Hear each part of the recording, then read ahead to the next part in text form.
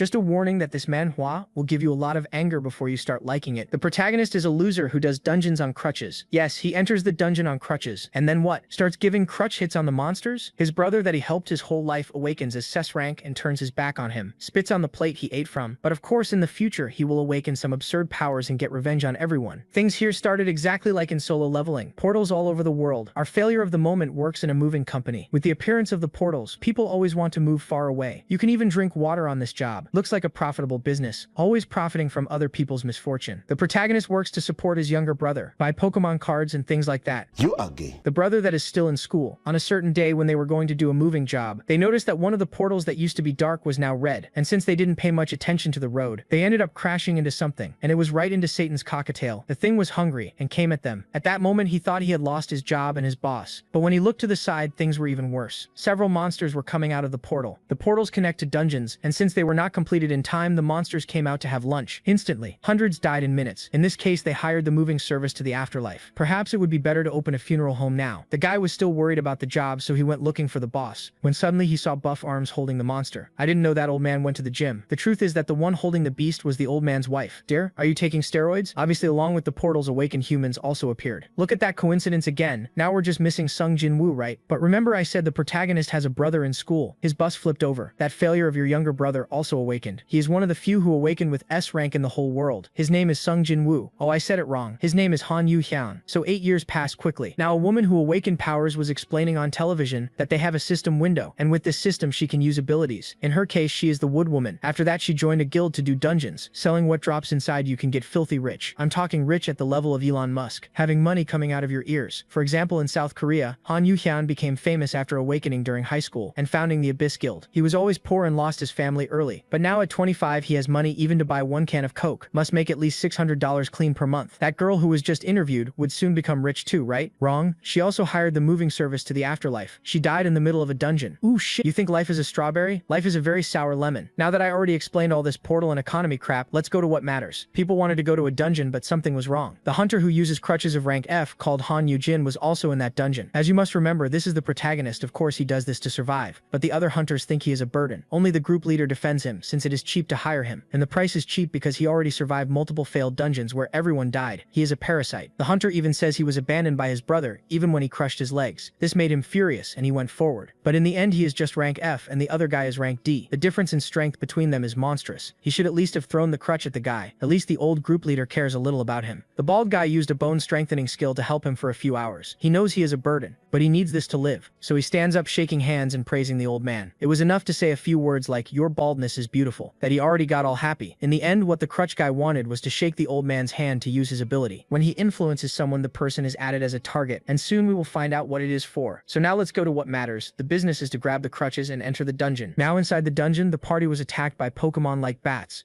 yet the hunters quickly took care of them. Even so, as the guildmaster urged them to stay wary, some claimed that they had nothing to fear inside a D-grade dungeon. The hunters even found it laughable that 8 years ago such miserable creatures had made them run for their lives. The miserable creature in question then left them a generous gift after dying. Upon seeing the rather big mana stone, the hunters were quite pleased. The D rank then turned to our hero and urged him to hurry up with the mining, seeing as he only got 20% of whatever he dug up. Yujin found this unfair, as he didn't get that much, but the hunter reminded him that he would get nothing from the stones dropped by monsters, and that his only income here was mining. At that moment, the protagonist couldn't help but compare himself to Cinderella and the two bullies to her two narcissistic sisters. And with that being said, Yujin decided to suck it up, while singing about how he was a damsel in distress. Now alone, he began to think about his misery and how he was abandoned by his brother after losing both their parents. Shortly after becoming a hunter, his brother left the house.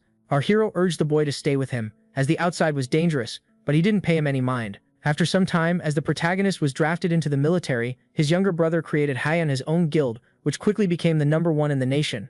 And just like that, the protagonist was once again abandoned. Yujin was now all alone in the world. For that reason, he began to crave an awakening, thinking that it would change everything. And so our hero abandoned everything and invested his entire savings into a broker who convinced him with his sweet tongue that he could get him an awakening. Yet to everyone's shock, the older brother of the #1 Korean hunter turned out to be a meaningless F rank. Rumors began to spread about how the weakling was trying to leech off his younger brother and how he had lied to the investors.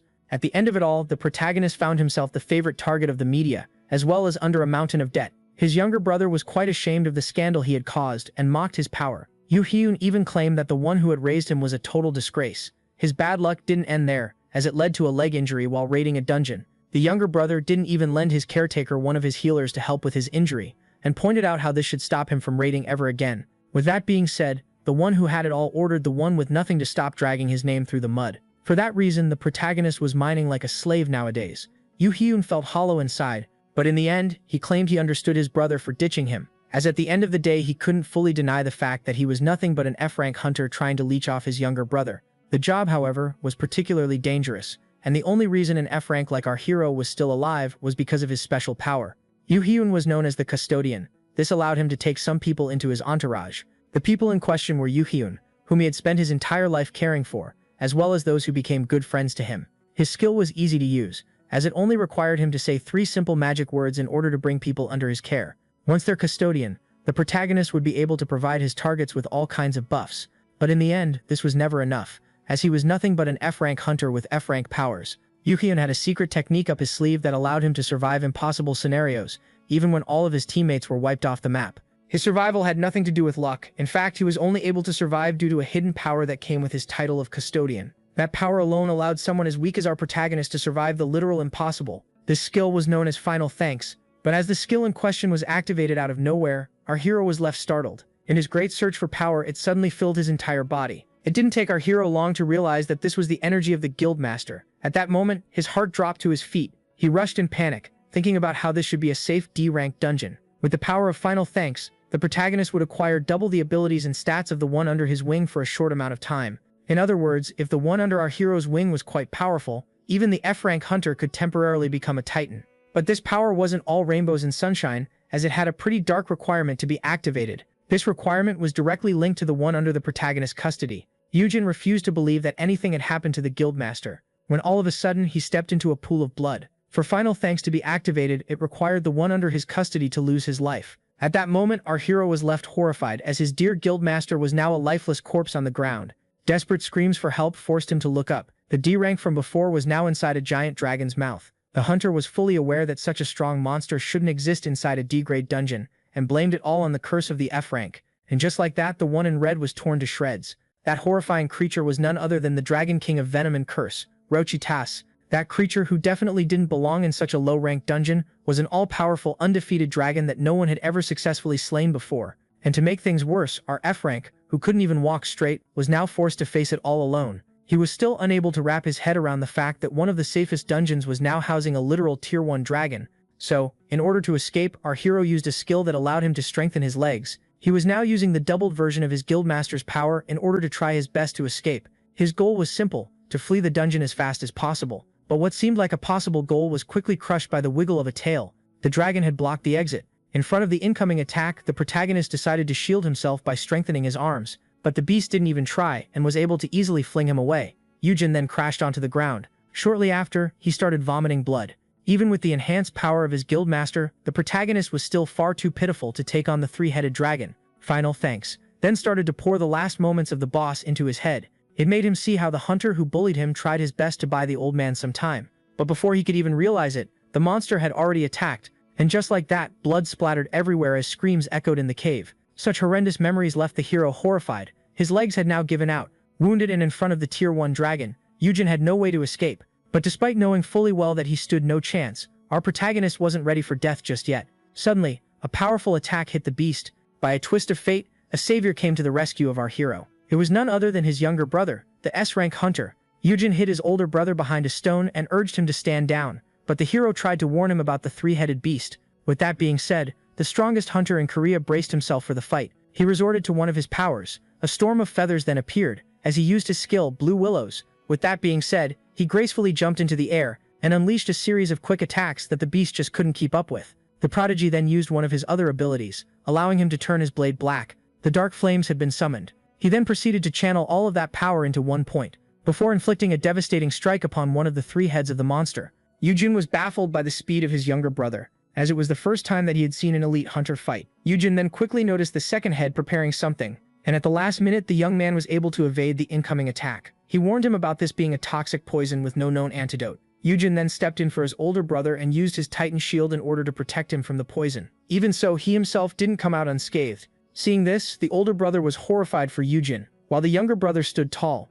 The elite hunter then unleashed a series of powerful slashes, desperately trying to damage the beast, but to the brother's horror the blade had started to melt. Yujin quickly realized that his brother couldn't fight at full power, seeing how he was too busy protecting him. It was at this moment that our hero realized that he was weighing the S-rank hunter down. Yujin, in a fit of anger, turned to his older brother and screamed at him for returning to the dungeon even after breaking his legs. He even blamed the carnage on him and affirmed that he was tired of making up for his mistakes. Yujin screamed at his brother to stop trying and just give up. Hearing this from his brother in such a crucial moment greatly shocked our hero. It was at this moment that he understood that his brother didn't want him as a dead weight around. Yujin, who had hoped that Yujin came to help him in the name of their brotherhood, was reminded of how useless he was, and thus he decided to confront Yujin about it. Yujin stood up on his feet. He summoned his blade while asking his younger brother if he was tired of having someone as useless as him around, and before the S-rank hunter could even realize it, the mad F-rank charged at the tier 1 dragon and stabbed it. The attention of the beast was now fully concentrated on the little insect. Yujin claimed that since he was such a dead weight for his brother, he would rather die here and now. He even stated that by ending up in the Valley of the Beast, he would save his brother from having to hold a funeral for him. The protagonist even pointed out that the Guild of Yahello would be glad to learn about his death, and so, with that being said, as the monster rushed at him, he decided to accept his fate in peace. Yujin felt alarmed and resorted to all of his power in order to try and save his older brother. And just like that, the powerful hunter clashed with the unslayable beast. But in the end, it was human blood that soaked into the ground. The protagonist was stunned, and after realizing what just happened, he found himself in front of his younger brother, impaled by the claws of the beast. At that moment, Yujin began to wonder where it all went wrong. In childhood, the two brothers were extremely close, and after being orphaned, they practically became inseparable. Despite the grief, the older brother always kept a smile in front of the younger one. Yujin decided to spare no effort in raising his younger brother, as back then, it was only the two of them against the world. Now, as tragedy occurred once again, Yujin found himself holding an impaled Yujin. Our hero was unable to understand the sacrifice of his younger brother.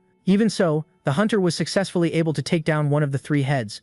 At that moment, the genius explained to his flesh and blood how the dragon could only stay awake for 5 hours, and that 4 had already passed. And as he pointed out that after an hour the protagonist could safely escape, this one was left extremely confused. After all, this was the same brother who didn't visit him after his injury, and even discarded him in his moment of need. Yuhyun, who tried pushing his brother to give up, was now giving him a gatestone, an item that would successfully allow him to escape. Yuhyun affirmed that Yuhyun should be the one to use it, after they patched his injuries.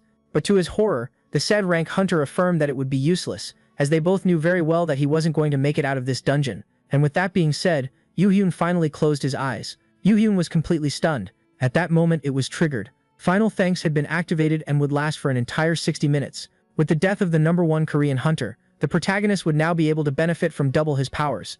And just like that, Yujin acquired immeasurable strength, as explosive power started to flow inside of his body. The beast decided to end what it had started. Yet as it tried to crush the human, the hunter used his blue willow in order to swiftly escape. Yujin successfully put some distance between him and the beast. Yujin then hugged his brother. He could sense the power coursing through his veins. With his newfound abilities, he decided to craft a weapon. The custodian now had a spear in hand. He even asked the monster if it truly wanted to attack him as he was now. As the dragon charged at him, the hero took a deep breath. He then jumped out of the way before stabbing one of the heads. He claimed that the monster was incredibly fast. After all, he was now twice as strong as the best hunter in all of Korea. With that, 1 head had been taken out, and only 2 were left. Finally, the custodian was shown the memories of his younger brother, and how he decided not to associate with him after discovering his F rank. Yuhyun was fully aware that if his brother was discovered as his weakness, those people would desperately try to target him. While under the effects of the flashback, the protagonist charged at the monster. With his incredible speed, he quickly jumped onto the head of the dragon. Now in the air, he braced himself to launch a powerful strike. At that very moment, he started to see how his younger brother asked his men to keep a close eye on him, as he would be lacking protection as a hunter. When Yuhyun was hospitalized, Yuhyun was overwhelmed by wrath and demanded that those who hurt his brother be taken care of. At that moment, our protagonist unleashed a powerful slash on the dragon. On the day he kicked his brother out of his establishment, Yuhyun ordered his men to give him some money before driving him off. The young man was desperate to keep his custodian away from the dangers of the dungeons. Yuhyun hated himself for the way he was treating Yuhyun, but this was the only way he had to protect him. Back in the present, everything was now quiet. The 3-headed dragon had finally been slain. Even so, the winner couldn't find any happiness in victory.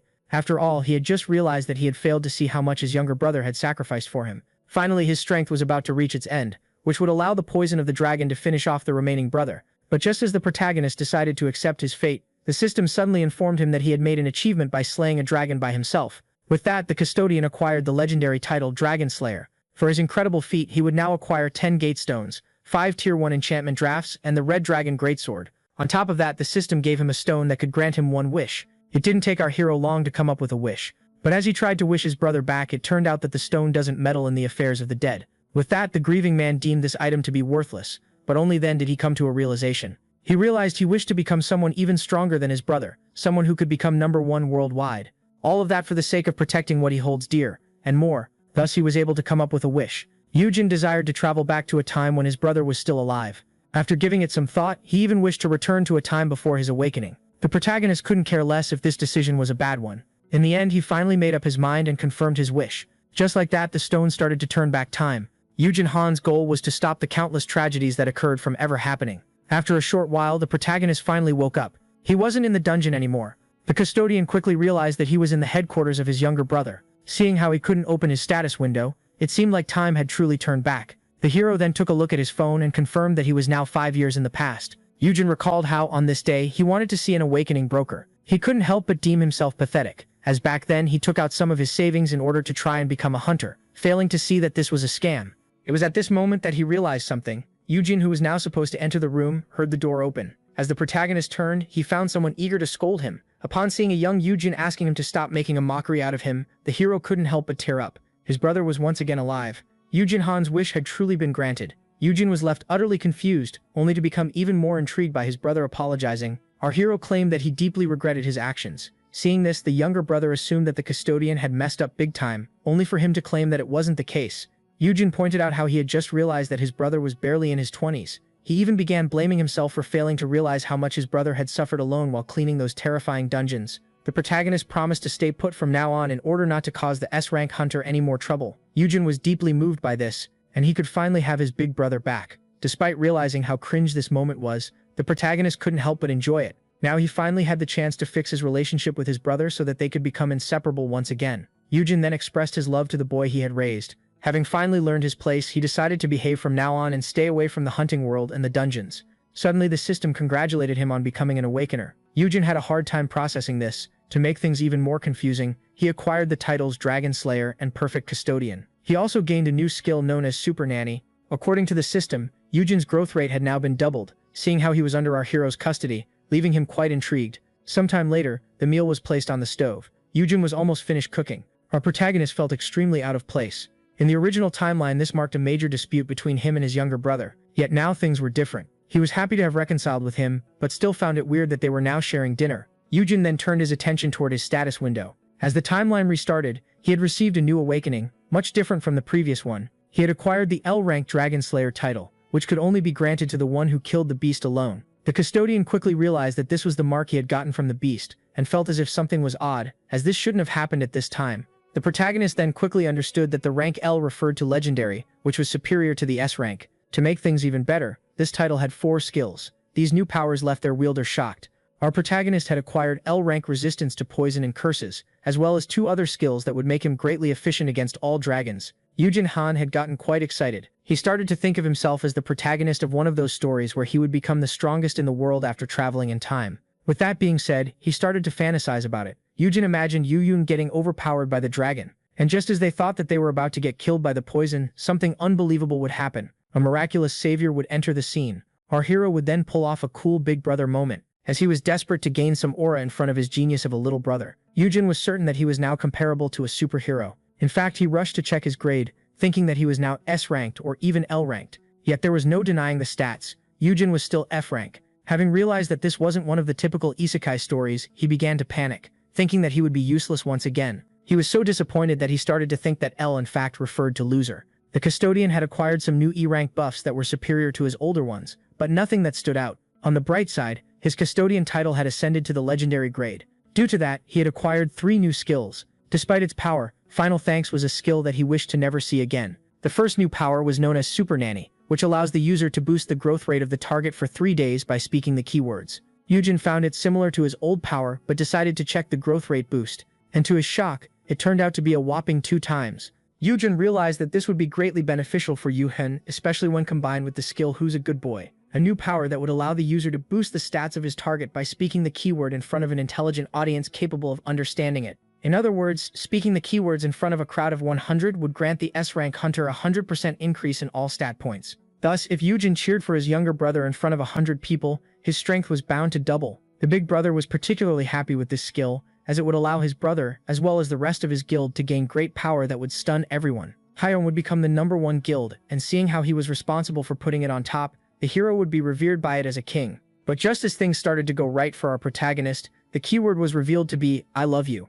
Out of nowhere, the older brother started to bang his head on the table, as this couldn't get any more embarrassing. He quickly realized that the keyword must have changed when he restarted the timeline. Yet every time he used the keyword on anyone he met, he was bound to have a lovely night in jail with the police. Seeing how this skill was unusable, the hero decided to check the final one. The final power would allow the protagonist to see the potential rank of an unawakened target and awaken their full potential by chanting the keyword. But just as he was deep in his thoughts, dinner was finally done. His brother gave him some rice. Yuhin wasn't sure if Yuhin would like the food, seeing how it was made from leftovers in the fridge. But the hero's reaction said it all. Yuhin was happy to see his brother enjoy the food, and he happily stated that there was more in Japan.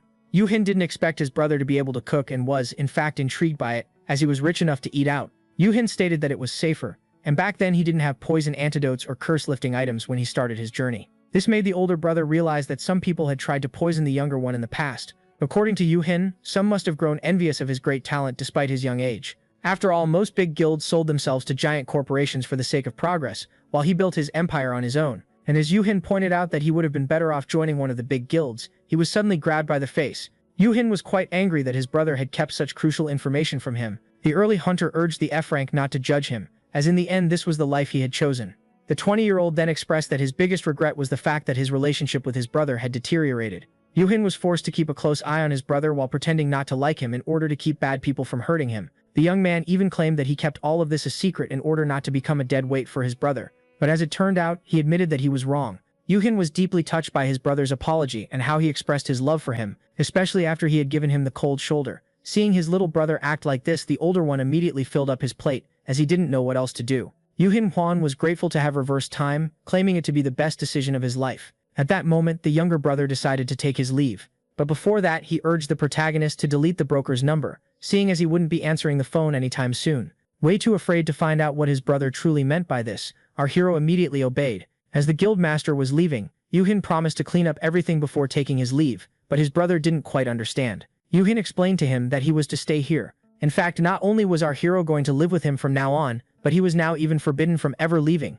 Yuhin had a hard time understanding this, as somehow he had become his brother's hostage. After fathoming this, our protagonist demanded an explanation, so his brother simply pointed out that the outside was far too dangerous. Everything was now different for our hero, as he had fixed his relationship with his younger brother. In other words, he was now a walking target for his many enemies, who would be eager to kill him. Well, that meant the custodian was forbidden from exiting the house. Yet on the bright side, he would get to live in the luxurious apartment of his younger brother. Yet unable to accept this truth, Eugene rushed to the door, only to quickly find himself behind bars. At that moment, a mailman entered the room and urged the protagonist to sign the form so he could get the items he had requested. As it turned out, Eugene didn't waste a second and called a moving company to empty his brother's apartment and move everything here. Eugene didn't understand why his caretaker wasn't okay with the plan, as he had already agreed to all of this. The moment he had apologized to him and forgiven him for the cold shoulder, everything was set. According to the 20-year-old, by doing this his brother had agreed to become his prisoner. Yet Eugene, with a little bit of defiance left in him, affirmed that it wasn't the case.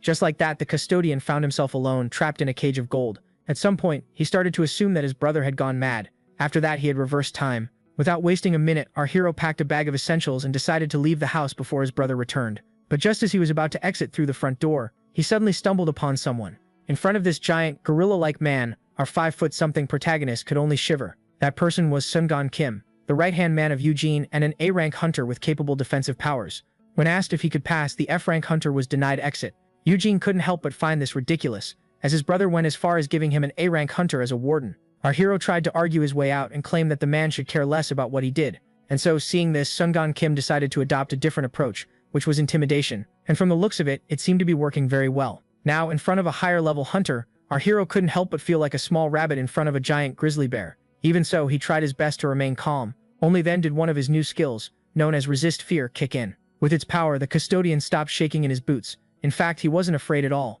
Now, even the intimidating A-rank hunter seemed more like an oversized plushie. And so, seeing this, our twink decided to fight back. He then invoked Article 12 of the Constitution of South Korea, claiming that it was his right and privilege to enjoy freedom. And just as he began to claim that the crimes of his warden were punishable by jail, he was suddenly picked up. As the grizzly bear picked up the little bunny, the little one realized that his new skills removed his fear, but not his weakness, And so as he was carried inside like a toddler, our hero couldn't help but wander through his many skills in hopes of turning the tides. Yet as he resorted to his skills, as the twig is bent, so grows the tree, he realized something intriguing. Out of nowhere, the little bunny grabbed the face of the giant grizzly bear. There was no mistaking it. This man had the potential to become an S-rank awakener, which would make him the second elite hunter in the guild after Yu-hyun. Our hero was eager to exploit this potential to its fullest, and began to wonder if his power could be of any help. The system informed him that even if the man wasn't under his custody, he could still unlock his full potential by speaking the keywords. In other words, he truly had a way to help. Yu-hyun speculated that by becoming the custodian of the grizzly bear,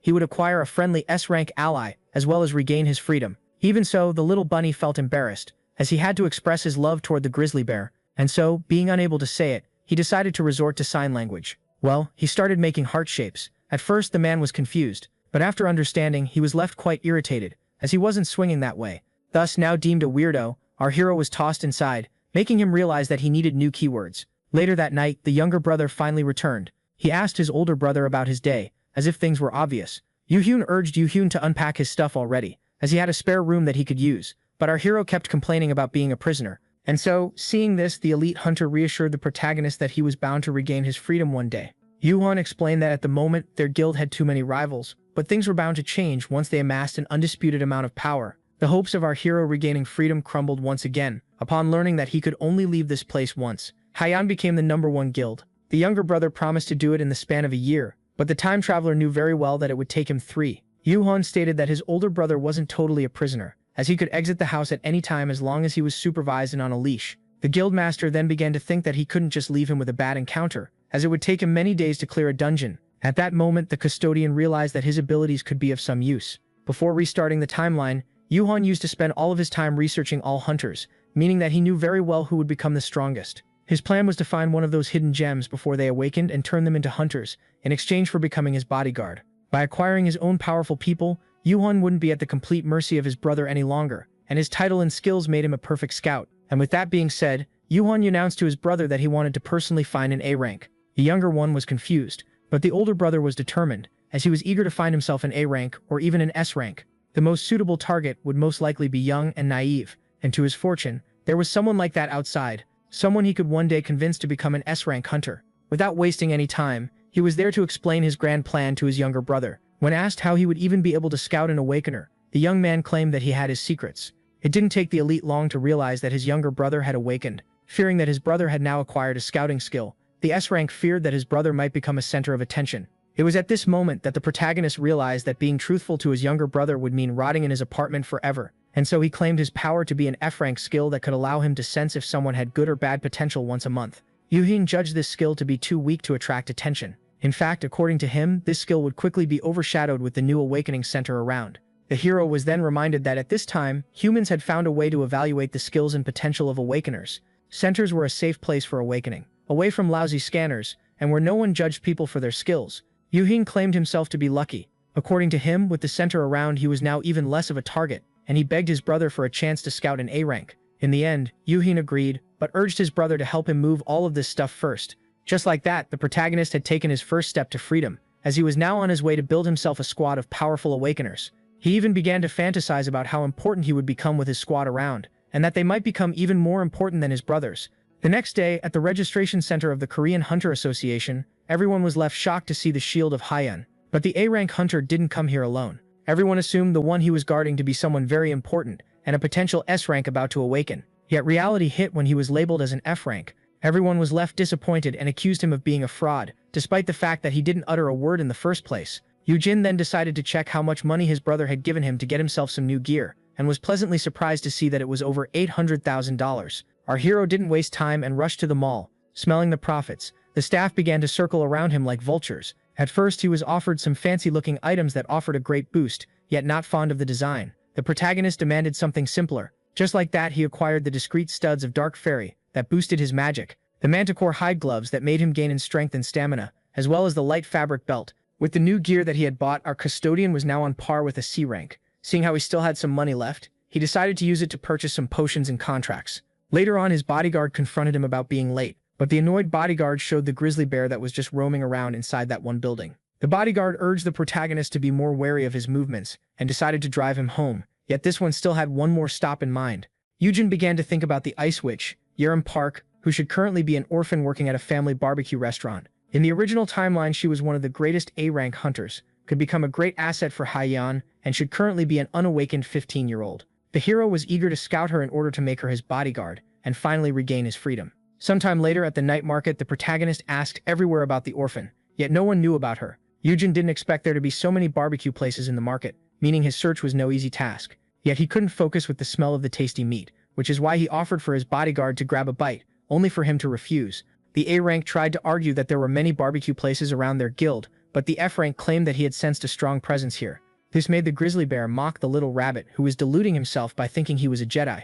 But just as the custodian began to fantasize about a tasty dinner, he suddenly walked into a dispute. A young teenager was desperately trying to justify herself. In the end, she tossed her apron in anger and ran into the night while cursing her boss. Meanwhile, our hero was left stunned, as he had finally located the future Ice Queen. But before he could talk to her, she stormed off. Yujin asked the big guy to hold his wiener. While pursuing the girl, he started to think about how fast she was despite still being unawakened. But only then did the effects of his belt kick in. With the speed boost granted by his equipment, even the F-rank could keep up with her. Yujin found himself overjoyed as he had used for the first time the greatest cheat code, money, to search all of the market at full speed, and after some time he finally located the girl. With that being said, the girl finally heard him call her name. At first the teenager assumed that our hero was sent by her uncle, and so she decided to run away, as she didn't want anything to do with him. But only then was the custodian left horrified, as a car was about to hit the girl. But just as tragedy was about to strike, Yujin made his move, and pushed the orphan out of the way. Just like that, the girl was saved. If it wasn't for him, the driver would have become a murderer. Stunned by the scene, a crowd started to gather. Despite the girl being safe, Yujin regretted not looking any cooler. In fact, this little maneuver just lost him some aura points. Shortly after, while enjoying meat, the protagonist pointed out that it had been a long time since he had enjoyed Korean barbecue. Seeing how he was paying with his brother's money, our hero decided to invite the girl and even offered to buy her some more. Yujin asked the girl why they weren't eating at her uncle's restaurant, so she claimed that it was nasty and the meat was tough for old people like him. Yerim pointed out how this complete stranger claimed to be the older brother of Yujun Han, and when asked for the reason he wanted to see her in the first place, the boy claimed that he felt her force. Thinking that he was some kind of weird geek, the girl tried to match his energy before leaving. At that moment, our hero came up with a lie, claiming that in the past her now-deceased parents had helped him and his brother in their time of need. Yujun even apologized for waiting all these years to repay the favor, as it had been hard on him, but the teenager didn't mind, as he wasn't ripping her off. The protagonist then pointed out how the girl had some hidden talent within her. Yujun explained how his powers could allow him to detect future awakeners and help them grow. He even explained how the teenager in front of him could very much become a B rank, and seeing how they were being backed up by the guild of his younger brother, Yerim would receive full support if she chose to become a hunter. The custodian revealed his wish to become her sponsor, and thus he offered her the chance to sign up with him and become a hunter. Yerim was greatly shocked by this. This was only natural. After all the cool kids dreamed of becoming hunters one day. Now the only thing left to convince her was to put on a little show. Out of nowhere, the protagonist summoned a contract which he urged the girl to read first. The teenager was left quite impressed, and realized that the man was using something known as an inventory. Yujin explained that she too would acquire her pocket dimension upon awakening, and that the paper in front of her was made from dungeon materials. And just like that, he handed her the contract. The protagonist explained that by signing this, she would become an official hunter. Yet she would also be forced to join the guild of his younger brother, and not spill any of its secrets, but also had to become his personal bodyguard for a year. Trying to play the victim here, Yujin explained that he needed protection from an intimidating man who was trying to lock him up, only for his dignity to be hurt, when the girl pointed out how he wanted a literal child to protect him. Yujin tried to argue that there was no reason for him to be ashamed, as after awakening she would become stronger than him, yet one asked if by signing up she would be allowed to live on her own. He was particularly confused, but he explained how she would legally get the privileges of adulthood upon becoming a hunter, and so she decided to sign immediately. At that moment, Yujin immediately stopped her, as she still hadn't fully read the paper and hadn't included her terms. This made the girl realize her mistake. Our protagonist explained that if Yerim didn't fully read the document, she would one day get scammed. He explained to her how she needed to handle contracts very carefully, and since such things could be a hassle for kids, she was better off with a guardian. But as he was monologuing, the protagonist was left confused as the girl pointed out that this would be pointless if the guardian himself was a scammer. The teenager was getting frustrated, certain that regardless of the contract, she wouldn't be able to keep her money if her custodian was evil. But just as she was gathering up the courage to explain the situation to our hero, someone suddenly stormed into the restaurant. That person was none other than the girl's uncle, searching for her. The man completely ignored our hero and charged at the girl, who should have been on her shift. The uncle tried to drag his niece back to the restaurant, only to be stopped by her new sponsor. At first, the man assumed that our hero was the personal pedophile of his niece, but our broke custodian immediately denied the allegation. The uncle thought that he was dealing with a strong man, as he couldn't free himself, but little did he know this was the gear in action. Yurem then began to scream at her uncle to leave her alone, only for our hero to take a good look at her, and realize something. Her outfit was in a pitiful condition, and the shoes on her feet were barely holding up. Upon remembering the dispute they had in front of him, Yujin finally connected the dots. The protagonist confirmed to the teenager that she didn't need someone as low as this man to be her custodian. Yurem confirmed that her uncle was a bad man. She accused him of stealing all of her parents' money, without leaving her a single cent. In front of everyone, she even brought up the time he didn't replace the pitiful umbrella he had given her for the typhoon, forcing her to use a plastic bag. As he was getting exposed as a child abuser, the man couldn't take it any longer. With that being said, he pushed the protagonist out of his way and slowly approached the little girl. Then all of a sudden the scout fell on the ground. The two of them were greatly startled, thinking that the protagonist was actually hurt, but this one didn't even say a word. The silence was then cut short, as he started to scream on the ground out of nowhere. Yujin tried to play the victim, claiming that he was only trying to protect the poor teenager. As he was being portrayed more and more like a violent child abuser, the man didn't know what to say. Thus, he grabbed the twink by the collar and screamed at him to cut it out already. Yujin found this to be the perfect opportunity. Without anyone noticing, he kicked the man's feet, making him fall headfirst into the sauce. Yujin then gave the man a genuine heartfelt warning about the soda on the floor that made him slip. The uncle desperately tried to get back up, only to be slammed into the food once again. In front of such a spectacle, the girl had a hard time holding back her laughter. Yujin had the abuser's face close to the grill and called him out on being such a horrible custodian to his own flesh and blood. But just as he was about to threaten him, a sudden explosion sound occurred. Yurem assumed that this kind stranger had slammed her uncle into the table, only for him to affirm that the sound seemed to be coming from outside. Suddenly, everyone began to panic as the entire restaurant started to shake. Sungkhan Kim rushed to the custodian. He was eager to take him to safety, as a monster had appeared, and the beast was on a rampage in the streets. A dungeon break had just occurred. The horrified citizens desperately tried to run for their lives. The hunter urged the protagonist and the teenager to stay away from danger. He claimed that he would buy them some time, and punched the ground in order to use his A-rank skill, Terra Shield. In the split second, a giant wall rose between the humans and the monster. Now was the perfect chance for our hero to make a run for his life. Yet Yujin couldn't be more confused, as such an outbreak didn't happen in the original timeline. This made him think that he had overlooked this dungeon break in his past life, and so the A-rank rushed at the monster. He jumped off the wall and braced himself, before striking the creature with a powerful flying kick. But as it turns out, Sungon didn't even hit the main body. And with that being said, he tried his best to escape the incoming tentacles. All citizens were left horrified as the monster was about to overcome the wall. But as everyone was running in panic, the girl suddenly tripped over and fell to the ground. Her uncle didn't even think twice before abandoning her and prioritizing himself.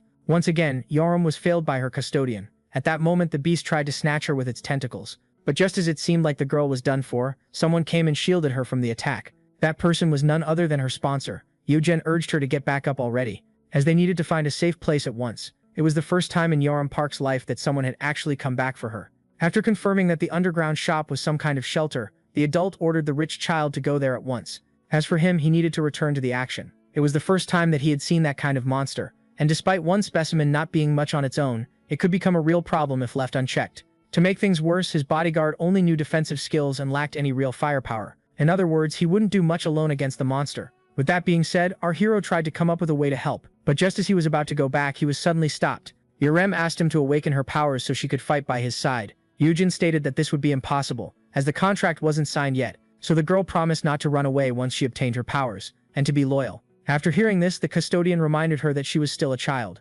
Yujin revealed how he intended to grant her a safe awakening, and not turn her into some kind of sudden superhero that would carelessly throw herself into danger. Our protagonist refused to let another child fight alone ever again, and thus he ordered her to stand back while the adults handled the situation. And with that being said, our protagonist left the teenager alone. While running towards the beast, he tried his best to come up with a strategy. Seeing how he had 5 years of experience as a hunter, it would be a disgrace for him not to think of a way to take the creature down. And just like that, he finally rejoined his bodyguard. As the grizzly urged the bunny to get to safety, the latter asked him to use his shield, which was ridiculous, as it couldn't shield the entire area. But to the A-rank hunter's shock, the F-rank claimed that it should do the trick, as he had a plan in mind. Just like that, the two of them climbed on top of the wall and braced themselves for the upcoming fight. The defensive hunter prepared all of his skills and punched the ground as hard as possible. Before the monster could even realize it, a giant dome of stone had been set around it. Sungon Kim wasn't aware that his power could be used to trap an opponent. With that being said, it was time for our hero to make his move. Using his gear, he rushed to the cage. Since his shield was basically a sturdy surface, it could be easily used to create a sturdy dome. While on his shopping spree, the protagonist found some black venom pods of rank A. Seeing how he liked to stay ready, he purchased some of them. Using one of them inside a closed cage would surely be enough to take care of the monster. But just as our hero was about to throw it in, he noticed something intriguing. The cage was empty, and just as he began to wonder where the monster had run off to, something suddenly grabbed his leg, and before he could even realize it, the beast emerged from underground. His plan turned out to be a mess, as he didn't account for the monster being able to hide itself in the sewers. But just as he began to think that he was about to meet his doom, Yaram, armed with an umbrella, rushed to help him. The child started to beat the monster in a desperate attempt to free the custodian, and in the end, it finally let go. As soon as his feet hit the ground, the teenager urged him to run for his life. Yojin reminded her that as a civilian she had nothing to do here, so she called him out on being nothing but an F rank. Our hero tried to argue that he was still a grown-up, so the girl reminded him that he wanted to enlist a child as his bodyguard. Yojin desperately tried to remind her that she was still underage, but the girl claimed that this was the exact reason she needed her own abilities awakened. She revealed that back then when he saved her life she felt extremely happy, as there was finally a man who wanted to protect her. That happiness was also mixed with anger, as the teenager realized that she couldn't handle herself alone, and that she was forced to rely on others. For that reason, in order to save herself in the case of such disasters, Yaram Park wanted to acquire power. She didn't want to remain a helpless child forever. In fact, she refused the idea of staying a damsel in distress, in need of help. Instead, the girl desired to become powerful enough to handle herself and master her own destiny. Yaram then reminded the protagonist of his own words, and how he claimed that she had immense potential, and thus she urged him to awaken her at once. At that moment, the teenager and the custodian were a few moments away from being swallowed by the tentacles of the creature, and thus the protagonist immediately resorted to his power. Suddenly, the tentacles of the beast were repelled. At first, the bodyguard was intrigued, but confusion was quickly replaced with astonishment, as the teenager had frozen over the tentacles of the monster. Yaram Park awakened as an Asterian counter, who immediately used her freezing skill known as Frosty Sigh. The teenager got overexcited and wanted to give the custodian a list of her skills, so he urged her to never do this in public. But in her celebration, she hadn't realized that the monster was trying to attack her from behind. The girl was then caught off guard as the monster had gotten a hold of her hands. The startled girl tried to shake it off, but instead smashed it against the wall. Even the experienced hunter couldn't believe their own eyes. There was no doubting it, this girl had awakened as an S rank. Yaram then decided to land the finishing blow. She asked him to stand still, and therefore handed him a spear. She imbued her power into the weapon, before launching a powerful attack. As the ice was scattering everywhere, the bodyguard had no choice but to use his shields in order to protect the custodian. The skill known as Sandals of Hermes was then activated, allowing the girl to levitate. It also granted her immeasurable speed as she then flew like an arrow at the beast. Yaram with her new powers easily pierced its flesh. Yujin screamed at her that she was about to kill them with friendly fire. The teenager immediately apologized. She explained that she was still unaccustomed to her own strength, due to her title of Ice Witch in the original timeline. Our hero had never expected this girl to be such a cheerful child. But just as the custodian began to wish for the girl to have an AoE skill, someone offered to give them a hand. The black flames were then quickly summoned, and the beast was burned to a crisp. The guildmaster had made his entrance. Upon seeing this immense firepower, the Ice Witch was speechless, as the giant beast had been incinerated with a single attack, and just like that the burning remains fell like ashes to the ground. With this finally being over, the two powerhouses glared at each other. Our hero, who thought that his brother was here to save him, was suddenly met with a dark glare. The overprotective guildmaster rushed to hug his brother, who was just in danger, and promised to keep him locked up in his house forever. But Yujin reassured Yu-Yun that he had found a capable bodyguard. He introduced his new shield as Yaram Park, the latest S-rank hunter. The teenager was somehow intimidated by the handsome guildmaster of Haiyun. Yujin explained that the girl had signed up to become his bodyguard, but Yujin started to wonder if her parents would even allow it. Our hero decided to be truthful with his younger brother, and expressed his desire to become the legal guardian of the girl. Yujin affirmed that he would be better off as a sponsor, but the girl failed to see the difference between the two titles. Sungan explained that a sponsor would only maintain a professional relationship and wouldn't be able to legally protect her from her bad choices. As for a legal guardian, it was practically someone who takes care of a minor, just like a parent.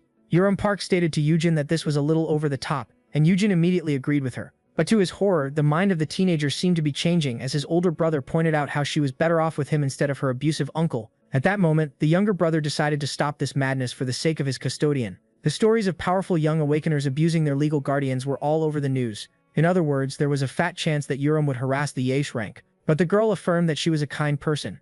In a fit of anger, the young man offered himself to become her legal guardian. But the girl refused, claiming that she would rather have the older brother instead. And so, as fire and ice clashed with each other, the custodian desperately tried to stop them. Yet upon being caught between the world's strongest hunter and a newly awakened S rank, the shoulder of our twink was ultimately dislocated. As both felt sorry for what they had done, our hero urged them to leave him be. Yushen wanted to go get a healer, yet Yushen started to wonder if he had raised him wrong. He screamed at the younger one that the girl was free to choose her own guardian and that he should be thankful that he had earned him a new S rank. Our hero even pointed out how, as a guild master, he needed to go with his right hand in order to take care of the damage. Yushen had no choice but to go to work while claiming that it wouldn't take him long. And so, as the guild master finally left the scene, the teenager began to complain about how she didn't expect someone this cute to be this annoying, only to be ordered to sit down in a corner. Yurim, who still could control her own power, apologized for dislocating the hero's shoulder.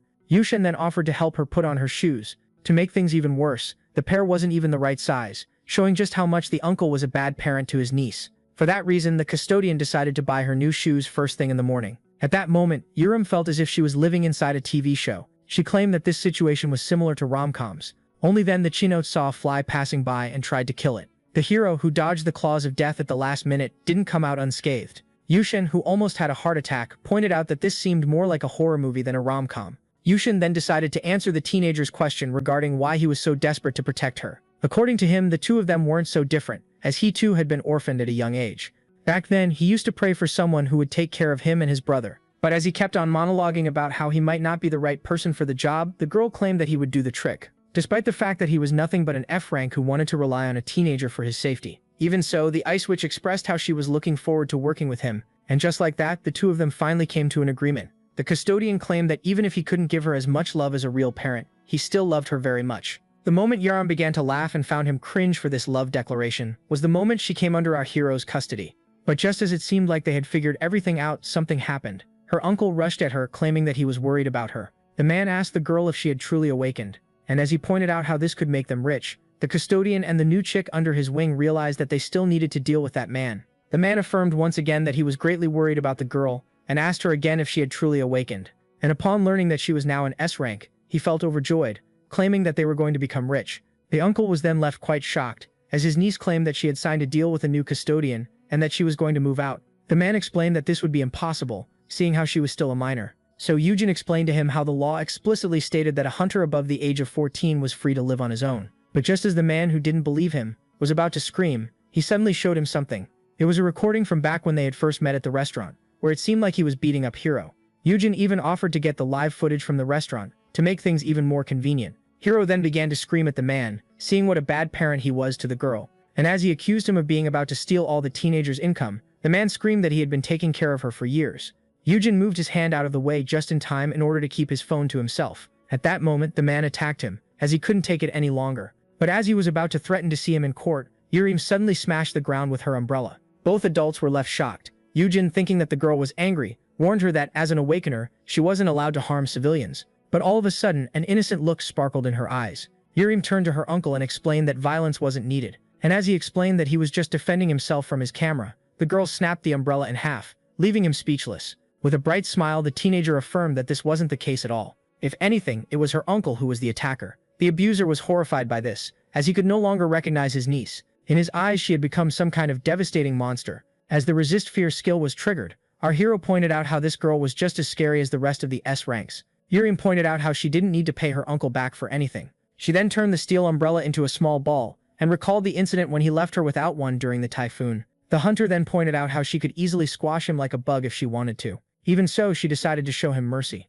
After all, such a pathetic man wasn't worth her time. Yurim urged them to never forget how useless he truly was. The girl even claimed that if he ever dared to trouble her or her new custodian, she would make sure to give him a fate far worse than death. And with that being said, the F rank and the S rank left the scene, leaving the civilian shaking in his boots. Yurim cheerfully declared that she had learned this intimidation technique from her new guardian, who realized that he might be a bad example. But in the end, he managed to get the guild a new S rank and regain his own freedom. But little did he know, something unexpected was coming his way. One morning, someone burst into his room. That person was none other than his younger brother. Eugen was left startled, wondering what could be so urgent at dawn.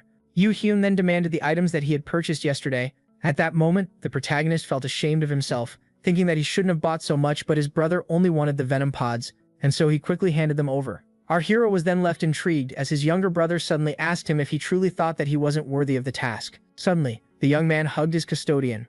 The guildmaster pointed out that these venom pods must be some last resort. According to him, his brother, not wanting to become a burden, wanted to use one of these pods on himself to end it all in case he got captured by the enemy. Yu Hyun, deeply touched by his brother's actions, claimed that he didn't need to act so selflessly. But little did he know, Yu Hyun had bought these in order to selfishly go conquer a dungeon solo. And seeing how he couldn't reveal his poison immunity, he decided to roll with it. And from that point on, the understanding between the two brothers just snowballed from there. A little later that day, Yoo-hyun informed Yoo-hyun that Director Sok went to see the uncle of their newest recruit. After some research, they had discovered that the man had wasted all of the girl's inheritance in order to save his failing restaurant. But in the end, by mixing bribes and intimidation, they got him to sign a paper forbidding him from approaching his niece ever again. Yurim didn't even want to take the wasted inheritance to court, as she just wanted to cut all ties with her uncle. But in the end, suing would be pointless, as her inheritance couldn't possibly match her income as an S-rank hunter. According to the guildmaster, the new recruit should have gotten a hold of her power by now, as she had spent the entire night in the training room.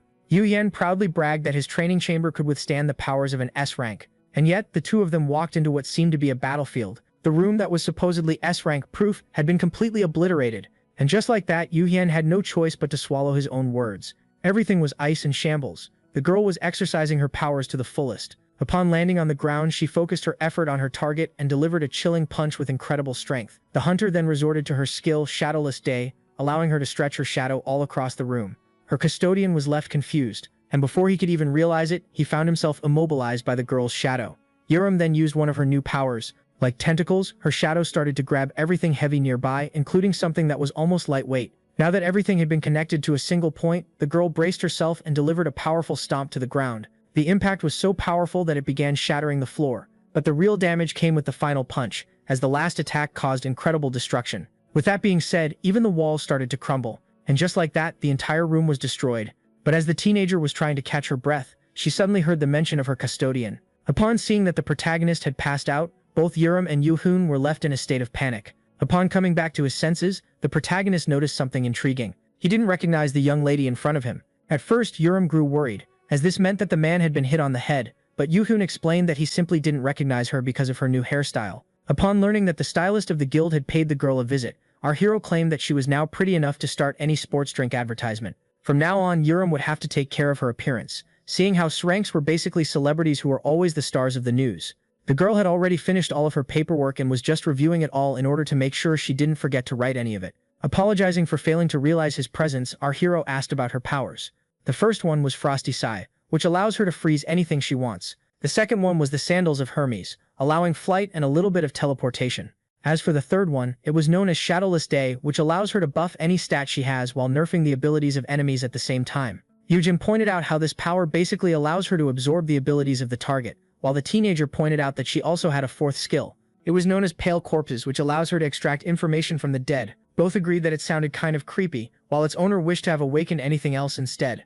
For that reason, our hero advised her to leave the necromantic power out of the papers, as there weren't any laws forcing her to register all of her skills. Eugene then started to make some adjustments to the paperwork while leaving out the buffs of Shadowless Day and the teleportation of the Sandals of Hermes. Yurim, with a wide smile, praised him for being so knowledgeable. At that moment, the younger brother intervened and firmly affirmed that his brother only became an expert in order to help him, and him alone. And just like that, the adult was once again the first to break up a fight between fire and ice. Eugene even started to wonder if it would be possible to leave these two alone like that. It was safe to say that he was genuinely concerned about leaving two atomic bombs alone together. As soon as she got out of the car, everyone rushed towards the new member of Haimian, Yurim Park, the latest S-rank. And so while everyone was focusing on the 8th elite warrior hunter, her custodian hiding in a dark corner was watching her from afar. When asked why he was disappointing the Ice Witch by refusing to appear with her, our hero pointed out that he disliked the attention of crowds. In fact, according to him, once the girl became a real superstar, she wouldn't even have enough time to think about an F-rank like him.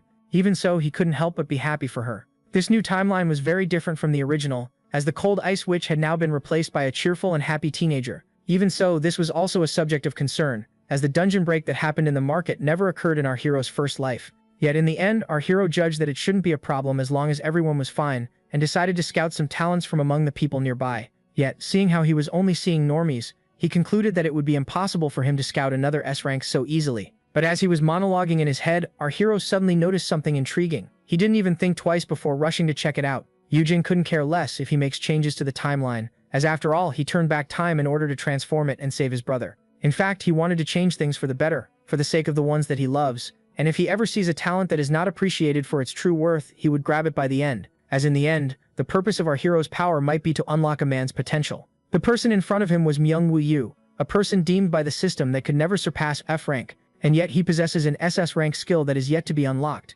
Eugene recognized the man by name and asked him if he didn't recognize him as well. Myung-Woo claimed that he couldn't remember him, but Eugene didn't blame him, as it had been ages since they had last seen each other. Naturally, all of this was a lie. Yujin was blown away by the powerful skill of the man known as Master of the Golden Smithy. It was obvious to the eye that this was an SS rank crafting skill that can produce very expensive SS rank items, and yet it was unheard of in the original timeline. Yujin was certain that if they used the talents of this man to the fullest, they'd be able to acquire a fortune. No one would have expected that such an underfed sack of bones could turn out to be a living lottery ticket. Yujin noticed that the man had just awakened, and as he started to monologue about how he could still make a living despite being an F rank, our hero showed him that the two of them shared the same rank and offered to go get some training together. Manhwa politely declined as his F rank talent was basically useless, and he pointed out how he lacked the funds to pay for training.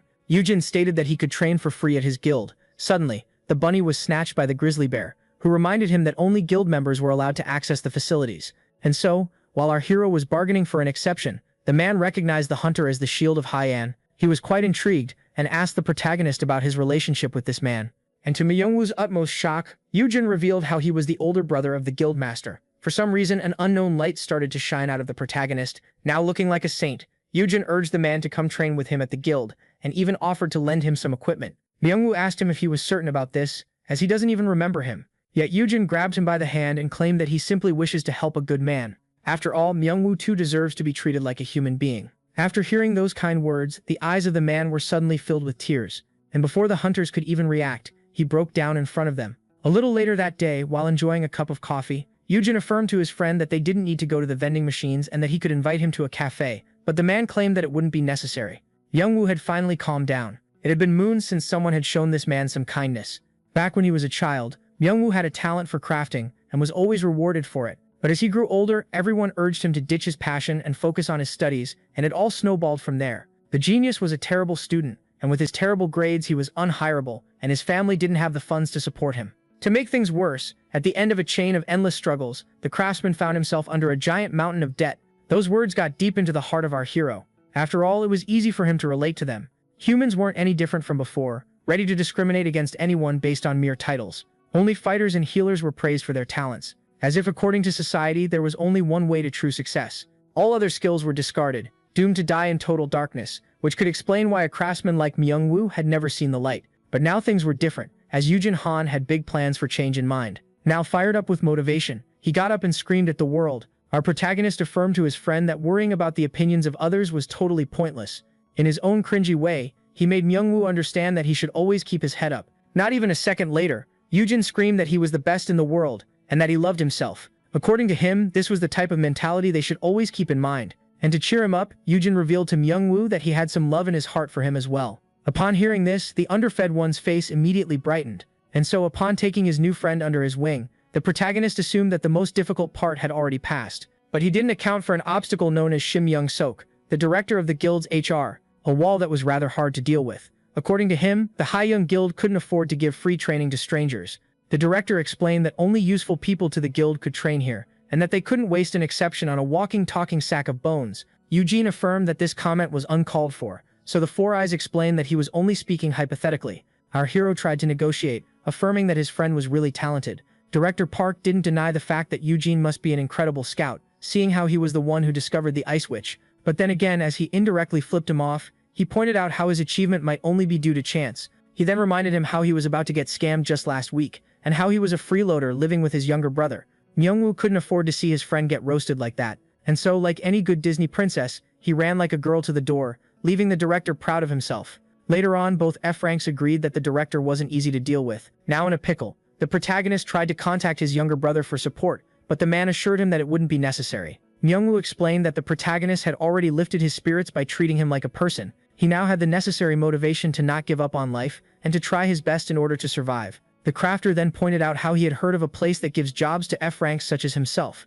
From the looks of it, this job even offered transportation. As the van door opened, it welcomed the new recruit. Myungwoo smiled at our hero and bid him farewell as he went to go make an honest living to pay back his debt. But from what it looks like, the man's new gig doesn't seem honest at all. One of the delinquents asked the man to pay his debts here and now, but as soon as he handed them the check, they pointed out how this was surely not enough. This made our hero realize that those guys were in fact loan sharks, and when asked about their destination, the crooks quickly took a defensive stance as he didn't want to answer. Not knowing what to respond, our hero claimed that he simply wanted to tag along. And with that being said, due to his own foolishness, Yujin found himself in a van with Myungwoo and a bunch of delinquents. As our hero pointed out to his friend how he was entangled with some dangerous people, the craftsman pointed out how they were the only ones willing to loan him money. Yujin, who was then asked about it, claimed that he couldn't let his friend go with such people, which is why he decided to come with him. The protagonist was then startled as the one with the belly asked him if he was an awakener, so he revealed himself to be an F rank. Not wanting to reveal his true self, Yujin claimed that he was a childhood friend of Myungwoo,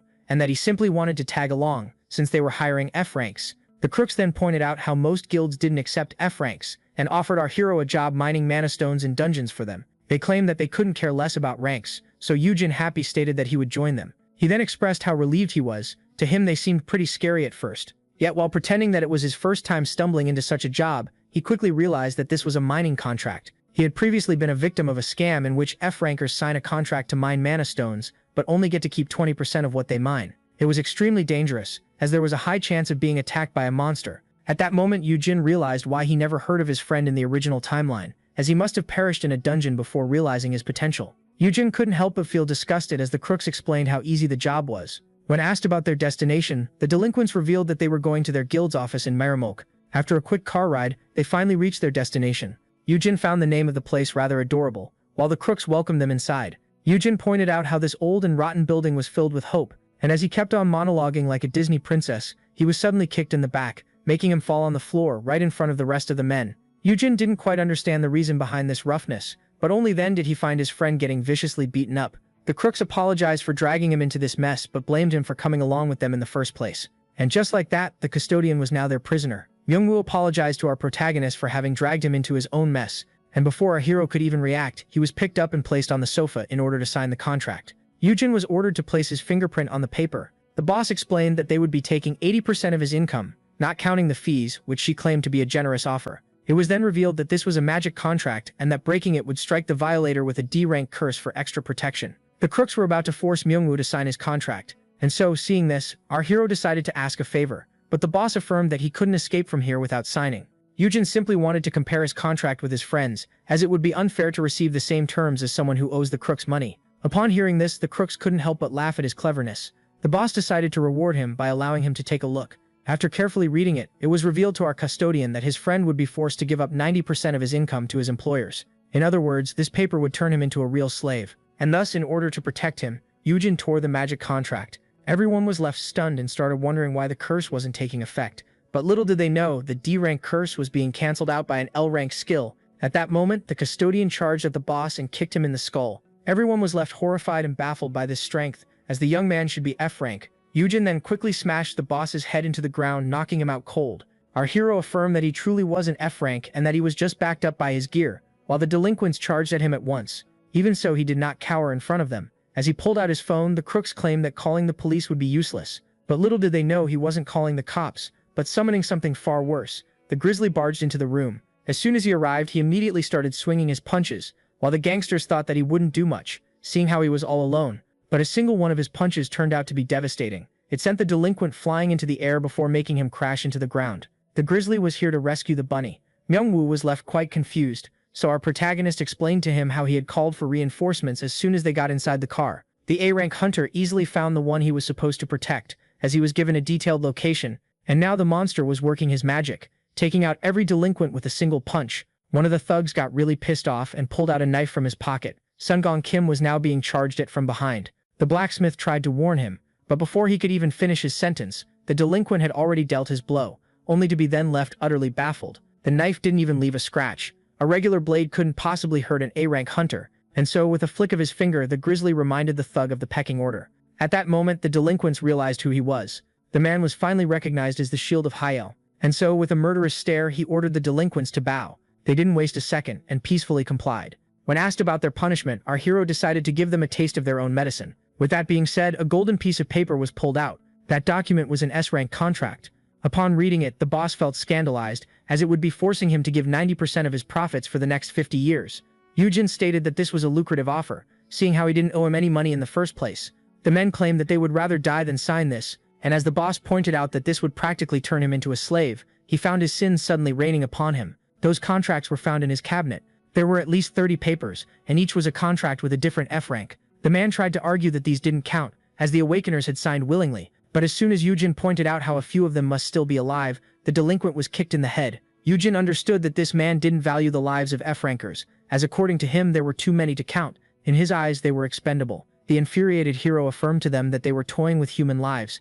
He wanted to give them a taste of their own scam so they could know how heavy their sins truly were. As Yujin pointed out how they all deserved to rot inside an A-rank dungeon, one of the men tried to negotiate with him, claiming that a decade was too long for a punishment. With that, our hero felt satisfied. They were starting to see how wrong they were, thus they should have no problem atoning for their crimes. And with that being said, the thugs were taken away. Later on, while on a car ride, it was confirmed that the thugs were delivered to the association. Their assets had been confiscated and would now be used to compensate the victims. The underfed one then thanked his friend.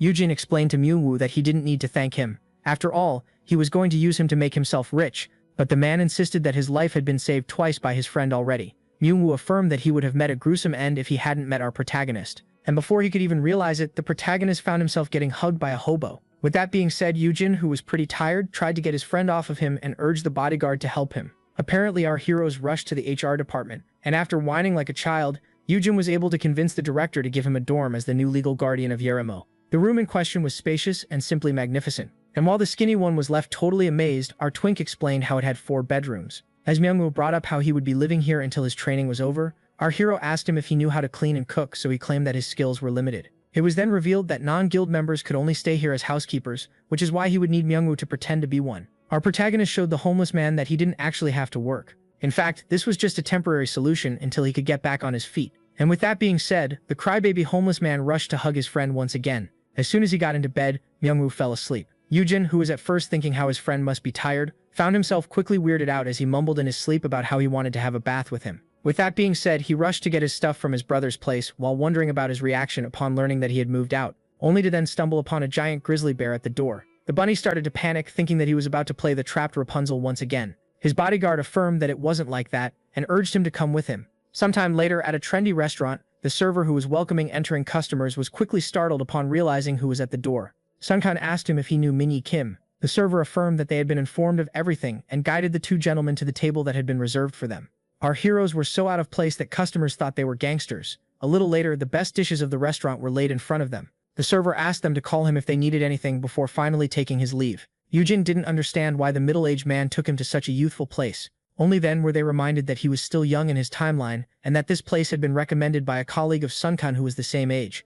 Yujin felt completely awkward as the man kept a straight face while listening to what is known as white girl music. Our hero then asked the man why he wanted to see him. Sunkan took the bottle from him and decided to pour him the first cup out of respect. The man simply wanted to apologize. Yet his apology felt more like an insult as he pointed out how he had mistaken our hero for a leech, sucking on Yujin. Yet as the bear cracked a smile and pointed out how he was wrong about him, the rabbit didn't know what to say. Sunkan pointed out how the hero went back to help him during the dungeon break. He even convinced a teenage S-ranker to sign with him and helped her with her family issues that would have been a problem for everyone. Even today, Yujin showed heroism by risking his neck for the sake of his friend.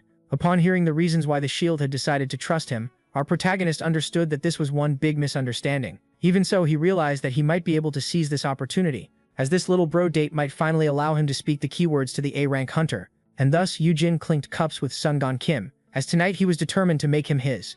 The A-rank then compared the incident with the thugs to the broker incident a few days ago and asked our hero if he also had a plan for it. Not one to show how truly pathetic he is, our twink lied and claimed that he did. Despite the danger, he explained that his brother surely would never leave him behind. But as our hero started to explain how protective the guildmaster was, the right-hand man explained that he understood his superior very well, as they shared the same pains. Seeing how his parents were never there for him, the man must have been raised by his grandfather. Even as an adult, Sungan would try to visit him as often as possible, and even got his power while trying to protect him during the dungeon shock. The old man had passed away last year, but until then, the guildmaster had provided him with a caretaker and a foreign healer in order to help as much as possible. The hunter used this as an example to demonstrate just how much his boss cared for family. For that reason, he asked our hero not to be too harsh on his overprotective younger brother, while Yujin pointed out how lucky he was to have him as his right-hand man. Both of them were glad that they got to enjoy this little chat together. After some time, Sunkan expressed how shocked he was, as he did not expect the twink to be such a heavy drinker. But Yujin clarified that he can't hold his liquor well and that he gets embarrassing when drunk as a pretext to speak the keywords. The custodian was then left utterly shocked upon realizing that he had already drunk a lot. This was rather hard to understand. It was only then that he realized that his poison immunity was forbidding him from getting smashed. Yujin was now in a pickle, as only alcohol would give him the necessary strength to speak the keywords. And so, trying to play it cool, he discreetly reached out to his window panel. The poison resistance was now turned off. At that moment, the protagonist dropped his cup. This greatly surprised his drinking buddy. He had now turned red as he could feel the alcohol coursing through his veins. Our hero then started to feel dizzy. He didn't expect to be slapped with all of it at once. And with that being said, he fell face first onto the table. As the next morning finally arrived, Yujin woke up with a sick hangover. And as he tried his best to shake off his headache, someone brought him water to wash his face. At that moment, he realized that he wasn't alone. Upon waking up, our hero was greeted with the smile of Sungan Kim. And while the grizzly urged the bunny to get up for his first day of training, this one quickly got up. From the looks of it, he had spoken the keywords to him. Yet the protagonist, who was starting to panic, didn't understand why the man was in his room at the light of dawn. Yujin was now left horrified. Seeing how kind and gentle the always serious man was with him, our hero didn't know what to say. He tried to explain that he doesn't swing that way, only for a special juice that cures hangovers to be put into his mouth. His suspicious new acquaintance then offered him a massage. Yujin drew the line at the potty bowl and the email that explained this odd behavior. At that moment, the hunter realized that the protagonist didn't remember last night. After that, he suddenly collapsed on the table. Sungan found himself worried about him. Seeing how his drinking partner was now too drunk, he offered to get him back home, only to be then grabbed by the hand. Driven by the alcohol, our hero gathered his courage and confessed his love to the man. The grizzly bear was left utterly confused. As the rabbit repeated the same words over and over again, Sungan didn't know what to say. Upon learning that he had confessed to him 30 times last night, our hero apologized from the bottom of his heart, but to his utmost shock, it turned out that the man liked it. Back then, when he tried to get him back up, Sungan realized that this was the embarrassing drunk behavior that Yujin spoke of. Thus, as he repeated the same words again and again, the grizzly started to recall a tender past. Back then, his grandfather would also get wasted, and as he tried to pick him up, he would always tell him how much he loved him. The grandfather asked his grandson to pay no mind to those who gossiped about his parents not wanting him. As far as he was concerned, he was the greatest young man in the world. Every time the man got drunk, he would repeat the same words, and while the grandfather affirmed his love to his grandson, the boy would try to tuck him into bed.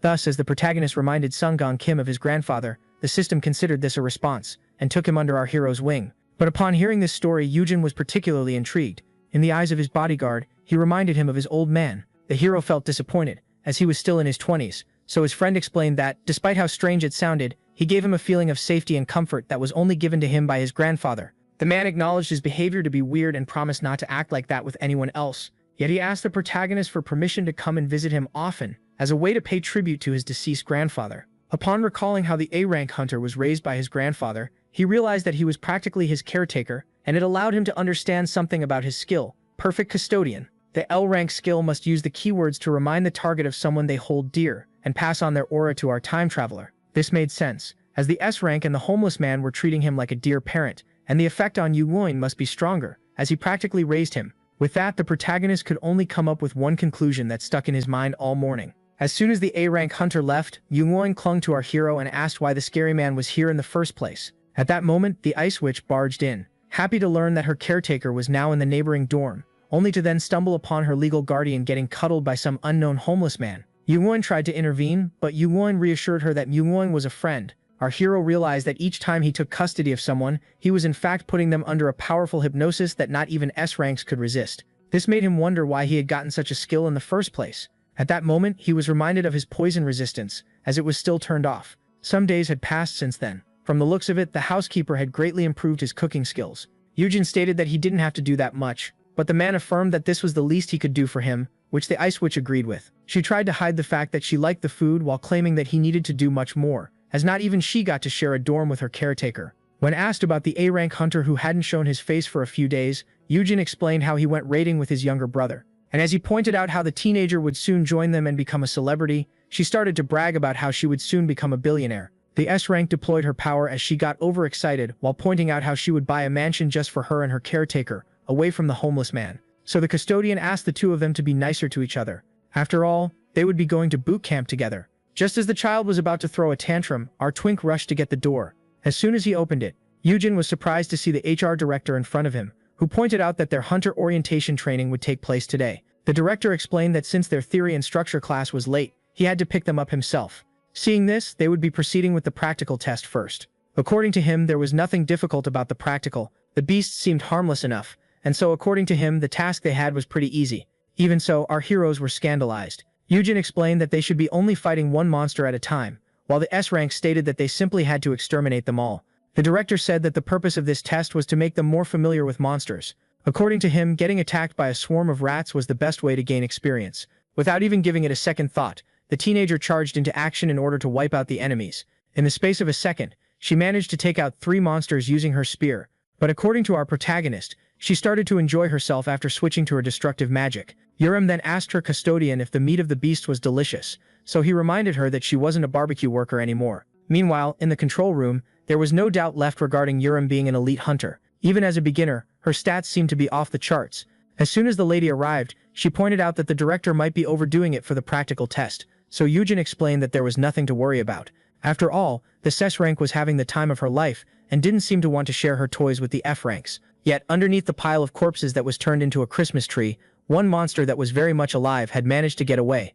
The creature immediately launched itself at the housekeeper. Our hero urged his friend to defend himself using his spear, only for the man to drop his weapon out of cowardice. Youngwoo then started to run for his life. He found himself unable to take the pressure, and to his utmost horror, the monster was slowly closing the distance. But as soon as the creature launched itself, Yuojin intervened just in time to get his friend out of harm's way. Our hero then firmly advised his friend to never abandon his weapon again. He then proceeded to explain that these creatures were F-rank monsters known as Fang Moles, who had really bad eyesight and only ran forward. In other words, it was easy to make them charge at the tip of the spear to kill them. Back in the control room, the director explained that one of the reasons he proceeded with the special training was the protagonist himself. He simply wanted to see the extent of his abilities, as the young man seemed like a walking encyclopedia on monsters and dungeons. Aside from his knowledge, the contract that he had signed with the teenage F-rank hunter was a powerful card up his sleeve, making him a subject of interest. As Yujin explained that despite being an F-rank, he could handle that much. Young Wen pointed out how courageous he was. He compared his fearlessness to that of an experienced hunter,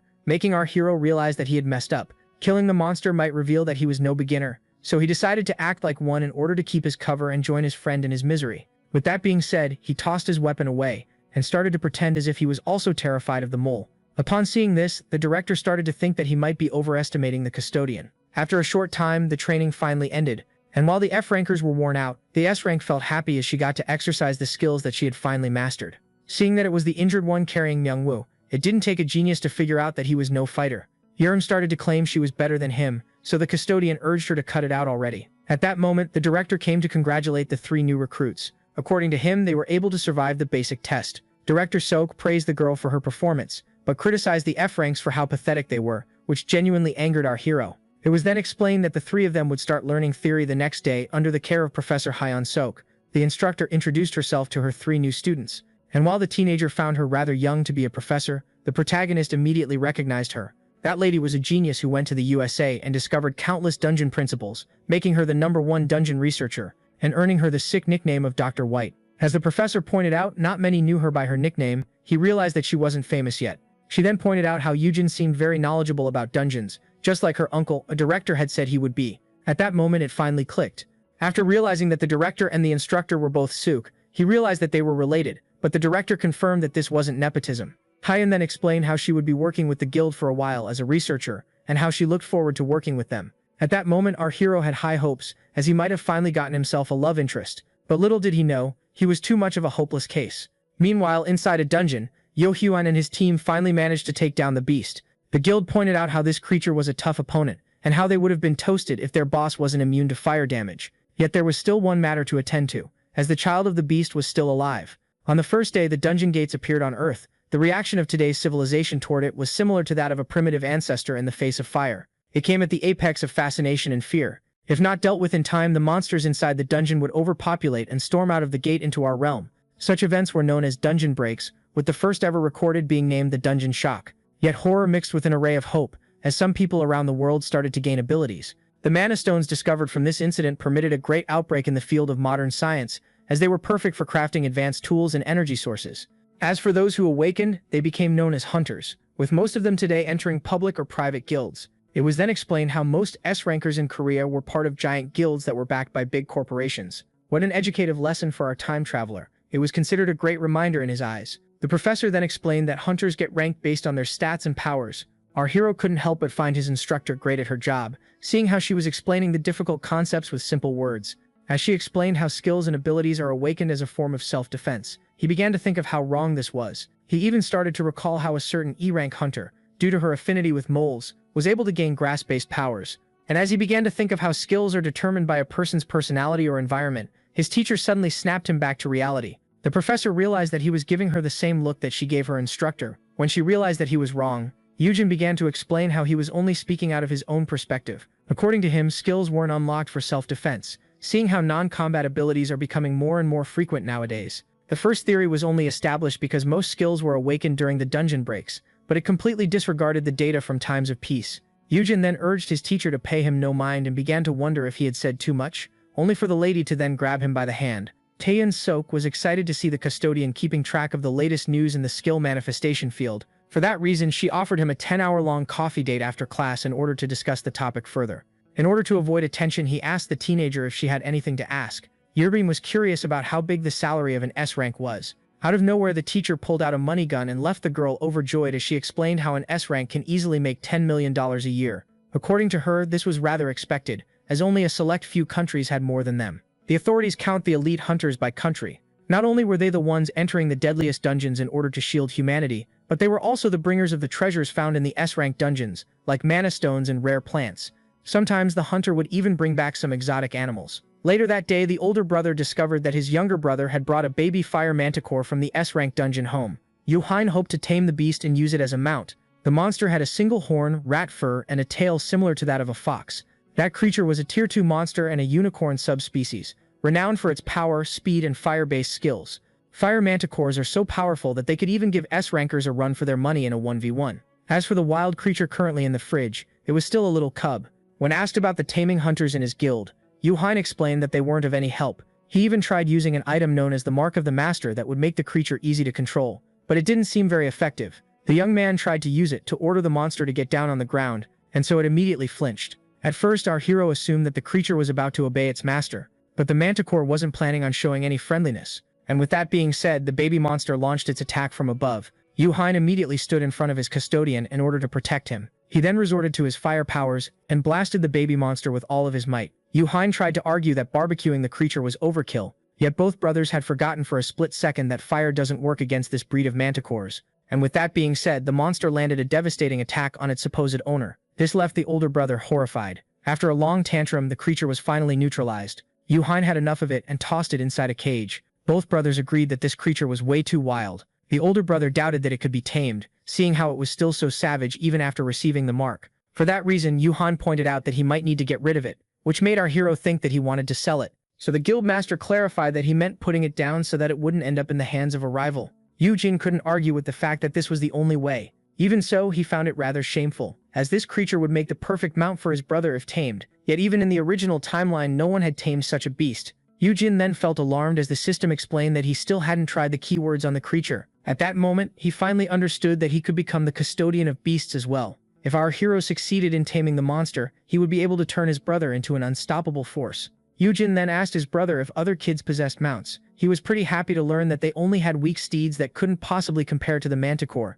Thus, the custodian asked for a chance to tame the monster, as this might be their only chance to acquire a high-level mount for their guild. The monsters who were only spoken of in fables had manifested into the real world after the appearance of the dungeons, and while humanity judged most of them as creatures that must be slain, they deemed some exceptions that could be turned into allies. Most of the hype was about rideable monsters. Seeing how dungeons became more spacious as they elevated in ranks, having a fast steed could give the rider an important advantage. Our hero then added that since this creature was fireproof, it would be a waste to put it down so soon. According to him, it was the perfect steed for his brother, as another creature that could withstand his fire powers would be hard to come by. On top of being fireproof, the beast would become the highest tier mount, which would grant the great guildmaster even more power. Yujin expected to receive lucrative rewards in exchange for the advantages that he would provide the guild. The only thing left to do was to figure out how to befriend the creature. Our hero took a deep breath. His plan was to try and win its heart by offering it something to eat. At first, he wanted to give it some cat food, but his brother revealed it to be a picky eater that would only eat monster meat. Each meal also needed to include one C-grade mana stone that could cost up to $8,000. In other words, every bowl of food prepared for the manticore cost a fortune. Our hero was left practically stunned, as according to him, nourishing the beast would cost them between $2.8 and $8 million per year. And as his brother pointed out that he would be taking care of feeding it, Yujin couldn't help but find the cub adorable and began to wonder how it would respond to the keywords. He compared the new keyword with the old one in the original timeline and theorized that simply expressing his affection would be enough. But before all of that, he needed to find a way to get close to it. As the Tier 2 monster attacked him, the protagonist realized that he should play with it a little bit. And thus, he pulled out his B-rank belt. In the past, Yujin had babysat enough dogs to understand that all of them liked to play tug, but from the looks of it, baby manticores seemed to be a little more than dogs. Yujin reassured Yujin that he wasn't harmed before pulling out the taming stone. At first, the baby seemed to be on guard, but then it quickly adopted a friendly expression. As a perfect custodian, the power of the mark of the master had increased, allowing the creature to become friendlier with him. It started to show a less wary side, but Hyan Taker immediately fell in love with the adorable little monster. Yujin immediately started to play with it as soon as his younger brother tried to approach his new pet. He got bitten immediately. Yujin warned his new friend not to harm people. Yujin, who was scratched as he was an Astron encounter, realized how much the beast liked his brother. For that reason, he asked him to take the beast under his care, as even if he failed to turn it into his pet, it could still make a very good attack dog. Befriending monsters seemed much more ethical than hypnotizing humans. If Yujin managed to play his cards right, he might be able to tame himself a squad of baby monsters. The custodian would become something like a beastmaster, which could be a dream come true for him. It was then revealed that the older brother wasn't going to tame the manticore inside his brother's apartment. Yujin explained that his dorm was spacious enough. In reality, he wanted to avoid living with his brother for fear of being locked up again. But only then did he notice a gloomy expression on the face of his younger brother. When he asked him about it, the guildmaster revealed that despite having finally reconciled, they hardly saw each other these days. Yujin was hoping to restore things back to the way they were. At that moment, our hero recalled the words of his right-hand man regarding how much his brother valued family bonds. He realized that he couldn't blame his baby brother for being so overprotective. He blamed this change in behavior on the time rewind and promised to visit him as much as possible. Yujin even promised to come back to see his baby brother after finishing basic training. With that, our protagonist asked the guildmaster if he was free tomorrow night. He wanted to know if he was down to have a drink. After all, the two brothers never got to enjoy liquor together, even after Yujin became an adult. If it wasn't for the dungeon shock, the Han brothers would have enjoyed many cold beers together. After hearing this, Yujin became excited for tomorrow. Yujin then realized that he should give his new pet a name. And after giving it some thought, he decided to call the Fire Manticore Peace, as this was something that the world desperately needed. Our hero tried to convince himself that Yujin wanted to spend time with him so badly because they were brothers, and not because he was brainwashed by his skill. The next day, as a new gate appeared, the protagonist found himself stunned. While his younger brother was all smiles, Yujin had a hard time understanding what was happening. From what she knew, the guildmaster had no business chaperoning a bunch of beginners to the dungeon, so Yujin claimed that he was looking forward to this day. At that moment, Yujin found himself unable to deny the fact that his brother might truly be brainwashed. The two S-ranks were then asked to pose together for the picture, as the press pointed out how odd it was for the guildmaster to go with the rookies on their first raid. So Yujin claimed that since they had gotten a new S-rank, it was his job to make sure that her first dungeon raid went well, as he was one himself. Meanwhile, the F-rank in the corner began to pray for the press to gobble this up. After carefully thinking about it, the two S-ranks complemented each other, as they each wielded fire and ice. Combining this with a future crafting skill of the housekeeper, as well as the S-rank awakening of the bodyguard, things would become just great. Later on, a beautiful assembly of swords and spears was presented. The members of Haiyan Guild were free to borrow any weapon they liked for free, but needed to return them once done. And while both F-ranks were admiring the weapons provided by their huge guild, Young Woo needed to jump back upon learning that he was to pay for anything that he broke, as he wasn't aware of his own crafting potential. Yujin asked him not to worry about it, and to choose a high-rank weapon, as they should be the most durable. When asked if potions could be grabbed for free, as soon as he learned that only members of the guild could acquire them for free, our hero urged the teenager to grab enough for all of them. Yurim then pulled out a disgusting-looking axe and asked her caretaker to help her pick one. He advised her to choose something smaller, seeing how she mostly fights using her skills. While being interviewed, the guildmaster got lost in his thoughts and began to think of how his brother was way too knowledgeable for a new hunter. And so, startling everyone, he smiled on camera while thinking that he must have learned all of this for the sake of helping him. And while everyone thought that this smile was some kind of great promise, Yurim once again left annoyed, as there were now two unwanted guests in her raid. It was then explained how they would be clearing a D-rank dungeon, and how the gate that would close after 60 minutes would only reopen once the boss was slain. Yuhyun clarified that they could use this very rare gate stone in order to escape in case of an emergency. Yet as he kept on explaining, he noticed something interesting. His brother had now spaced out. Not long ago he was being treated as the lowest of the low on raids. Yet now things were different, as he was free of debt and enemies. Now Yujin had the chance to explore dungeons with people who liked him, like his brother. For that reason he couldn't help but smile. After all, he was now certain that he had vanquished the dark future that awaited him. But little did he know, something far worse than the original timeline was yet to come. Once inside, the rookies were left baffled. It was their first time being inside a dungeon. And while Yurim was taken away by the beauty of the landscape, the guildmaster reminded her that they weren't here on a school trip. He then urged her to stand back. Before launching a powerful fire slash, the girl was left stunned. And before she could even realize it, Yujin had completely obliterated the area, leaving a clear view. She even started to scream at him for doing something so careless. And while she continued rambling on, her custodian pointed her to the dead monsters that were concealed in the grass. It was a rule to let the strongest on the team be the one to clear the path ahead, as no one knows what awaits them in dungeons. Yujin pointed out how this was basic knowledge that should have been acquired in theory class. Yurim, the bad student of the bunch, explained that she couldn't do anything because of her lack of AoE attacks. Her lack of concentration and focus in class was further pointed out, as she didn't know how leveling up provides new skills. It was then revealed how, after leveling up about 10 times, one could acquire a new power. And while the girl couldn't possibly predict what ability she could unlock, her custodian had the ability to select one for her. His goal was to let her acquire Pale Rain, as it was one of her signature moves back in the original timeline. And just like that, he was able to meddle with the settings, allowing him to put her on the route to unlock this very skill. Yujin revealed his gut feeling that the girl would unlock an AoE skill, but his brother affirmed that it wasn't that simple, as S ranks needed way more EXP to level up than F rankers, making this impossible even if she wiped out the dungeon alone. Out of nowhere, the guildmaster pointed out how the rookie should simply mind her business, while he assists his brother. And just like that, it erupted. At first, our hero patiently tried to reason with the two supposedly grown hunters in front of him, but in the end, he couldn't take it any longer and decided to treat them like the children they were. Each of them blamed the other for the dispute, so Yujin screamed that they didn't need such things on their raid. He then asked each of them what their role was here, so the guildmaster pointed out how he was a chaperone, and the girl explained how she was here too, for that, and so he ordered them to stick to their respective tasks, as even as an F rank, he had to struggle a lot in order to level up. Yujin even threatened to abandon both of them if they didn't at least pretend to be good friends in front of the camera, and with that being said, the two of them finally came to an agreement. Yurim and Yujin decided to be on good terms from now on. And so, as the two titans shook hands in the friendliest of ways, Yujin felt glad that everything had been settled. Yujin asked the Sef rankers to stay wary and help him and Youngwoo reach level 10. At that moment, the two of them had the same idea. Our hero's two most powerful brainwashed slaves started to argue among themselves about who was to carry him to level 10. At that moment, it became clear to the protagonist that these two could never work together. Meanwhile, elsewhere, someone was able to detect that the time rewinder had finally entered a dungeon. The mysterious group rushed to locate which exact dungeon he had entered. They were short on time as they could only exert their power while our protagonist was raiding. They had been searching for him for a long time. A little later, inside the dungeon, while all the beasts were peacefully minding their business, an intrigued goat looked up into the sky, only to then witness his peers getting slain by an underage girl with a spear. While committing such a butchery, she didn't even break a sweat.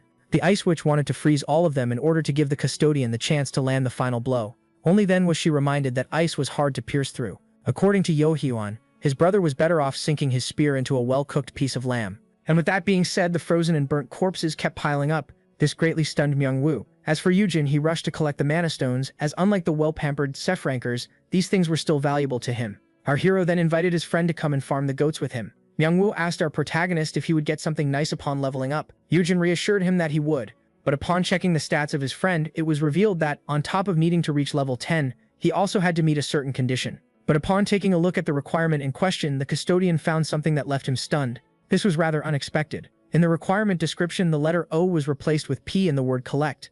Like that, the housekeeper finally reached level 10, yet was left utterly disappointed as he didn't get any new skills. Even in the original timeline, the system was something mysterious in the eyes of humanity, yet many considered it to be a gift from the divine. At that moment, the fire and ice still urged the F rankers to hurry up, while being curious about how much EXP Kostadin had gotten. Yujin explained that he was wrapping things up.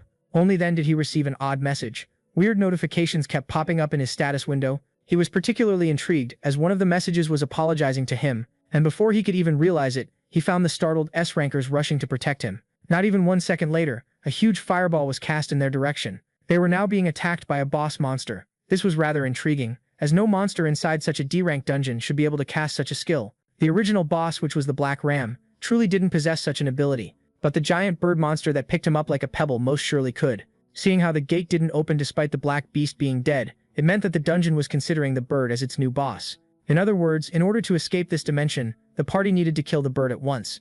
The guildmaster had never seen such a creature before and rushed to hand the gate stone to his brother, so that he could escape.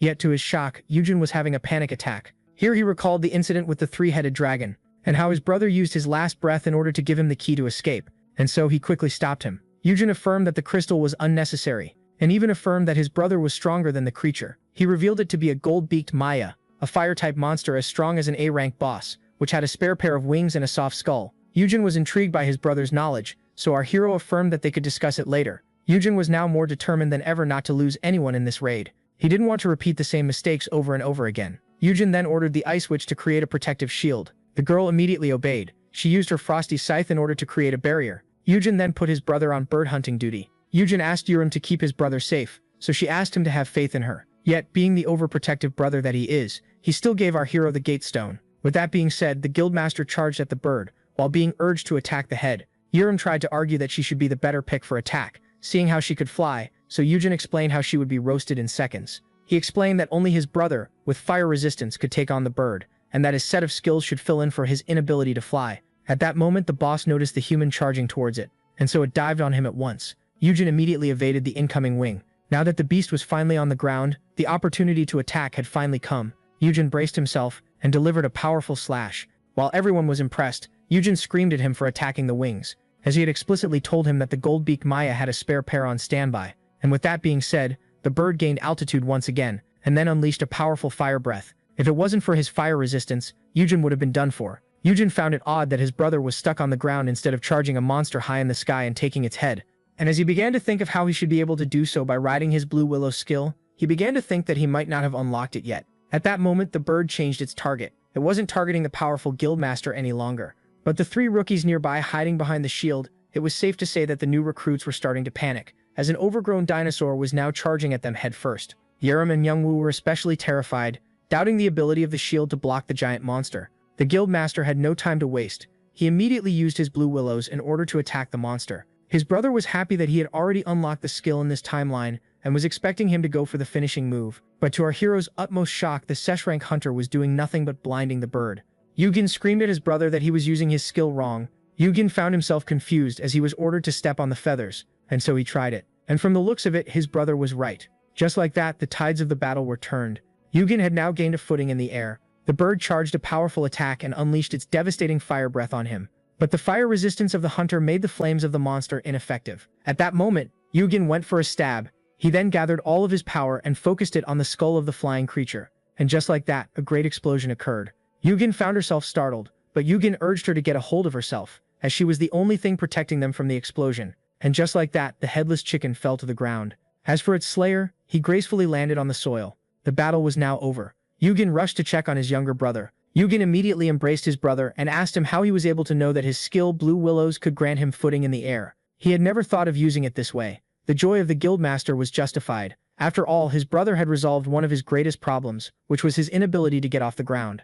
Yugin was happy and compared this mechanism to a brand new skill. Our hero found himself quite happy, as his brother seemed like an overexcited kid who just received 2 presents instead of 1.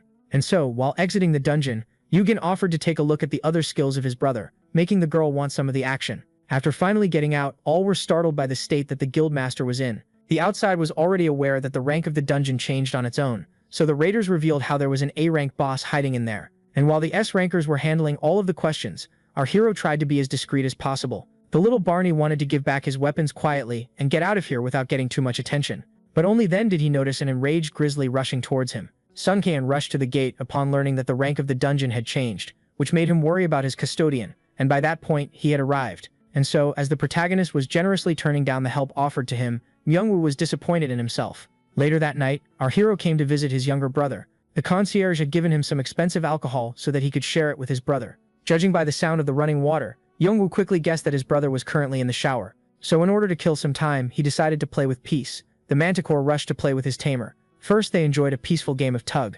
Then the little creature ate its usual meal. And just like that, the protagonist had worn himself out. His day had been quite long. Between the spelling mistake, the panel window, and the message apologizing to him, he didn't know what to think. There was also the dungeon that changed ranks and spawned a high-rank monster, which was something that should only happen years from now. At that moment, the time traveler came to a realization. To think that he might have caused something to happen by traveling back to the past, he feared the possibility that he might have broken something in the process.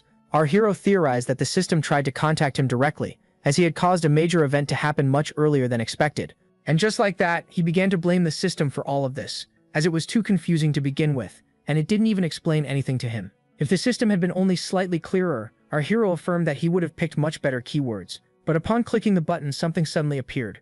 Yujin didn't expect this. Meanwhile, the creatures who tried to force the contact began to wonder if the item had been successfully delivered. Despite not having enough time to explain, the one with dog ears stated that the target was bound to understand what they wanted. After all, she had customized the entity to make it look like something appropriate for Earth. For that reason, the protagonist was given some kind of odd, weird book.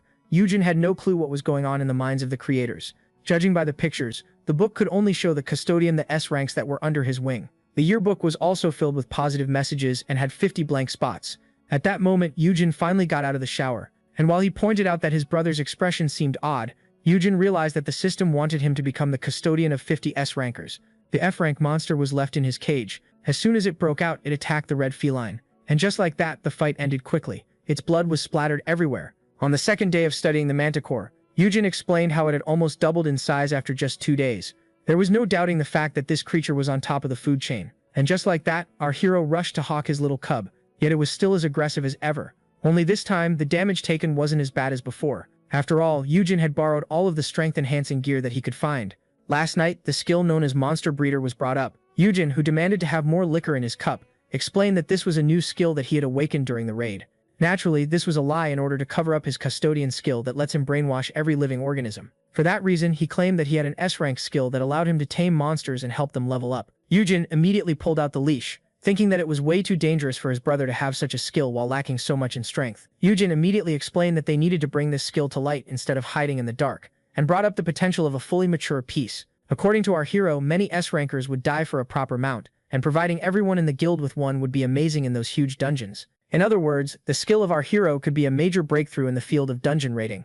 Back in the present, Yujin started to play with his little piece. He was well aware that the system wanted him to recruit 50 S-rankers, yet he knew very well that it would be better to bring beasts to his side instead of hypnotizing humans. After much effort, the trainer found himself exhausted, and yet seeing how his pet didn't even break a sweat, he realized that he wouldn't become rich the easy way. Yet Yujin was fully aware that increasing the number of good mounts would improve the safety of the world, as many dungeons would appear in the future. For that reason, he couldn't allow himself to take a break. Only then, once he paused out of nowhere, the director of HR was praising him for resuming training right after coming back from the raid. Seeing how the young man was on his guard, Director Sok explained that he wasn't here to kick him out of the gym. He even expressed how amazed he was. After all, under his custody, peace had grown quite a lot in a short amount of time. And thus, out of nowhere, the man bowed as a sign of respect, leaving the custodian utterly intrigued. Director Sok wanted to apologize for how he had treated our protagonist. He wasn't aware at the time of his skills, analytical mind, and genius. With that being said, the man got all clingy and begged our hero to sign up with their guild, as he would be a huge advantage for the hunting world. And so, while the owner was being assaulted, Peace couldn't help but compare the scene to a simple game of tug-of-war. Yujin was fully aware that he was no genius, as he simply relied on the info that he had gotten by being a time traveler. He also wanted to stay away from the director as much as possible, seeing how much he had harassed him back in the previous timeline. The man then begged our hero to think about it. As he started to explain how they were ready to give him everything that he desired, including the funds to feed and breed the mounts, our hero realized something. In the new timeline, things were much different, and this time the director wasn't currently perceiving him as a total waste of oxygen. At that moment, our hero got on his high horse upon realizing that he was in control. With a smug grin, he explained that his brother had already agreed to take care of the finances. Yet the custodian couldn't deny the fact that the director's proposition was still tempting. Without wasting a second, the director immediately summoned the contract. Yet our hero had his own terms, claiming that he wanted to sign as a staff member with the guild, seeing how he planned on being a solo hunter.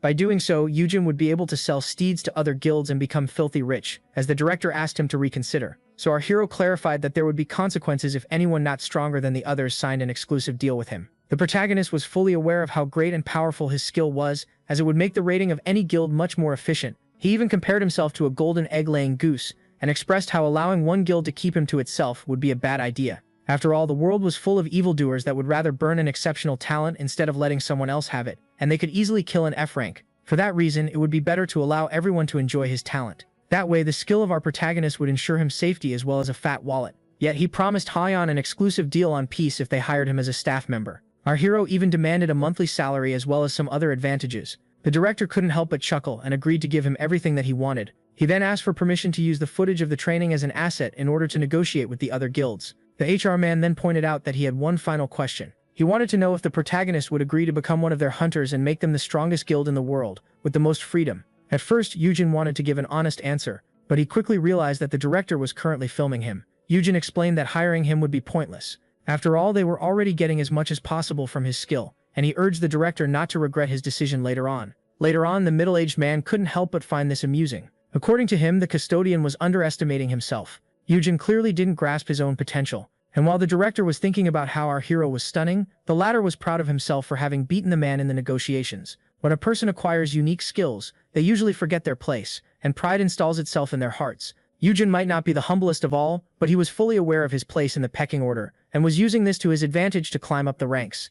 The director started to speculate that he had failed to discover this genius because he was being overshadowed by his brother. Yet things weren't as easy as they seemed. He had already predicted that the other guilds could cause problems after discovering that they wanted to own Yujin, yet Yahello was ready for the heat. But things take a different turn if the tamer becomes a freelancer, as guilds will start to focus on him as an individual. In other words, Yujin would enter a world that was full of opportunities, but also swarming with danger. It was safe to assume that the young man still wasn't aware of how savage the world of the elite hunters truly was. Then again, the director couldn't rule out the possibility that this was a strategy to protect his brother. Regardless, the man had predicted that the protagonist would become the subject of interest for the three major guilds, as well as everyone else. And as it turns out, his prediction was right. Upon seeing the footage of the training, people grew quite intrigued. The big shots decided to pay Haiyan a visit in order to personally evaluate their new wildcard. After much effort, the new pet house was finally ready. From that point on, Peace would be sharing the dorm of its master. At that moment, the housekeeper and his neighbor came by to visit, and while the girl found the beast adorable, the hobo was left scared. Yuram rushed to pet the newcomer as it desperately tried to bite the housekeeper. At that moment, the guild master arrived in order to have a word with his brother. Yujin was at first confused, but was then left shocked upon learning that the guild masters were on their way to meet him. Yujin assured our hero that he wasn't forced to accept the invitation, but Yujin pointed out how he would come across as rude. As the younger one pointed out how he might feel out of place as an F-ranker among S-rankers, the older one couldn't argue. And so Yujin rushed to cancel the meeting, only to be quickly stopped. Yujin explained that the simple fact that the heads of the three big guilds were on their way to Haya already made them look more important. For that reason, our hero decided to make an appearance at the meeting and refused to take no for an answer from his brother. Yet as he began to talk about how they wouldn't mind his presence, seeing how they wanted to negotiate with him, he entered a room with a weird atmosphere. All eyes were on him, and all seemed equally menacing. Yujin didn't expect them to be so intimidating.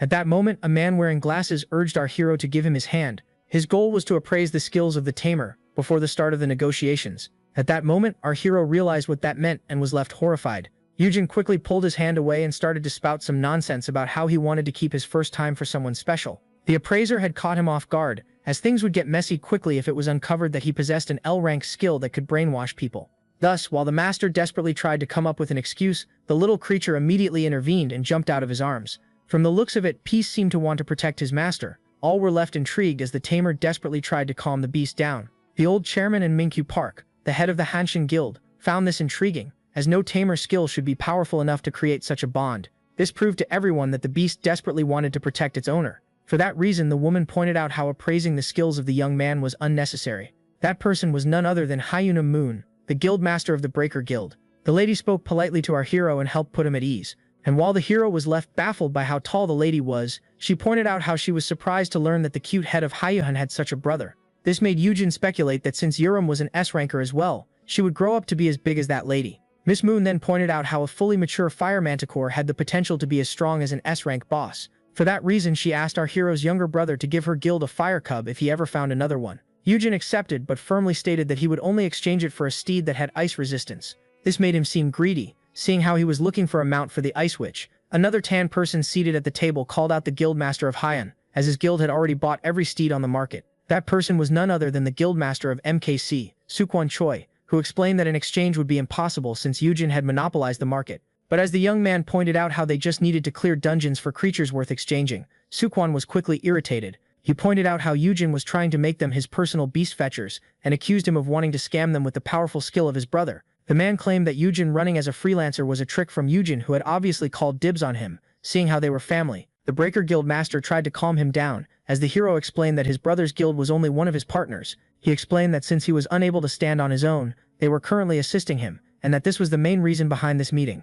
Yujin clarified that he wouldn't have bothered offering his services to the others if his plan was solely to work with his brother. He also explained that there was a limited number of creatures he could tame at the same time. With that, Yujin offered everyone present in the room a huge advantage in getting the best mounts possible. He claimed that this should be enough for the negotiation and pointed out how much of an honor it was to be working with big shots like the Korean guild masters. Despite his big words, our hero couldn't help but be intimidated. And as he started to think of how he had liked the man before, while he was just a simple athlete before his awakening, he was suddenly poked in the face. Hyuna got rather close as she pointed out how our hero seemed to be much more than a simple beast tamer. Seeing how he had an S-rank big brother and an S-rank under his wing, as well as a fire manticore pet, she asked if they would come along with him if he joined her guild. Yugain, who didn't expect the lady to be this appealing in person, explained that the deal only included him, while praying that his brother wouldn't have a tantrum. As soon as a calm voice pointed out how our hero had claimed himself to be the best in all of Korea, With that, the protagonist pointed out how he would officially sign with Hyuna once they became the best in all of the land. At that moment, a calm voice found this rather interesting. All eyes were quickly turned to him. Upon hearing this, Yu Gangsung, the guildmaster of Sesong, understood that he could buy the tamer right now. At that moment, our hero didn't know what to say. At this point in time, Sesong was the strongest guild of hunters, with the strongest guildmaster, which would ensure our hero's protection. But the fact that he had entered the conversation so late made him seem hostile, which increased the tension in the room. For that reason, our hero decided to refuse the offer and explain that this offer was only on the table for family. He explained that in order to monopolize him, the rest of the guilds would have to become #1 on an international scale. At that moment, Miss Moon burst out laughing, as she couldn't help but find his confidence and boldness entertaining. She even pointed out how the two brothers shared the same toughness. If it wasn't for his resist fear skill, the pressure would have been unbearable for the E-Franker, who felt like a shrimp among whales. Yujin was fully aware that E-Frankers had aggressive behavior as they were constantly in danger, but he didn't expect them to be this intimidating even while smiling. For that reason, he started to speculate that his younger brother couldn't handle such people, and that they bullied him on a daily basis. One of them even pointed out that it wasn't surprising to see the younger brother start his own guild so boldly, as he had a daring role model. But Yujin affirmed that his brother wasn't like that at all. He claimed him to be the kindest of the two, and even the nicest person in this room. Upon hearing this, everyone was left shocked, and as they began to wonder if they were truly speaking about the same person, our hero began to wonder if he had said something wrong.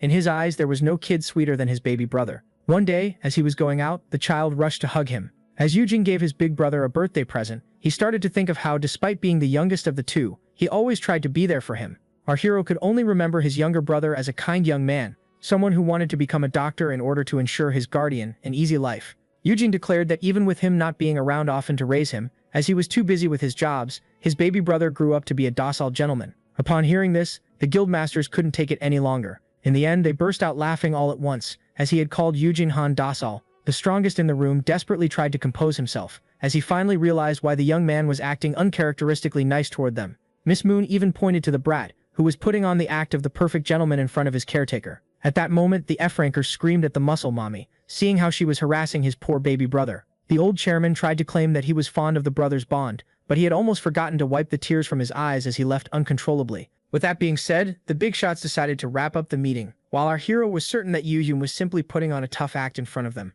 The guildmasters had already agreed on most of the terms even before the protagonist walked into the room. For that reason, they urged him to read the paper carefully and alert them if he found anything wrong with it. Yujin decided to give the contract a quick look, yet while reviewing the document he found an intriguing term that claimed that he would be owning his own building. This made the big shots realize that no one had told Yujin that they would be erecting a new building for him, where he could breed the mounts. It didn't take our hero long to realize that this incredible term was the work of the director. According to the terms, the 5 guilds would protect Yujin and his breeding-dedicated building, and fund its necessities as well. With that being said, each of the guild masters had signed the paper. Yet when it was our hero's turn to sign the contract, his brother found him with an odd grin on his face. Yujin claimed that this was due to the pressure, but in fact he was struggling to contain his joy. He still couldn't wrap his head around the fact that the big guilds were erecting him a building in one of the most expensive areas in the capital. At that moment, the little shrimp found itself at ease among the giant whales. Yujin was about to acquire his very own building that would be under the protection of the 5 strongest guilds in Korea. His first thought was to build a workshop there for his friend, and he even thought of making a lab for Dr. White, so she could continue her work in Korea instead of the USA. Our hero's imagination even went wild as he imagined himself being interviewed on how he turned himself from a bum into the country's greatest billionaire. With a pretentious laugh, he would affirm that he simply had the chance of working with the best in the world. And so as he began to dream of how life would be easy from now on, and how he wouldn't have to work for a living any longer, he was suddenly snapped back to reality. The guild masters were about to take their leave. The blonde one claimed that he would keep the exception that he promised his brother in mind.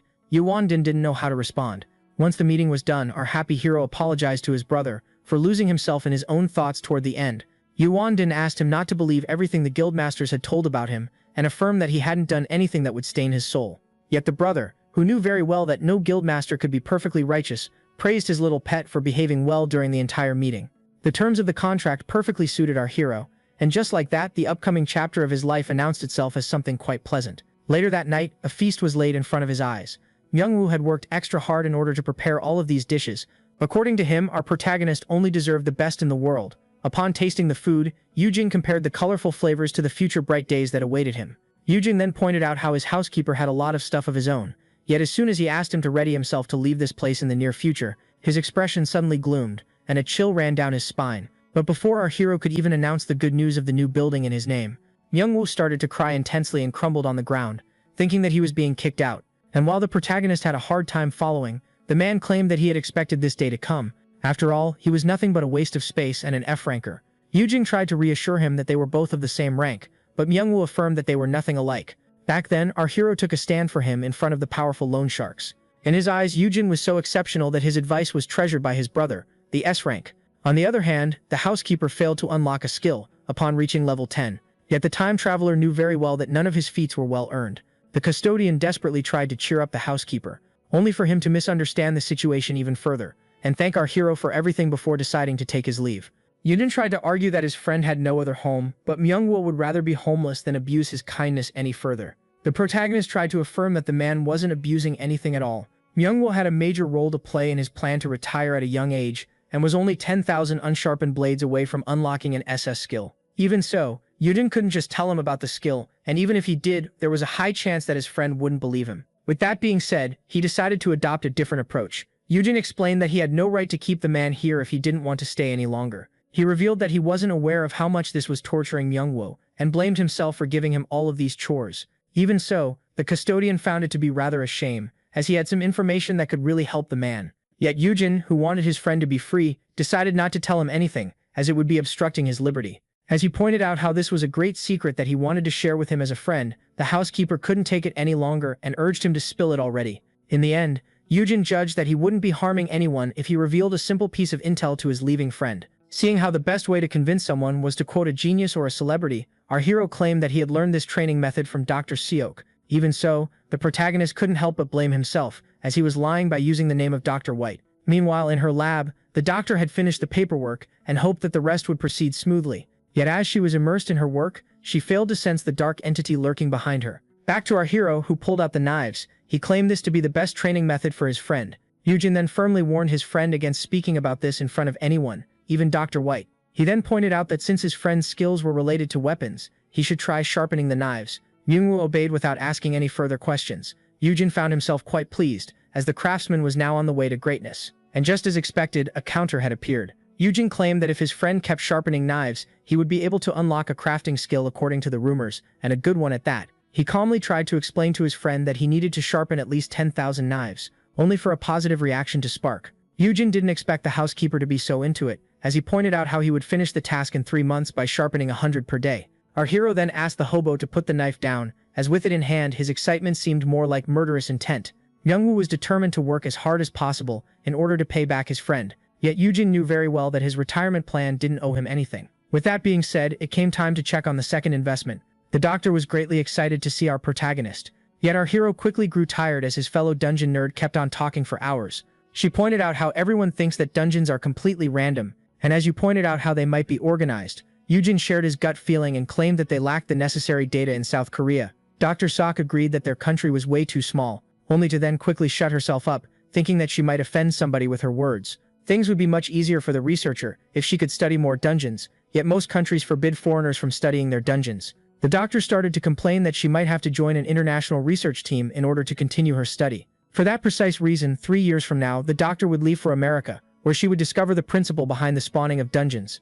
Yujin began to wish for a way to keep this walking jackpot in the country until her discovery, instead of handing her and her research to the USA. Yet the doctor wasn't out of ideas yet. Out of nowhere, she pulled out a buckwheat jelly. If the legends are correct, she would be able to use this dish by pairing it with rice wine on a moonless night in order to attract the Dakabi. The doctor was referring to the legendary hunter who has teleportation abilities. That hunter took the name of a prankster spirit from Korean mythology, as well as its drip, but even in the original timeline, people barely knew anything about him. Even so, the ghost hunter was particularly famous for his teleportation. When things were dark and everything seemed desperate, whether inside or outside of dungeons, the spirit would appear at once in order to save lives. From the human perspective, especially the gangsters, the ability to teleport anywhere was a power that wasn't to be trifled with. One day, delinquents noted something intriguing. Out of nowhere, a cosplayer appeared in their hideout. Startled by him, they quickly pulled out their guns. But just like a ghost, the first bullet phased right through him. The Dakabi captain used his teleporting abilities to evade and dodge the rain of bullets inflicted upon him. The hunter didn't even break a sweat. In the end, he was able to establish his superiority. The cosplayer then started to speak in poems in order to warn the evildoers, claiming that he was well aware of their darkest secrets. He then promised not to unveil their sins to the light as long as he remained unharmed. And with that being said, the spirit disappeared. The spirit was hard to catch because of his powers, and having dirt on everyone, he was able to ensure the protection of the big guilds and total freedom. For that reason, the women of science wanted to attract the creature of folklore, as it might have some intel on the dungeons. To make things worse, the supposedly genius doctor was relying on info she had gotten from the internet in order to attract the spirit. As the woman was overexcited, our hero tried to snap her back to Earth and urged her to ask the guild for help instead of relying on fantasies. At that moment, everything went dark. The moon had almost disappeared into the shadows of the night. Thinking that this was some kind of blackout, our hero decided to turn on his flashlight, but only then did he notice something intriguing. Dr. White seemed stunned. Tears quickly appeared on her face. Little did our hero know, what seemed like an evil specter was lurking behind him, and as soon as it began to scream, panic set in throughout the lab. Dr. White immediately fainted from the shock. Even the protagonist was about to start panicking, only to be calmed down by his resist fear skill. With his mind now at ease, he realized that despite how crazy the world had gotten, ghosts were still a thing of legend. And so, having guessed the name of the culprit, he asked the Dakabi to stop his prank. The teleporting hunter affirmed that the protagonist had no sense of humor. He explained that he had decided to pay them a visit in order to grant the doctor's request. Even so, he didn't expect his harmless prank to make her faint. For that reason, the specter asked the custodian if they could work on being on good terms. Only then did the system reveal to our hero that he had the power to bring the masked man under his custody. The one in front of him was a person who could travel the entire world freely without being bound to a flag or a cause. In other words, he might be the solution to our hero's problems. If he was right, the spirit could provide the necessary data for the doctor so that she wouldn't have to leave the country. The opportunity was too good to be missed. Thus, Eugen asked the ghost to stop his pranks, as they weren't startling at all. The ghost tried to argue that he had just scared him, but our hero started gaslighting him by claiming that he was just caught off guard. The Dakabi was then particularly irritated, as the young man claimed his pranks to be dull and childish as well. If the legends were true, the trickster spirits loved playing pranks so much that they would put their lives on the line for the love of the game. For that reason, he offered to make a bet with the ghost to see if he could actually scare him. But little did the teleporter know, he was now in front of his natural enemy. Later on at the infirmary, the doctor woke up startled, only to realize that the spirit had disappeared. She was then shocked to see the hero in front of her. Eugen then started to criticize the ridiculous outfit of the ghost in front of the doctor, only to be met with complete silence. This greatly relieved the lady, as it meant that the trickster spirit wasn't here. Even so, she couldn't help but be disappointed, as her many questions remained unanswered. Dr. White had hoped for the help of the teleporter, seeing how her research was now at a dead end. And so, hearing this, the custodian claimed that he might have found a way to assist. The woman got overexcited again, thinking that he was going to join grad school, so he clarified that it wasn't anything like that. The doctor was then left stunned as he claimed that he might have a way to provide her with the data. Eugen then recalled how she had told him that her data shortage was a major problem in her research. For that reason, his actions a few moments ago might be the solution to her problem. Back then, the spirit was intrigued by the bet, so our hero clarified that he would have to become the servant of the winner for 3 whole years. The spirit couldn't help but laugh as the F rank in front of him wanted to become his master. Even so, he found the terms unfair and claimed that since he was making a bet with the brother of Yuyin, the F rank should bet at least 20 years of servitude. From the looks of it, the spirit had done his homework on our hero. Doka Beja was then left startled, as our hero pulled out the contract without even giving it a second thought. For that reason, the spirit grew suspicious, as the human was rushing into a game where he was at a clear disadvantage. He quickly realized that there was a plot behind it and speculated that the F rank, who lacked skills, wanted to use items to try and win the wager. This made it clear that the spirit wasn't aware of the protagonist's skills. Yuyin's victory was almost guaranteed, as his resist fear skill allows him not to cower in front of anything that is not L rank or above. Thus, he claimed that things truly weren't as simple as they seemed. In fact, our hero claimed himself to be an admirer of the Dakabi. After all, the Dakabi was someone who uses his power to rescue others. He also found the fact that he had everyone's secrets on him rather amazing. For that reason, he claimed this wager to be a win-win for him, as even if he loses the bet, he wins the privilege of becoming the sidekick of the Dakabi. At that moment, the proud spirit affirmed himself to be pretty amazing. He claimed our hero to be rather clever, as he would much rather take a crafty, intriguing personality as a minion instead of someone begging him for this privilege. Even so, Eugen clarified that he would be doing his best in order to win the bet. With that being said, the competition started, with the spirit having 3 chances to scare our protagonist, and succeeding just once would make him his minion. Back in the present, the custodian explained to the scientist that even if he couldn't reveal how, he might have a way to provide her with the necessary data. He clarified that unlike her, he wasn't a genius in the field. For that reason, he offered to split the profits equally if she managed to come up with a successful theory regarding dungeon spawns. The doctor claimed this to be a generous offer, but doubted her ability to secure the grand achievement, yet Eugen had faith in her. As the lady pointed out that the young man was simply trying to cheer her up, he tried his best to remember today's date, and with that, he decided to declare something. Based on his gut feeling, Eugen revealed that the new A-rank dungeon that appeared near the capital was filled with either slimes or a coastal setting. This made him seem like a psychic in the eyes of the doctor, but he was simply abusing his time traveler privilege. With that, the hero urged the lady to reconsider his offer, if his hunch turned out to be right. He even affirmed that no matter what she thought, he had full faith in her research and in the fruits that they would bear. Our hero then urged the lady to ask her uncle for the rating rights to enter the dungeon. With that being said, he finally took his leave. Once outside, the custodian was relieved, as Yujin didn't unveil enough info to reveal his secret. Now the only thing left to do was patiently wait for the pranks of the spirit. At first, the Daka-B posed as the ghost of a scary old lady, yet seeing how our hero was way too absorbed with his pet, his first attempt was met with failure. One day, as he returned home while carrying dull knives for his friend to sharpen, creepy hands suddenly wrapped themselves around his feet. And just like that, the ghost made our hero fall to the ground. Yujin screamed at the teleporter that he had no right to actually harm him, but the ghost didn't expect the F-rank to be so fragile and actually trip over and fall. And so as attempt number 2 was a failure, now came the time for attempt number 3. In the middle of the night, as the protagonist went to the fridge in order to get some water, he was met with a creepy-looking straddle covered in blood. For that reason, he couldn't help but applaud the creativity of the spirit. Yet, as he turned around, he found himself in front of a creepy-looking creature hanging from the ceiling. Yujin was genuinely surprised, as he didn't expect a double jump scare. His resist fear skill was preventing him from being scared. Only then did he bump into someone. And just like that, Yujin tilted his head to find something actually creepy. The creepy hobo in the kitchen holding a knife. He turned to him with his cold, dead eyes. And while the fear of God was instilled in the heart of the specter, the young man casually greeted his housekeeper. Young will explain that since he couldn't sleep, he decided to kill some time by sharpening knives. Only then did the housekeeper notice the creature hanging from the ceiling. And just like that, the creepiest thing in the room fainted out of fear. Seeing how he had resisted jump scares 3 times in a row, Yojin was the winner of the wager. With that being said, the spirit started to cry like a baby. It then came as a shock to our hero, as the creature truly had minions that were going to mark him, seeing how he lost the wager. At one point, the screams of the whiny little ghost became unbearable. Yojin asked him to cut it out and asked him about his age, so the one with the mask revealed himself to be a decade old. According to our hero, the one in front of him wasn't actually a spirit, but only a human putting on an act. The Dokaibi then pointed out how the existence of ghosts was actually plausible in a world full of monsters and superpowered individuals.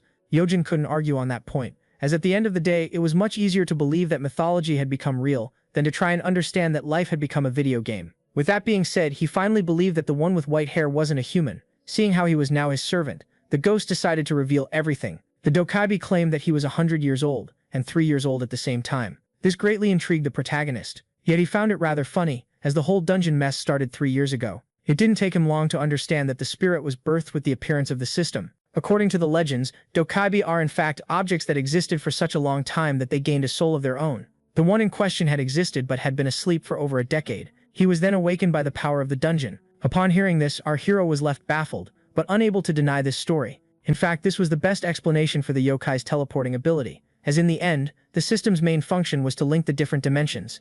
Even so, it was still amazing for our protagonist, as there was a true Dokaibi in front of him. The spirit was then stunned as our hero guessed his name and from the meaning, realized that he was a watermelon that belonged to a family known as Yoon. At that moment, the specter began to think that our hero was a Dokaibi as well, born from the crystal ball of a psychic. Yujin affirmed to the ghost that he was a human, and urged him to start thinking of him as a boss. With that being said, the custodian decided to give the creature its first task. It was safe to say that the mention of the job annoyed the creature. Yujin began to complain that he was an errand boy, but the protagonist claimed that he simply wanted him to investigate the dungeons in foreign countries, as while countries were particularly secretive about their own dungeons, the teleporting and sneaky ghost could easily pass through their defenses. When asked for the reason he should do this, Yujin explained that this would only make him an even greater hero. With the right data, they would be able to uncover the secret of dungeon spawns and make the world a safer place. By extension, whoever provided this data would become a world-renowned hero loved by all and everyone. The Dokaibi started to drawl as he began to imagine the fame and love and the merch that awaited him upon becoming a hero. And just like that, the ghost found itself more than happy to obey the command of its master. Even so, the specter found it problematic that he had to travel to other countries, as his teleportation couldn't take him that far. Eugene, you quickly realized that these words match what was shown in the panel window. And so for that reason, our stone-faced twink declared his love to the ghost in order to take him into his custody, only for the ghost to be completely stunned. Seeing how the ghost was panicking, the protagonist explained how Dokaibi were creatures that thrived on love. According to the internet, these spirits would turn into beautiful women for the sake of attention. In other words, the spirit had to absorb as much love as possible. With that being said, Eugene confessed his love to the spirit once again and urged him to say it back. Yet Eugene quickly chickened out and ghosted our hero. Even so, the protagonist found himself excited about his new partnership with the ghost. As the next day finally dawned, a couple of four eyes rushed to our hero. Eugene was intrigued to see the uncle and the niece coming at him with wide smiles on their faces.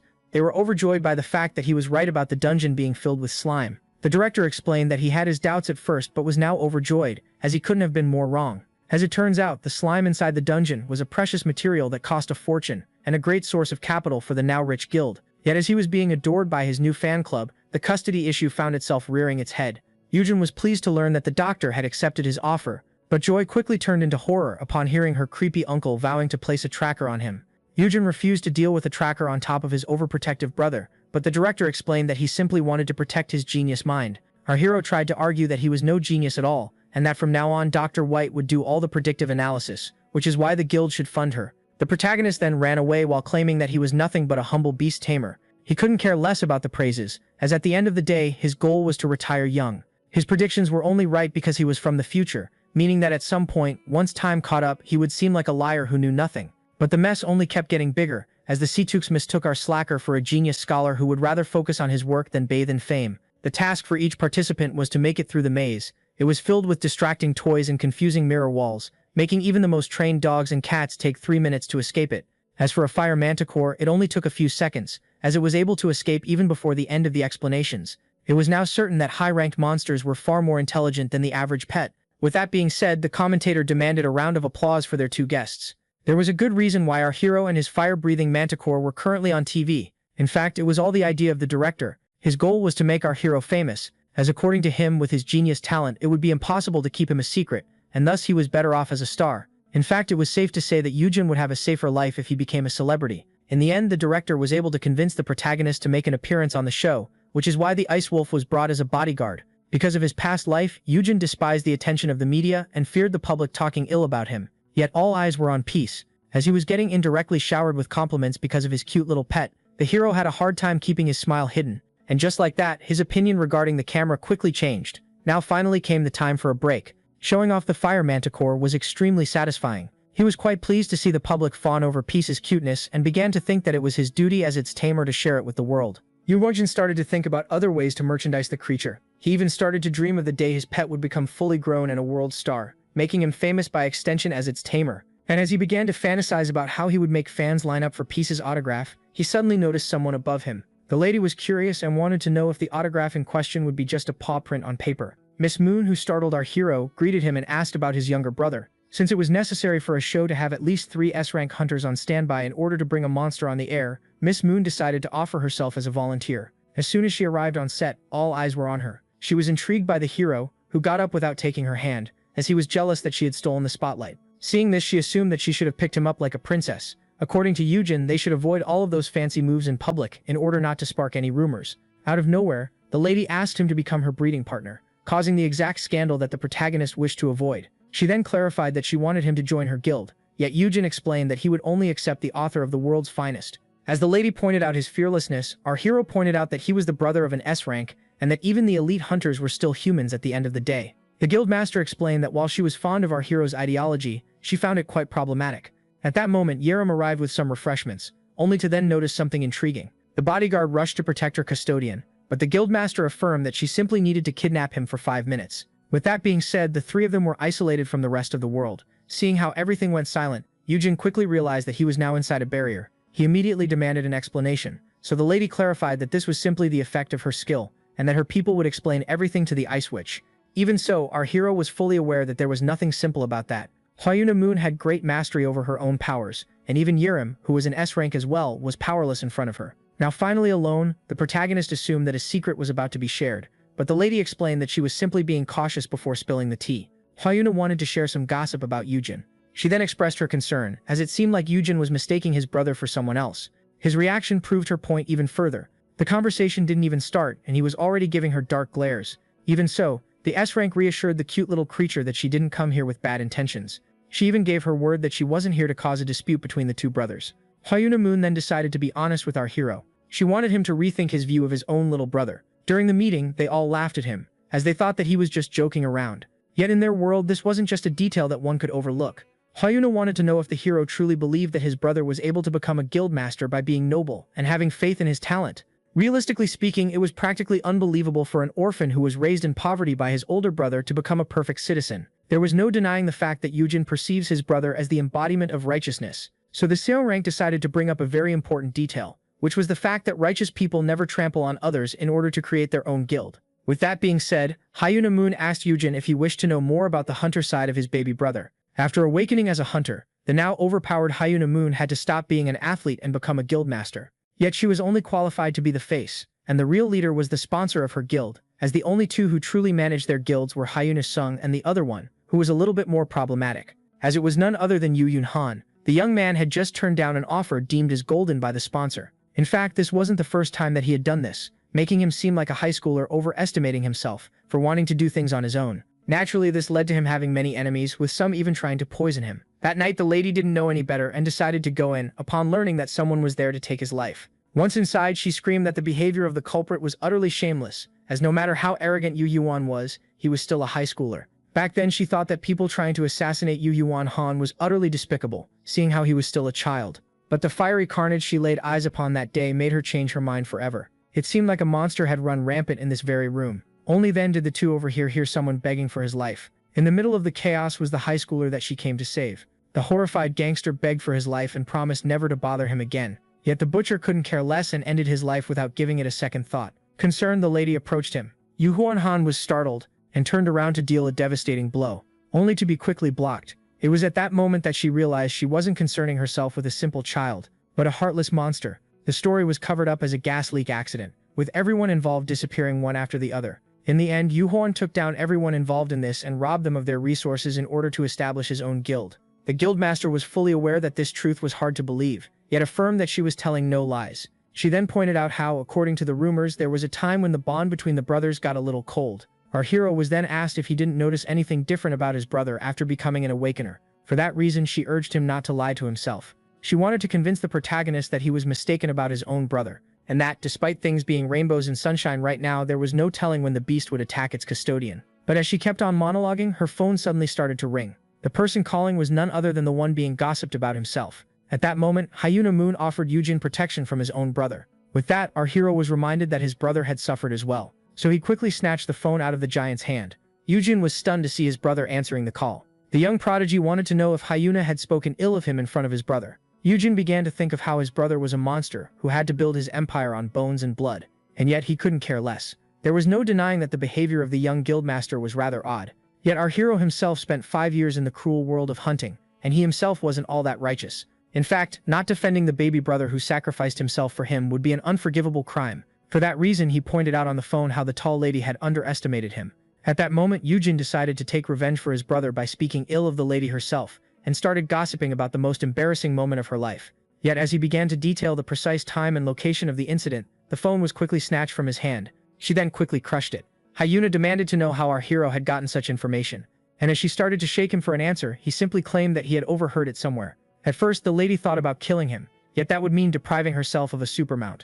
Yujin blamed her for starting this mess by talking about his brother. Thus, as he pointed out how they should both stay silent in order not to embarrass the other, the lady couldn't be more irritated. She started to blame herself for ever thinking that the two brothers weren't alike, but little did she know her secret was 4 years away from becoming public. In the end, she affirmed that she tried all of this thinking that he was nothing like Yujin. Even so, the woman couldn't help but be relieved, as it meant that Yujin would be able to hold his own against the other guildmasters. This made our hero understand that he wasn't done with the kidnappings. As soon as they got out of the barrier, Uraim screamed at the kidnapper, and as the teenager screamed at the woman, thinking that she had hurt her custodian, the good master clarified that they simply had a little chat. She then whispered in her ear to keep her mouth shut at all costs. The teenager realized that the woman was threatening the man and charged at her at once. For some reason, upon watching them, Yujin found his bodyguard and kidnapper to be rather close, since they were the only 2 female S ranks in the country. This made him wonder if his little protege would go and join the Breaker Guild after her contract with Hyun expires.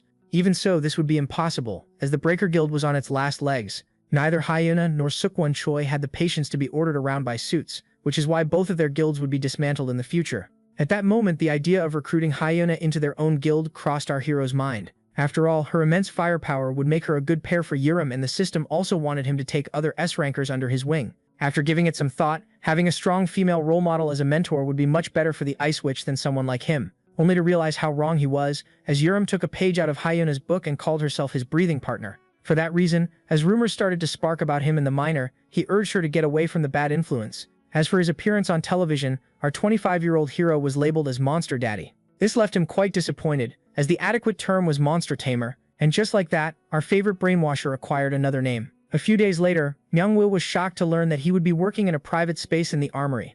Yujin had to pull a few strings in order to get his knife sharpener out of the kitchen, seeing how he was starting to be problematic. Myungwoo would gain a lot from making friends in the armory, as the workers there might become his colleagues someday. It was safe to say that he wasn't the perfect hunter for raiding, nor did he like it, yet raiding was completely pointless in front of the future SS-rank blacksmith that he was about to become. For that reason, the hobo was better off working at the armory than rotting inside of a dungeon. As soon as the door was opened, our heroes felt the heat rushing in. All of this giant workshop was the armory. It was filled with industrial-sized equipment. One needed to be at least an E rank in order to get a job in the armory. Myungwoo found himself intrigued by the mana stone nearby. He was then screamed at, as he was forbidden from touching it. The man explained that this was no public area, so our hero pointed out how HR must have already contacted them, as they were here for the private space that they had agreed to lend Myungwoo. At that moment, the huge blacksmith bowed in respect, as he clarified that he had already been filled in, as the hero started to wonder if his skinny friend could become like him. When asked if he had any experience with blade sharpeners, the hobo explained that he had used some back in his childhood. As soon as he laid his eyes upon the industrial blade sharpener, the man was left amazed. But as the fanboy was almost about to lick the extremely fast machine, the worker informed him that he was forbidden from touching it, as his toys were over there. Our heroes were then left intrigued, as they entered a room that was in complete shambles. Inside was the blade sharpener reserved for Myungwoo. The blacksmith then went on his way, since there was no need for him to explain how the machine worked. At that moment, Yujin tried to argue that this place was a complete dumpster, but only then did he notice something intriguing. All of the workers were giving them dark glares. Everyone recognized the hobo as the friend of Yujin's brother, and claimed that he only got here out of pure connections, as he was nothing but an F rank. Even so, their new co-worker didn't blame them for their thoughts, as he must have seemed like a string puller in their eyes. In fact, the man was simply grateful to have acquired some professional tools and decided to do his best in his new workplace. At that moment, Yujin started to blame himself, as he had practically thrown his friend into a dumpster. He then asked his friend if he would be able to handle things on his own, seeing how he hadn't used a blade sharpener in a long time. As soon as Myungwoo stepped on the pedal, both F ranks were stunned to see that the machine actually worked. With that being said, the 9th sharpening process finally started. The hero was left quite pleased, as even with a machine involved, the knife sharpening still counted. Yujin even theorized that this hands-off sharpening was far better for unlocking his skill than resorting to a giant machine. With that being said, the hobo tied his hair. At first, the hero wanted to warn him about not hurting his fingers, but only then was he suddenly captivated by something else. As sparkles emerged out of the sharpened blade, the custodian was left completely stunned, as it was the first time that he had seen his friend being so focused. In fact, he mostly remembered him as a scaredy cat with no personality, someone who could barely take care of himself. Yet now the man seemed completely different. At that moment, the alarm rang, so our hero bid his friend farewell, as it was now time to go to training in peace.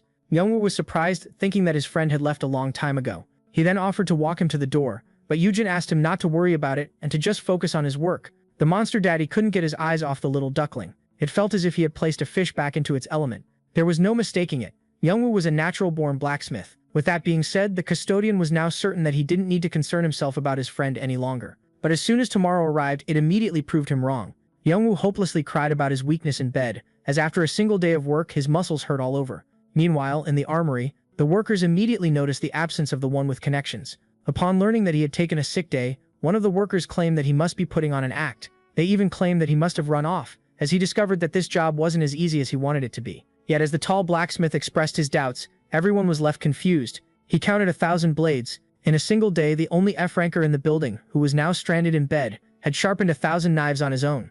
After 7 days of hard work, his efforts didn't go unnoticed anymore. Everyone was watching as he kept on sharpening his knives.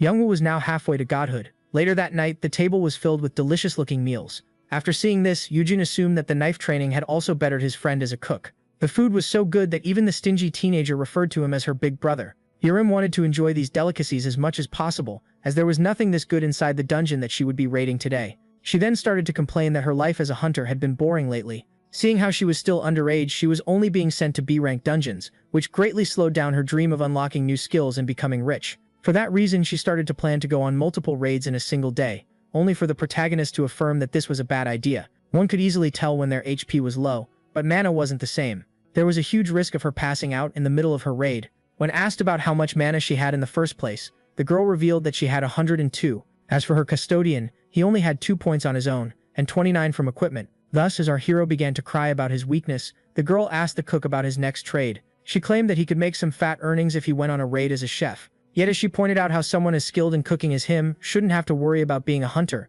the hero noticed something intriguing. Yujin expressed his worries about his friend exhausting himself, as he was grinding a lot at work and cooking feasts every day at home. For that reason, he decided to give him his gloves. The blacksmith was surprised, seeing how these were expensive items, but our hero agreed to lend them to him until he finished his 10,000 knives. At that moment, the eyes of the blacksmith were filled with tears.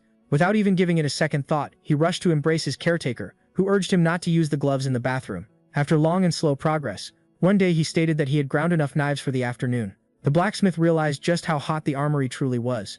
Only then was he handed something. One of the workers gave him a towel laced with a mana stone so that his body wouldn't be affected by the heat. Myungwoo felt incredibly touched by this. His work life was slowly getting better. One time, as he finally finished and called it a day, upon checking his phone, he realized that he had stayed overtime. With that being said, he finally exited his room. As he realized that everyone had gone home, he noticed something intriguing. The man found himself captivated by the mana stone from before. Yet as he was absorbed by the ore and slowly approached it, someone screamed at him to get away from it. That person was the blacksmith from before. It was then explained to Myungwoo how this was an S-rank mana stone that cost almost 800 grand. Such big high-quality ores were pretty rare, which is why it was left on standby as they studied it and found a good use for it. In fact, it was rather disappointing, as despite the guild having many blacksmiths, none of them had the necessary skill to handle the pressure item. The man then politely clarified that this was the reason his co-worker couldn't touch it, as he was an F-rank who couldn't handle it. The blacksmith then brought up the fact that many of them there looked at him oddly, seeing how he entered the armory by pulling strings. Myungwoo felt ashamed of himself upon learning that all of his colleagues had actually earned their places in the armory. Even so, the blacksmith denied a simple fact. Some people needed a little more push than others in order to reveal incredible potential. The other day, Myungwoo had sharpened all of the crew's tools. According to the blacksmith, they became as good as new. No one could deny the fact that Myungwoo was a hard worker, which is why he urged him to prove himself as something more than a string puller. The F-rank cruelly lacks strength, yet this problem could be easily patched up with the right gear. At that moment, the future godly blacksmith let out a wide smile, thinking that things would be much easier from now on. But just as it seemed like he would live happily ever after, a new problem erupted. Someone rushed to the armory asking for Myungwoo. The two hunters seemed to be quite anxious. As they claimed that they were here to take Myungwoo, one of his co-workers demanded an explanation. It was then revealed that there was an investigation going on. Yoopyeon Han had gone missing. Upon learning of his friend's disappearance, the blacksmith was left utterly stunned. Myungwoo had a hard time understanding, as the protagonist should currently be spending his day inside the guild. He even pointed out that he hadn't received any calls that would be deemed suspicious, as Yerim stormed into the room. The girl who was supposed to be inside a dungeon returned at the last moment, upon learning of her custodian's disappearance. The agents then revealed to the Ice Witch that Yoopyeon had just arrived. Myungwoo wanted to come with them in order to help, yet the man explained that it would be best if he stayed there. After all, his set of skills was practically useless for the case. A few hours before the disaster, the now missing person was enjoying the calm and peace, and while peace was tearing the place apart, he began to think of how he had done everything he wanted, meaning that he was now very free. Seeing how agitated the fire manticore was, its owner decided to give it some legroom to play. For that reason, he decided to go to the gym so that they could train together. And so he opened the door and explained to the person standing by that he wanted to go out. Overprotectiveness struck yet again. After signing the contract, the guilds decided to take turns sending out hero bodyguards in order to court his favor. When asked about it, the protagonist explained to today's B-rank hunter that they needed to go to the second basement. At that moment, something pretty surprising happened. Yujin was very pleased and started to praise the little cub for pressing the right button on its own. He turned to his bodyguard, thinking that he was about to praise his pet, only to find him completely silent. The one before him was much more talkative. This made our hero think that not all people were pet lovers. Only then did people enter the elevator. They apologized for crowding it with their big luggage. Intrigued by them, the custodian used his special eyes. As it turned out, none of them had a rank high enough to belong to Haiyan. And so, when asked about it, they explained that they were from the Bricks Guild, which belonged to Haiyan. It was then explained that low-level guilds drop loot in bulk in this place, which is why they used the training room in order to test it out. The men even joked about the fact that they were all clean, seeing how they had passed the security test. At that moment, they finally arrived at the second basement. And just like that, each of them went their respective way. Yuan couldn't help but feel that there was something fishy about them. The main reason was the fact that none of them had praised his cute pet. Even so, he decided to clear all doubts from his mind, as at the end of the day, there were still some people who saw peace as a monster. As soon as they arrived at the gym, the little pet grabbed one of his favorite toys, one thing to play tug with. Yet, as he was putting on his equipment, Yuan found out that danger was lurking right behind him. As soon as he turned around, he found himself startled, as he was suddenly sprinkled with a mysterious powder. That was none other than the Watchman fruit, and while his poison immunity spared him from its effects, Peace wasn't this lucky. The powder had an immediate influence on the little pet. Its owner was then horrified as it crumpled unconscious to the ground. Before he could even react, his mouth was covered with a towel. The kidnappers were quite intrigued, seeing how the Watchman fruit should have put him to sleep as well. As they theorized that he might have some special equipment that allowed him to stay awake, Yujin recognized them as the guys from the elevator. With that being said, he decided to act at once. Yujin quickly brushed off the many questions in his mind and kicked the one with the rope. Everyone was caught off guard by his unusual strength. The protagonist then freed himself and rushed to the door. Yet, as he was about to escape and warn his bodyguard about the kidnappers, he himself was caught by surprise as he was then punched in the gut. This was a direct hit, as he didn't have time to block. The bodyguard urged his colleagues to take this more seriously. According to him, Yujin must have given him some high-quality gear. Thus, the first thing to do was to strip him of it. As he lost his belt as well as his gloves, Yujin started to speculate that MKC were traitors, as they assigned him a spy instead of a bodyguard. Yet, as he was trying to brace himself in order to try and escape once again, one of the kidnappers theorized that his earrings were the reason he didn't succumb to the powder. And with that being said, they were ripped off his ears, and just like that, his mana disappeared. Upon realizing that he had used his skills many times today, he recalled how he had told Yahello about how running out of mana would make one pass out. And thus, as he passed out with his empty reserves, the kidnappers decided to shove him and his pet into a piece of luggage and smoothly escape this place. At that moment, Yujin blamed himself for ignoring all of the signs, as no good person could resist the charm of peace. Sometime later, water was splashed over his face, and with that being said, he was forcefully woken up. Our hero was intrigued as he found himself tied up. In front of him was a scary-looking man with a scar and an evil grin on his face. Yujin quickly used his abilities in order to appraise the stats of the man. The kidnapper was a B-rank hunter known as Woo-jae Kim, a name that our hero had never heard before. At that moment, the delinquent explained that he doesn't like harassing F-rankers and decided to stop beating around the bush. Woo-jae grabbed our hero by the hair and demanded the mark of the master that allowed our hero to control the fire manticore to be handed over to him. The man affirmed that no one was coming to save him, which is why he should peacefully comply. Seeing how the kidnappers wanted the mark of the master, it was safe to assume that Peace was still alive but captured. The hero tried to argue that the 5 big guilds would be coming for him at any time now, but the man wasn't so sure about that. After all, he had been exchanging texts with the hero's bodyguard, who was still on standby in front of the training room. In other words, no one knows that the protagonist had been kidnapped. Woo-jae explained that even when they realized what happened, it would be already too late. Seeing how they were inside one of countless containers that looked exactly the same and that they would be departing for Japan soon, Yujin assumed that the Japanese had something to do with it, so the man clarified that this wasn't exactly the case and that they were promised a huge reward. Upon learning that he was also being sold at an auction, Yujin quickly analyzed the situation. Seeing how he was very well protected in the country, the abductors who teamed up to get him decided to sell him overseas. There was no doubt that the big guilds would resort to any means necessary in order to get him back, but things would become difficult outside of Korean waters. In other words, Yujin had to try and buy as much time as possible. Out of nowhere, he started to chuckle. With a grin on his face, he explained to the kidnapper that he was no fool and that he won't be so easily scared by him. Woojin had made a mistake by revealing to him that he was important enough that they needed him in one piece. Yujin even started to mock the B rank, claiming that he got outsmarted because of his own incompetence. At that moment, the man couldn't take it any longer. And as the protagonist kept babbling on about how they were forbidden from touching him, he suddenly received a mean kick to the gut. Woojin assumed that the target had failed to grasp the danger, but Yujin was fully aware of the situation he was in. He even claimed that he had been abducted by people who were too miserable to live by the rules, and as he kept on mocking the man, he struck the wrong nerve. With that, the B rank stomped the F rank with all of his strength, making him scream in agony. Wooji just grabbed Yujin's ankle. The man then revealed how irritating it was that he wasn't allowed to rough him up any further. The real goal of the protagonist was to make the torture keep going, as he was desperate to stall for time regardless of the pain. With that being said, the kidnapper realized that he could use some help. Yujin was then slammed and thrown against the steel bars. As soon as the man started to explain that he himself was a pet owner, our hero found something viscous near his neck. His screams greatly pleased Woojae, as he was finally getting scared. That reptilian creature, characterized by cursed venomous tentacles, was a C-rank monster known as a critic. Its curse was so painful that almost everyone would succumb to it after half an hour. The best part about this was that even if poisoned, Yujin would still be intact enough to be sold. With that being said, the kidnapper decided to give the kidnapped man 30 minutes of alone time with his little pets and close the door behind him. Meanwhile, back at the guild, Yurim stormed into yet another room. She had finally found the guild master, and just as he was about to fill her in on what MKC had said, the girl suddenly grabbed him by the collar. Yurim demanded an explanation. She demanded to know how her custodian was kidnapped in the first place, if the security of their guild was supposedly unreachable. And so Yurim revealed that normally this wouldn't have happened.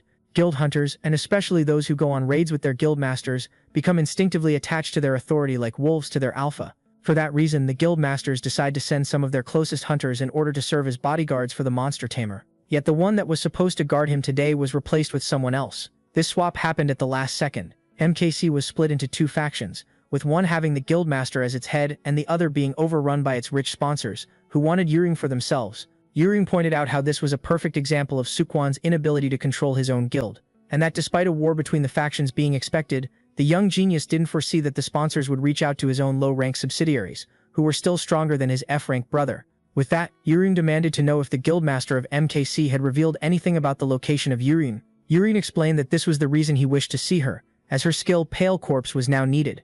With that, Yurin finally understood why this place was reeking of the smell of blood. The guildmaster wanted the Ice Witch to use her power in order to search the memories of the dead bodyguard for the sake of finding a lead to his brother. He had already informed the guild of the bodyguard that he would be taking care of his punishment. After all, scavenging the hardware of a corpse was much more efficient than an interrogation. In the end, both Fire and Ice agreed to keep this a secret from Yujin. Meanwhile, back at the container, Wu-Jie found it intriguing that the bodyguard stopped messaging him. This made him suspect that they had been discovered sooner than expected. Yet this detail was now trivial, as they would be filthy rich as soon as they got the mark of the master. With that being said, the B rank decided to check on the torturing process, yet what he found left him rather stunned. Seeing how there was a curse that should have kept the now unconscious Yujin awake, Wu-Jie then started to laugh, thinking that the young man was simply tired of screaming in pain. He was then even more entertained as the protagonist gave the signal to someone called Sally, and before the man could even realize it, he found himself getting attacked. The B-rank hunter dodged the surprise attack at the last second. Even so, the now confused man was still caught in the tentacles.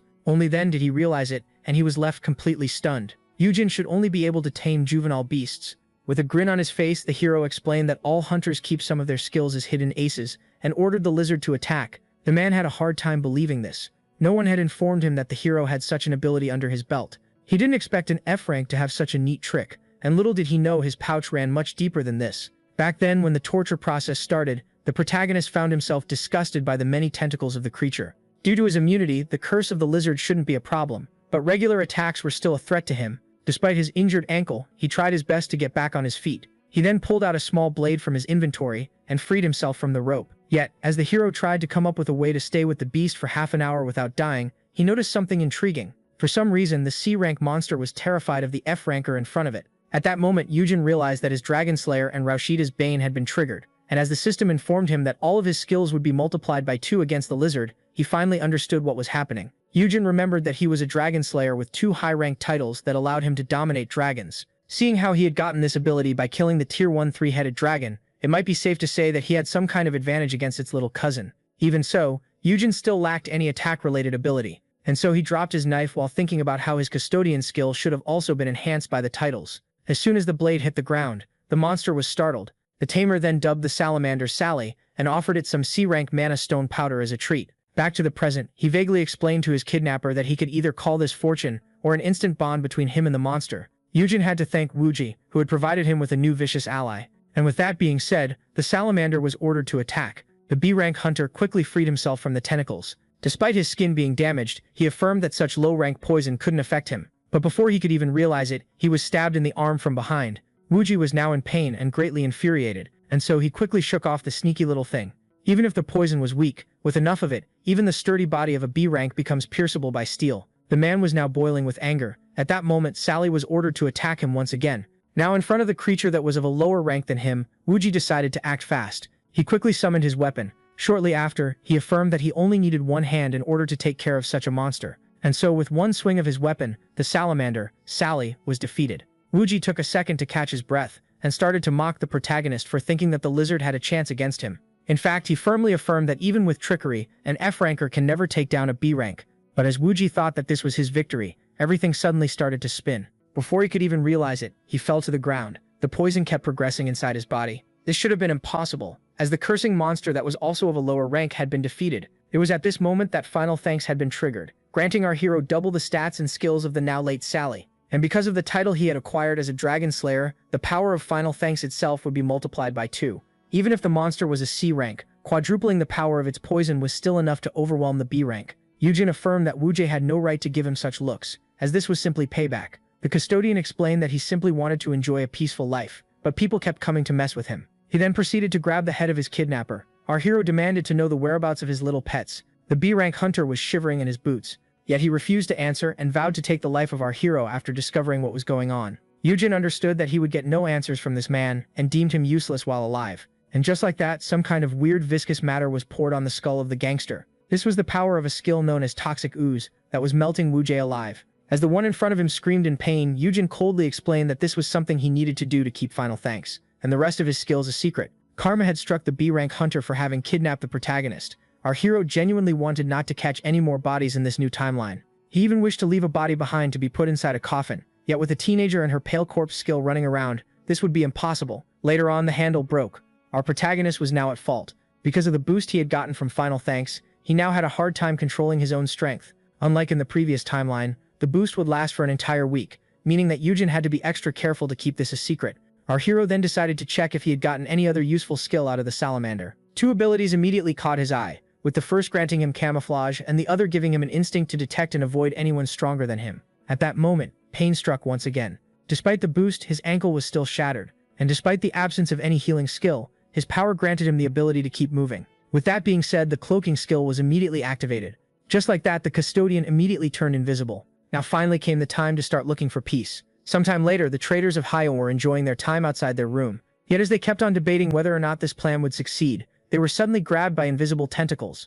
The entire crew was now getting harassed without even knowing what was attacking them. At that moment, a loud bang was heard. The man demanded to know who had entered, only to see in front of him the one that was supposed to be at their mercy. Yujin quickly understood that this man was the captain of the ship, as he was the only one left alive. When asked about how he was able to escape, the hero refused to answer, and simply demanded to know the whereabouts of his path. When all of a sudden, something was thrown at him. If he had been hit, that would have caused quite the damage. The crook claimed that the custodian must have escaped out of pure luck, and called him out for not escaping while he could. He then explained that Peace was trapped inside a cage, and that he had the key on him. The man was being so confident as he was a C rank in front of an F rank, yet as he kept on monologuing, he was suddenly slapped in the face. He desperately tried to comprehend what hit him, as the protagonist demanded the key. His lack of immediate cooperation earned him another hit. And just like that, the C rank earned himself a beatdown without even knowing where the hits were coming from. At this point, the crook was now convinced that our hero had allowed himself to be taken away. Yugin once again refused to answer and demanded the key. With that being said, he pinned the man down on the ground,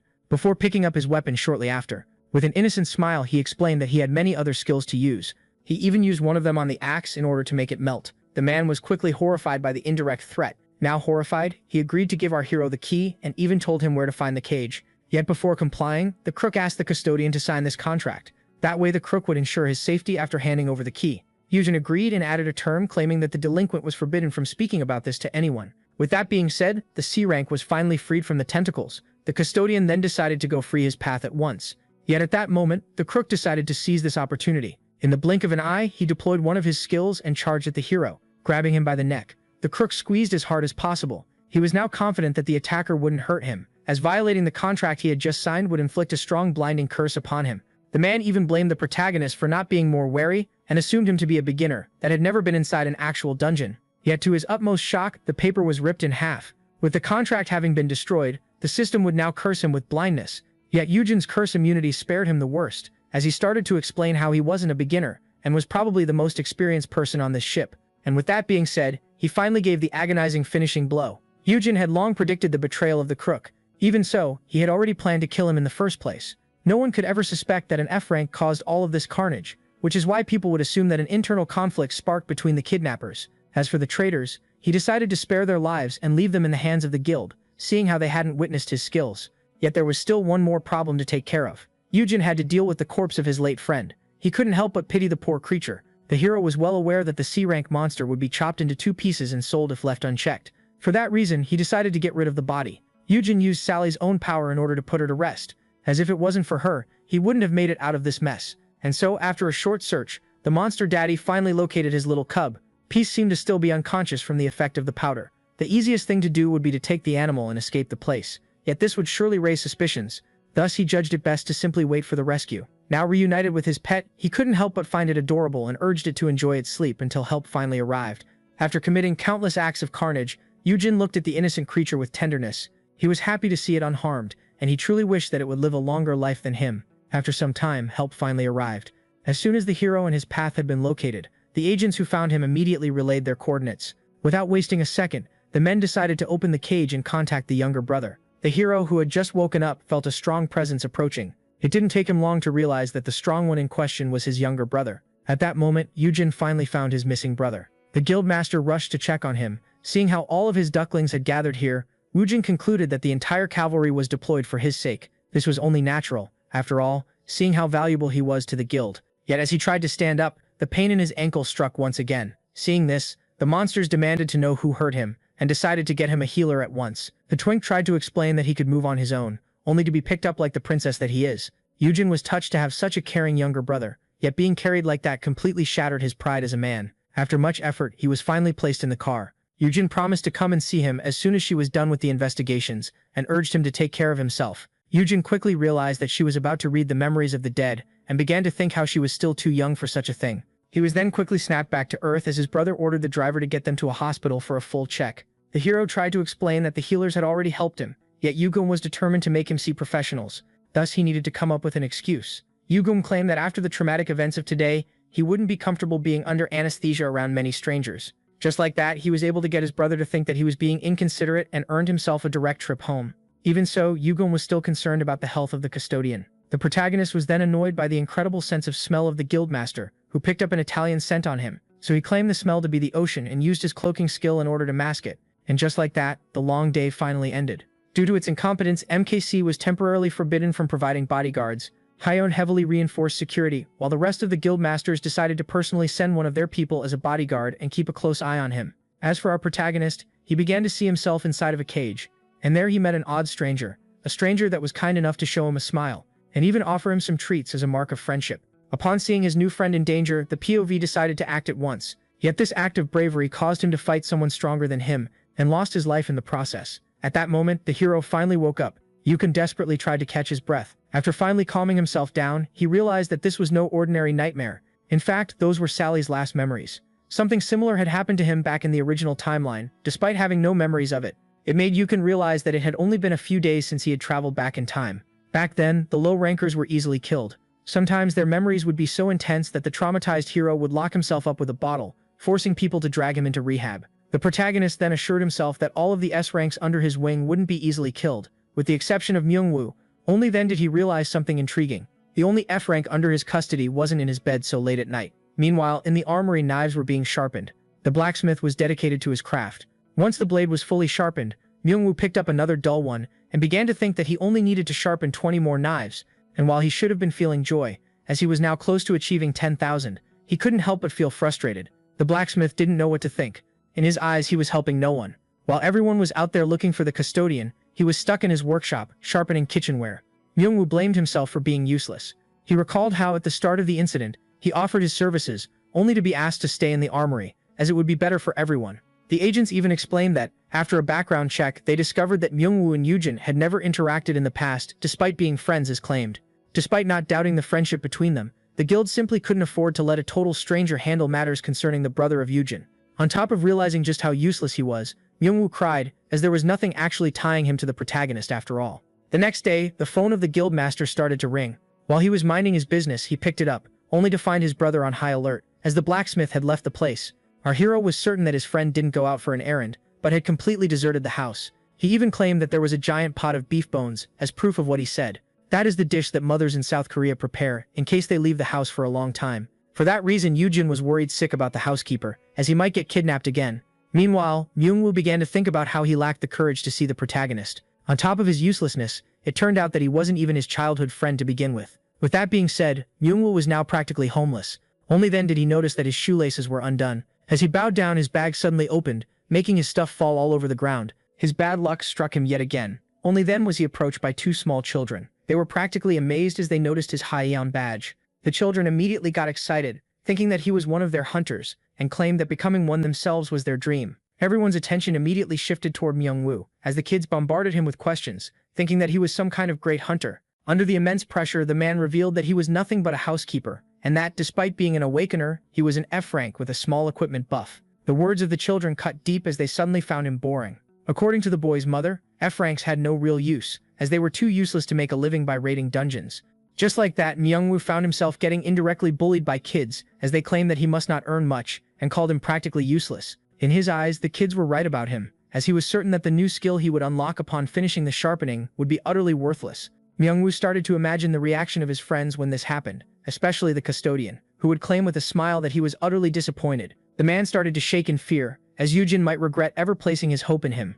And just like that, out of nowhere, the grown man broke down in the middle of the street. When asked why he was acting like a kid, he started to complain about how he was useless. At that moment, the children decided to play the adults, and began to think of a way to help him out. They grabbed him by the hand and claimed that they had a special method that would let him acquire a new skill. Yet, as it turns out, the method wasn't as smooth as expected. The children first started by almost drowning the man. Then they made him jump from the second floor. At some point, Myungwoo started to pity himself even more, as even children were harassing him. The children then presented their third challenge, which consisted of crossing an 8-lane road. Yet, as the boy wanted to give the man a demonstration, he was quickly stopped. Myungwoo started to scream at the children for being so reckless, and demanded to know why they were constantly putting themselves in danger. The girl explained that they were simply trying to help him. The only way for one to get a great combat skill was to awaken it, while their life was in danger. At that moment, the man recalled an incident that happened to him, and confirmed that he truly did awaken his skill after a life-threatening situation. Even so, the blacksmith still had his doubts. Only then did he realize something truly frightening. As it turns out, the children had been endangering themselves on a daily basis in hopes of awakening as hunters. Myungwoo tried to persuade them to focus on school rather than doing all of this, yet the children found it ridiculous. According to them, no one could get a good job by acquiring a degree, and as they pointed out that only becoming a hunter was the real way to earn money, the man was horrified. History was now repeating itself. In the past, society forced him to continue his studies. Now it was telling these children to become hunters. But as he was lost in his train of thought, a great explosion erupted. An announcement was then made claiming that there was a dungeon break nearby and that people were required to go to shelters. From the looks of it, the dungeon break was rather near their location. The children didn't think twice about going to check out the dungeon break, thinking that this was their chance to acquire skills. At that moment, the adult finally decided to act. He chased the children while screaming that they were acting recklessly. Meanwhile, somewhere nearby in the city, webs were being made. As the gate was finally breached, a giant spider-like monster started to roam the streets of the capital. The news started to cover the event as soon as possible. The streets were filled with giant spider monsters that were shooting their webs everywhere. From the expert's perspective, this dungeon break was the result of a portal at the mall being left unchecked for too long. Then the cameraman noted something horrifying. 2 children and a hobo appeared on television. It was discovered that this area wasn't completely free of civilians. The blacksmith greatly despised the spiders. To make things worse, all other humans in the area had already been killed. And so, while the adult and the boy were panicking, the little girl reminded them that they were here to unlock new skills. At that very moment, they were finally found by the enemy. Only the little girl stood up to face it. She had gathered all of her power and braced herself to unleash her newly awakened S-rank skill. Yet after waiting for too long, the spider finally shook her away. Just like that, the little girl was sent flying into the air. She was left devastated. Even in the face of danger, she was only focused on the fact that she didn't unlock any S-rank skill. Just then the blacksmith got her out of the way, just in time. Myungwoo decided to take the children upstairs. As he pointed out that they needed to go upstairs in order to seek help, the boy asked him if he could truly carry his sister. Yet the man affirmed that he didn't have many options. At that moment, the girl claimed that there was no point in carrying her any longer. For some reason, she seemed to have given up on life. The child had awakened, yet to her horror, she was now F-rank. Only then did the boy warn them about incoming danger. The spider had quickly caught up to them. Just like that, the 3 of them were left horrified. With that being said, the legs of the blacksmith had almost given out. The girl blamed herself for this entire mess and demanded to be left to die. She explained that they would be better off without her, seeing how she was nothing but a miserable F-rank with no combat skills. And as the child began to scream that she was a failure, Myungwoo found himself unable to take it any longer, and so he decided to drop her on the ground. He then proceeded to pull out a knife from his backpack. Myungwoo decided to man up and hold his ground. Even so, he couldn't help but tremble. His plan was to buy enough time for the kids to escape. He screamed that at the end of the day they were still children, so they had no right to give up on themselves, much less be left behind. In fact, their lives had barely started. According to him, even if one fails as a hunter, life was still majestic enough to be explored. For that reason, he urged them to get going already, and come back with backup. Myungwoo asked the children not to leave each other behind and to be as quick as possible, and with that being said, the children started to make their escape. They promised to come back with some help and urged the man to stay alive until then. Yet things were far more difficult than that. Myungwoo's feelings had gotten the better of him, which led to him now facing a creature that greatly outmatched him. And just like that, he was easily flicked away. The man had been thrown out of the building. He had already expected this outcome. At that moment, the blacksmith thought that he had reached the end of the line. Since the light was near, he assumed that his mind was making up images of his best friend. Yet, as he felt glad that the last thing he would see was an image of Yujin's gentle face, out of nowhere, the hallucination got extremely close and started to speak to him. As it turns out, this was no hallucination at all. At that moment, the blacksmith couldn't help but cry. His friend had finally gotten a hold of him. Myungwoo didn't know what to say. Somehow, Yujin was always there for him when he needed him the most. After this, the blacksmith's memory became somewhat hazy. He only remembers his friend defending him from the spider monster. Yet, in between the chaos, he noticed something intriguing. There was definitely something different about Yujin. Myungwoo tried to bring up the tentacles coming out of his friend's back, only for him to gaslight him into thinking that they were hallucinations. The last thing Myungwoo remembered was his friend knocking him out and shooting him up because he was asking too many questions. Shortly after, he finally woke up. The man quickly realized that he was now back at the dorm. From what he had seen on the news, the children he was with had been rescued. In other words, the spider incident was very real and no dream.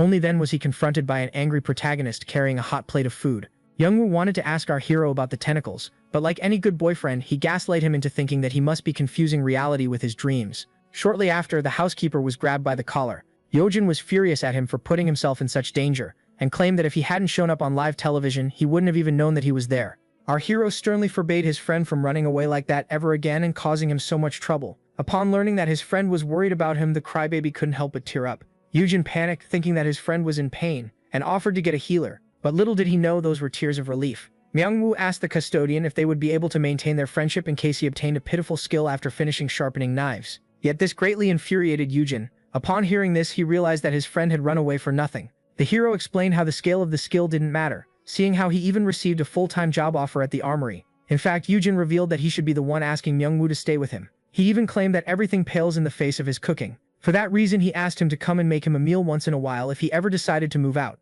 Yujin claimed that he would eat anything and even offered to pay Myungwoo, who couldn't help but smile. After the city-living conversation, the blacksmith finally came to a realization. It would be pointless for him to talk down to himself. In fact, there was nothing to worry about. Back in his workshop, he tied up his hair, fixed up the grinding wheel, and started the process. While sharpening the knives, he began to think about his friend.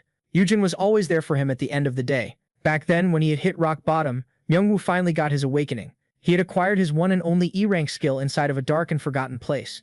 That day, he had plans to end it all. Later on, upon registering as a hunter, he was given 700. He didn't expect much, as even the receptionist urged him not to enter the hunting field, seeing how useless his skill was. It had been days since he had seen the sun. Now, with the money in hand, Myungwoo wanted to pay off his debts, as he had never expected himself to be anything. On that very day, Korea was blessed with another genius S-rank hunter. Not one to mix with the crowd, he decided to go through the back door. Myungwoo truly believed that it was his destiny to remain in the dark. He hated himself and considered himself a waste of a human being. His awakening had made him strong enough to live on for a few more days. Even so, he was convinced that there was no point in him continuing his existence. When, all of a sudden, everything changed. Myungwoo was suddenly grabbed by a complete stranger. He had finally met the protagonist. At first, the man had his doubts.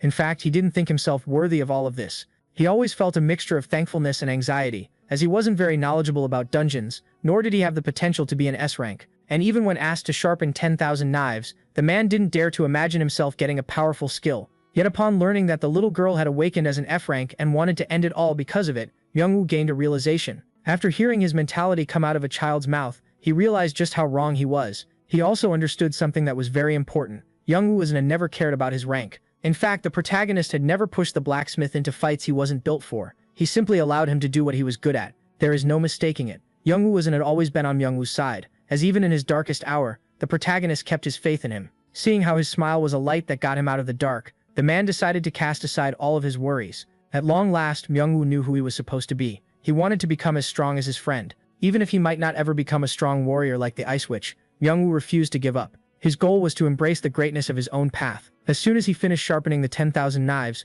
Myungwoo dropped the blade to the ground. He couldn't believe his eyes. Finally, the SS rank skill, Master of the Golden Smithy, had been unlocked, and the Master Blacksmith had awakened, ready to pay back his best friend. The next morning, screams were heard in the armory. One of the workers was in panic, as something had happened to the SR rank mana stone. She assumed that someone had stolen it. Yet her co-workers reassured her that it was the buzz that their precious ore had finally found a worthy owner. Seeing how expensive this weapon looked, its new holder assumed that all S-rank weapons must appear fancy. Yuram was now floating above a lake while being filmed by drones. She was here to proceed with the first field test of the Parnimi Frostwood Trident that was crafted by the housekeeper. The selected practice target was the lake. At that moment, the teenager grew eager. She was finally about to see how powerful the trident really was. The results left her amazed. Seeing how the entire lake had been frozen, Yuram found herself quite pleased.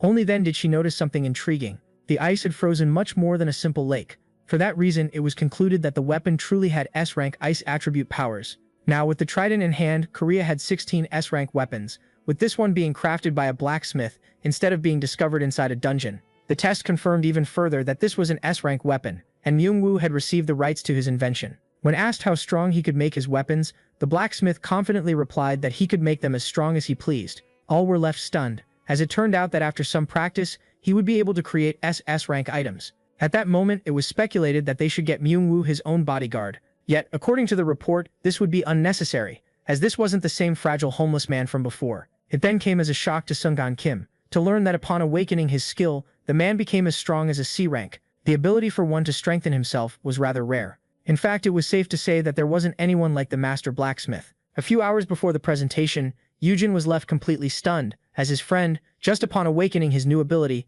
crafted an S-rank weapon. Yungwoo explained that in order to make it, he fused the mana stone from the forgery with the materials inside his stash. The stash referred to a pocket dimension that contained countless S-rank and SS-rank materials. Seeing how they simply spawned with the skill, the master blacksmith had used frostwood in it and combined it with the mana stone. On top of that, Yungwoo received an instruction book that taught him how to make the trident. While the blacksmith got an overpowered skill that was clear and easy to use, Yujin only got a lower rank skill with embarrassing keywords. And so, as he started to cry about how unfair the world was, Yungwoo offered him a tour of his own workshop. This greatly intrigued the protagonist. As it turned out, the name Master of the Golden Smithy wasn't just a simple title. After opening the gate to the Golden Smithy, Yungwoo revealed how he could invite people to enter it. At that moment, the custodian realized that, on top of not having to worry about getting kidnapped any longer, Yungwoo now had all the potential to become the main character of his own novel. Upon entering, the hero was greeted with a bright light. But after taking a good look, he was left utterly stunned by how huge and magnificent the smithy was. The pair found it rather interesting that, despite the workshop being made out of wood, it didn't get damaged with all of the heat around. Yungwoo also noticed that the fire wasn't burning without fuel. Yet as he got closer in order to take a better peek, the fire changed its form and emerged from its resting place. Yungwoo protected his friend, who reminded him that he now surpassed him in stats. The creature in front of them was then revealed to be a fire elemental. The creature, who referred to the blacksmith as master, called itself Ismor, a being whose creator made it in his last moment. The hero was baffled that such creatures truly existed, so Mewers revealed that he was the co-creator of the trident, whose past master had prepared everything for him. This greatly intrigued the custodian, as this meant that Mewers wasn't the only hunter on Earth who had this S-rank skill. The old owner also left the new one flowers and a card. Mewers again used the ability to read the ancient language that was written on the card. There was a welcome note from the master before him, wishing him good fortune. Some dungeons contain ruins of civilizations that seemed similar and different at the same time from those on Earth. Seeing how it was possible that intelligent life had existed in this dimension before, it was perfectly possible that a master blacksmith existed in the past. The blacksmith in question might have left his skill for future generations to inherit. Yet, as the hero was lost in his thoughts, he was suddenly given the bouquet of flowers.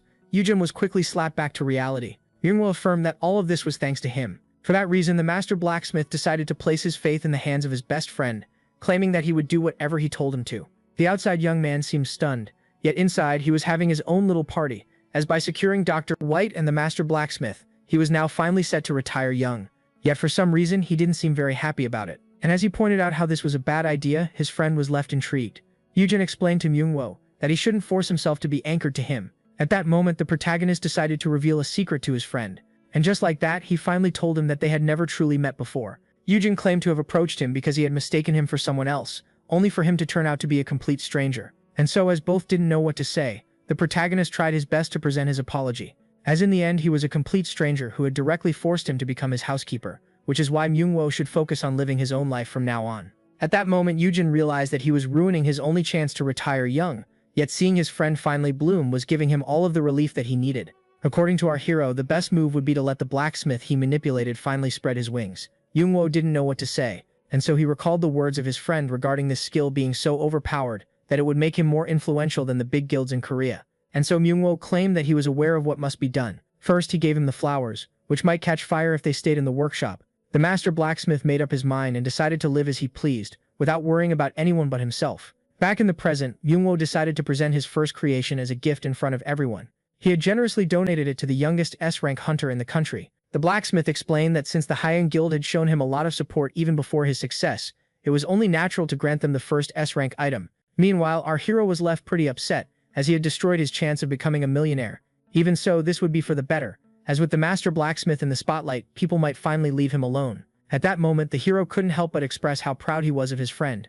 The bunny then explained to the grizzly that Myungwoo must be planning on going his own way instead of staying in the dorm. Everyone would want him, seeing how he was the only hunter on Earth capable of creating such high-quality items. In other words, the man had no reason to waste his potential by staying by Yujin's side. Our hero realized that he and the star of the day weren't in fact friends for a long time, before quietly sipping on his drink. At that moment, the young contestant thanked everyone for the weapon, especially its creator. Suddenly, Yujin spilled his drink as he was being thanked on live television. He was particularly stunned as the pair started to talk about him. As the blacksmith explained that out of everyone, it was Yujin Han's support that meant the most. The man in question desperately tried to hide himself. Sungon couldn't help but smile, as the man was now being thanked like a parent who had no idea how important he was to his little ducklings. Sungon, Myungwoo, and Yerem all felt the same way. The three of them considered the hero as family, and by thanking him on live TV, they made him seem like someone important who shouldn't be messed with. The following days after the ceremony turned out to be pretty peaceful. With the heavy security and having nothing to do, Yujin spent his time cooped up at home. The master blacksmith was spending all of his time in his workshop, yet came out from time to time to make delicious snacks. With that, only one small detail remained to be solved. The monster had gotten lazy and refused to train. This was rather odd, as Peace was perfectly healthy. His master theorized that the cub must still be traumatized from the kidnapping they had suffered, despite having been asleep the entire time. And with that being said, he decided to go take him out to play. So young Kang, the assigned bodyguard of the day, was more than happy to take the two of them to the training room. She was a genius 19-year-old A rank who had been personally recruited by Sisung's guildmaster from the UK. It is also important to note that in the future she made the news with our hero's little brother. In other words, the sheer blonde was practically Yoo Hyun's future wife. As the A rank was escorting them to the elevator, the hero could only think of how he wanted her to wife up his brother. So Young then revealed how surprising it was to learn that he had been kidnapped. She even revealed how she had high hopes for him, leaving him quite confused. So Young explained how she possessed an SS rank skill. It is known as Dragon Rider. Among the beasts, dragons were one of the most untamable races. It was practically impossible to domesticate a dragon, which was rather a shame, as it would be perfect for the A rank hunter, who would gain a lot from it. The girl then started to explain how annoying it would be to let her powerful skill go to waste. She then explained how Sesung sometimes finds dragon eggs inside the dungeons, and how she would have a dragon of her own if they could make it hatch. Her wish was to have her own baby dragon, whom she would raise with a lot of love as if it were her own spawn. Yujin found the future girlfriend of his younger brother to be rather adorable. Yet the moment was ruined as she then called him her breeding partner. That term that our hero hated a lot was now on everyone's tongue. He started to blame the tall woman for all of this mess, as the phrase became popular slang after being heard on television. Later on in the gym, the manticore refused to move. It seemed unusually lazy. His owner was very sick, while the bodyguard theorized that it must still be traumatized from the kidnapping incident. Yujin tried to get his creature to play, as he pointed out how it was a shame that they couldn't take Peace out for a walk. Seeing how he was still a monster, Yujin suddenly got an idea. She explained that there was a safe spot where Peace could finally get some fresh air. Yet to our hero's bafflement, the girl was referring to the garden on top of Sesung's rooftop and rushed to inform the guildmaster. The man in charge decided to immediately send them a car. He even claimed that they didn't need permission to visit. And just like that, the guildmaster decided to brace himself to welcome a very important guest. Later on, they finally arrived at the magnificent garden. As our hero expressed how surprising it was to learn that this was the roof of Sesung, his bodyguard explained that it had been reserved for him for the day. It was the first time Peace had been outside. For that reason, he urged it to let loose. Yujin even reassured Peace by claiming that the A-rank hunter was a friend of his. To prove his point, the girl got really close and embraced him in order to show her bond with the creature.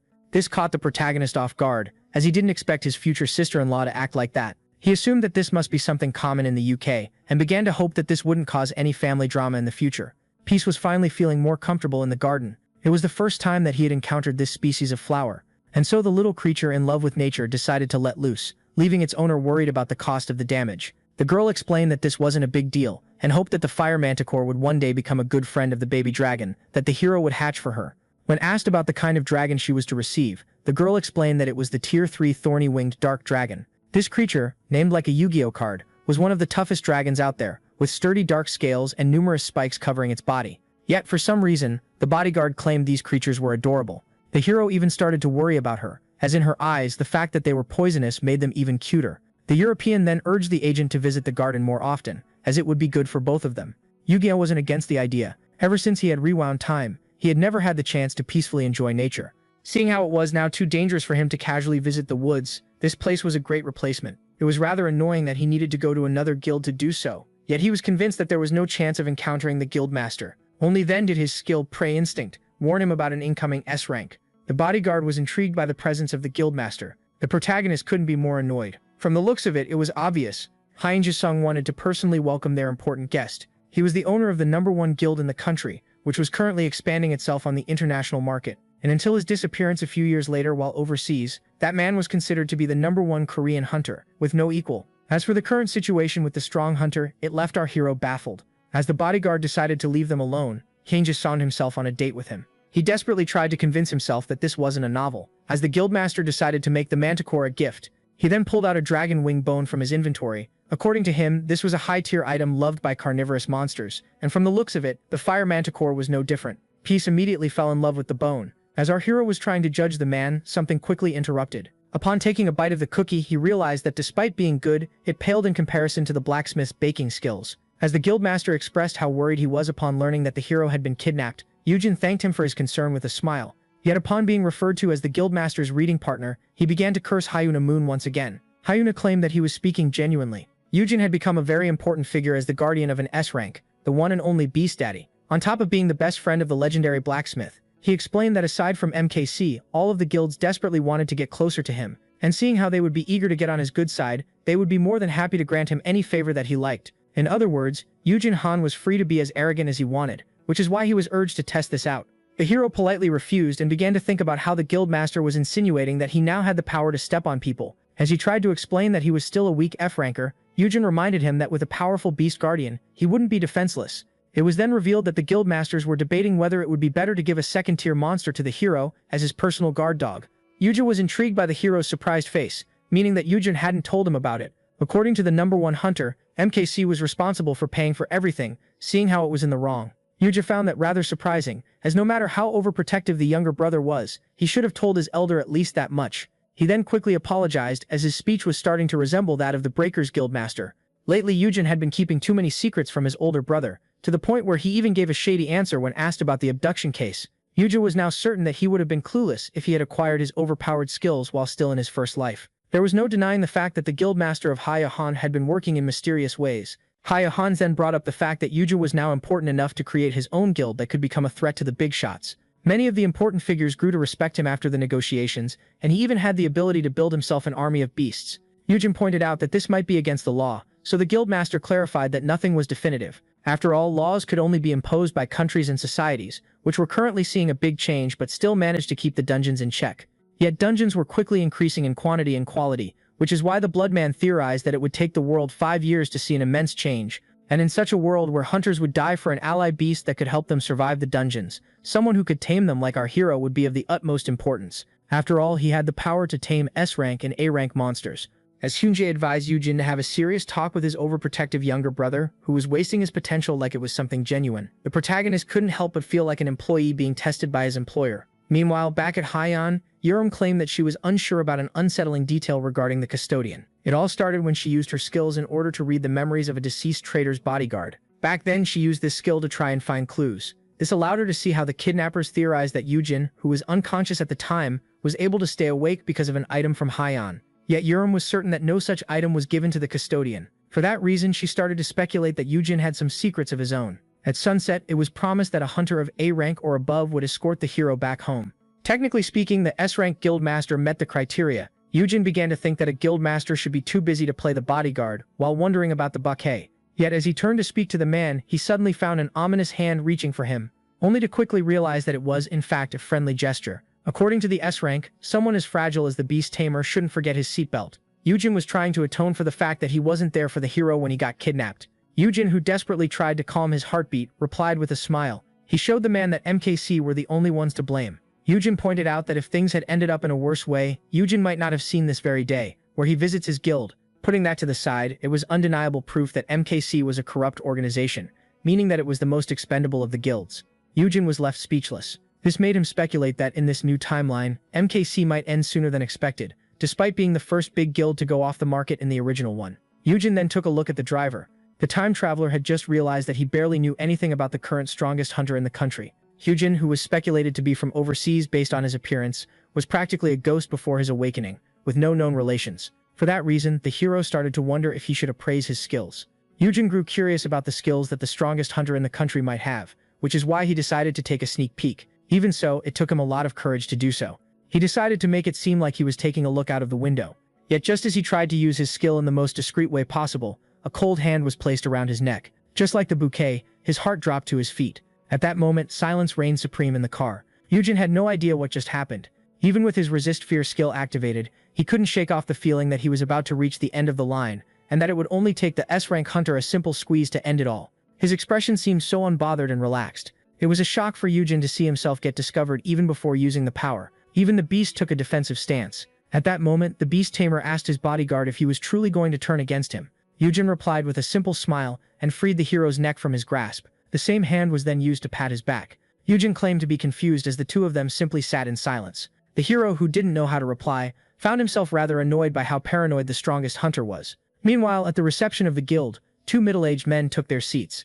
Yujin was pleased by their warm welcome. Yet as soon as he opened the door, his date rushed out of the car. Yujin was still amazed that he made it back home. As the man tried to give back the bouquet, the director explained that they needed to announce his arrival at their guild. Now facing the director of HR, Yujin pointed out that his gear should have told him about a bodyguard of A rank or higher being assigned to Yujin, completely misunderstanding the situation. Director Seok explained that guilds were practically armies, making it extremely rare for an S-rank guildmaster to visit another. And as it was explained how these rare visits ended up in conflict, Yujin began to wonder why Hyunjin insisted on driving him back home. Only then did he realize Hyunji just wanted to mess with Hyen a little bit. The man then pulled out a flower. He gifted it to the director while promising to always look out for Yujin. On top of the bouquet, he decided to give him yet another present. Yujin was gifted earrings that had a B-rank shield skill imbued in them, which were to be considered a token of appreciation for wanting to cooperate with Su Young. The hero was left completely baffled, as items with skills basically cost a fortune. It then became creepier as Hyunji pointed out how this was a replacement for the studs that Yujin had stopped wearing. Hyunji insisted that Yujin accept this offering. After all, it was meant to show his desire to become good friends with him. Later on, while in the bathroom, the box containing the studs was emptied. Their new owner had decided to try them out. At that moment, he asked his pet to launch itself at him at full speed. Peace quickly stumbled into the shield. Yujin was rather pleased by how convenient his new skill was. Only then did he realize that his pet smelled after his trip to the garden, and so he decided to give it a good bath. It was safe to say that the fire manticore wasn't fond of showers. Yujin began to think that his trip to Sejong turned out to be beneficial, as he had gained new studs and his pet regained its vitality. Yet after a well-earned scolding, Yujin doubted his ability to repeat the trip anytime soon. Director Seok disliked Hyujang and affirmed that if his superior was here, he would have destroyed the entire neighborhood, which the hero found ridiculous. But the man wasn't joking around and greatly feared the meeting of the two S ranks, as Hyujang once got in trouble with the law after visiting another guild. The older brother was greatly stunned by this. He began to think of how troublesome his younger brother truly was, and how he would need to acquire 50 more Mad S ranks under his custody. Yujin greatly hated the system for forcing such a task upon him. At that moment, the pet couldn't take it any longer and tried to run away. Yet its bath wasn't done yet.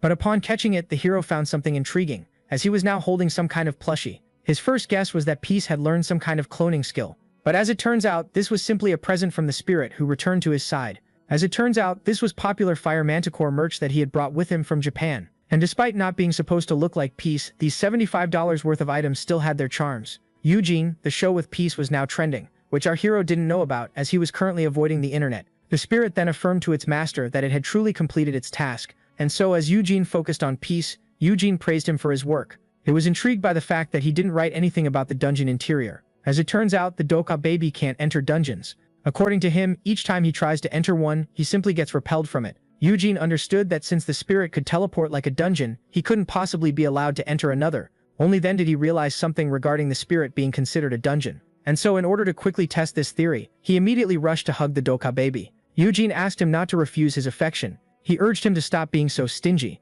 and to start teleporting while he kept holding on to him. In the end, Eugene finally agreed to grant this favor. And just like that, the teleportation began. Eugene immediately found himself above all the buildings. There was no mistaking it. The spirit's teleportation was identical to the sensation of crossing a dungeon gate. Eugene then made himself a footing in the air, and started to dash through the city using his teleportation powers. His teleporting process was no different from entering a dungeon. On that night, as a driver was peacefully minding his business, a ghost holding a twink appeared in front of him out of nowhere, making the skinny one apologize. Eugene wanted to recreate the phenomenon from the last time he had entered a dungeon. His theory turned out to be right, as the status window immediately started to transform. The only time he had gotten a message from the system was when he was inside a dungeon. In other words, continuous teleportation might finally allow him to engage in conversation. At that moment, the spirit couldn't hold himself back any longer. He finally gave in to his urges and grabbed the young man by his pants, before suplexing him into the nearby concrete. In Korean mythology, Dakobis were known for their love of wrestling. The spirit was not worried about having injured his boss, who survived the fall due to his shield skill.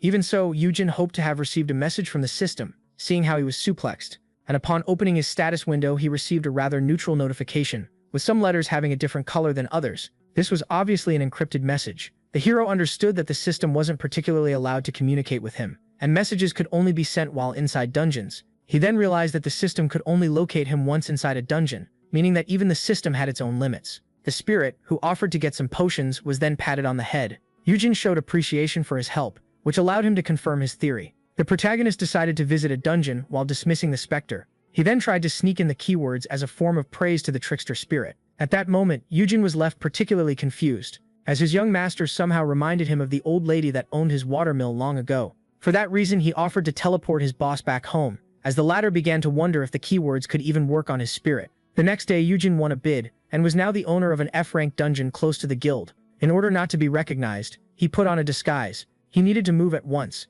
as the stealth skill from Final Thanks was about to disappear. Yujin was desperate for some explanations, which is why he wanted to talk to the system inside a dungeon. And just like that, a little later, his operation to sneak out finally started. Yujin tried his best to go unnoticed by making the most unnecessary and flashy moves. The first step of his plan had finally started. As it was backed up by his titles, he resorted to his skill Gecko on the wall. The invisible man didn't go unnoticed when he pressed the elevator button on his own, but only then did it open. In a flash, the hero quickly entered the elevator as the lounge lady made her exit. Everything was going according to plan. Seeing how his style swap was 4 times more effective than that of Sally, not even A-rank hunters could spot him. Invisibility powers were extremely rare and only owned by monsters, with the sole exception of Yun Yun. In other words, no one would even think that there was an invisible man inside the building.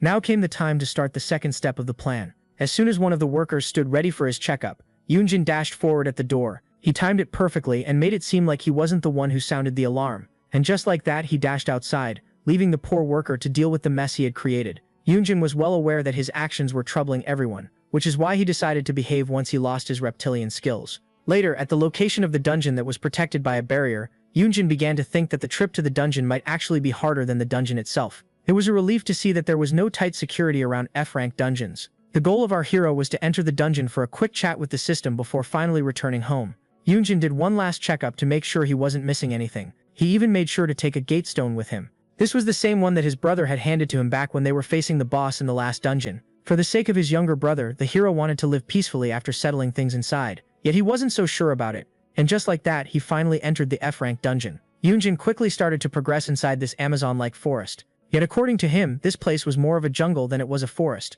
The hero started to look for the meeting point with the system, and as he began to complain that they should have at least given him the coordinates, the local monsters spotted him. At that moment, the yellow monkeys started their ambush. Yet things didn't go as they had planned. Yunjin was more worried about the system taking a long time to find him than the monkeys. And just like that, in front of his reptilian might, the mammals began to drop like flies. While progressing through the dungeon, he tried to reach out to the system. He then resorted to one of his reptilian skills, before unleashing an acid rain upon the F-rank monsters. Shortly after, he climbed on top of a mountain of bodies and demanded answers. Yujin speculated that he was going to quickly clear the dungeon while collecting the worthless F-rank mana stones. Only then did the window panel pop up, almost startling him. The system had initiated contact using symbols. The hero quickly understood that this was a message from the system asking him not to blame himself. And as he began to wonder about all of this, another notification popped up. This was the window panel of the Wish Stone. Yet Yujin failed to understand how this item was related to all of this.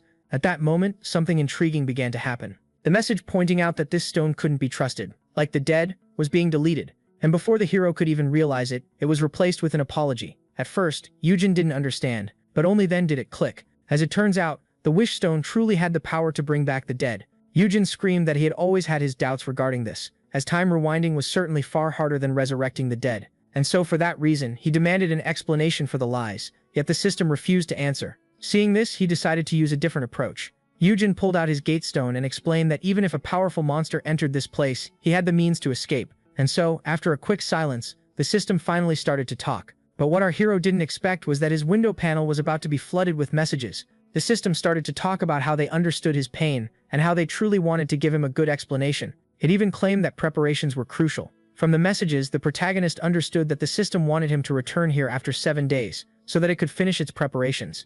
This made things complicated, as with the power of Sally about to disappear, Yujin would return to being a regular F-rank, and seeing how the system was worried about something, it seemed like there was another entity in action that must also be behind the southern monster in the last dungeon. In other words, the more the system tried to communicate, the more chaotic things would become. At that moment, something unsettling started to happen. Before the hero could even react, the system had been broken into shards. Yujin realized that this wasn't good, seeing how the system had sent him way too many messages. There was a fat chance he would need to fight something even scarier than the firebird from last time. With that being said, something started to manifest itself from the crack in the system. In front of such a bright show, Yujin sensed that his opponent might be even more powerful than the three-headed dragon.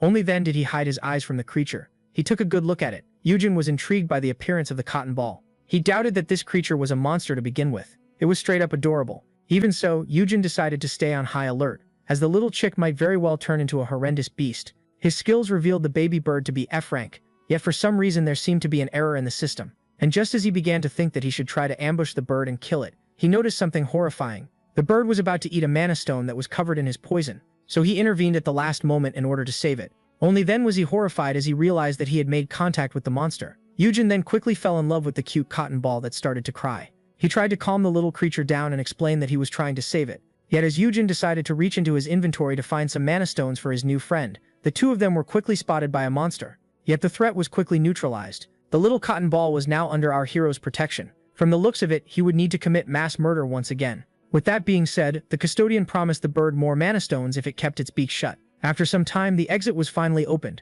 Yujin had managed to kill the dungeon boss by accident.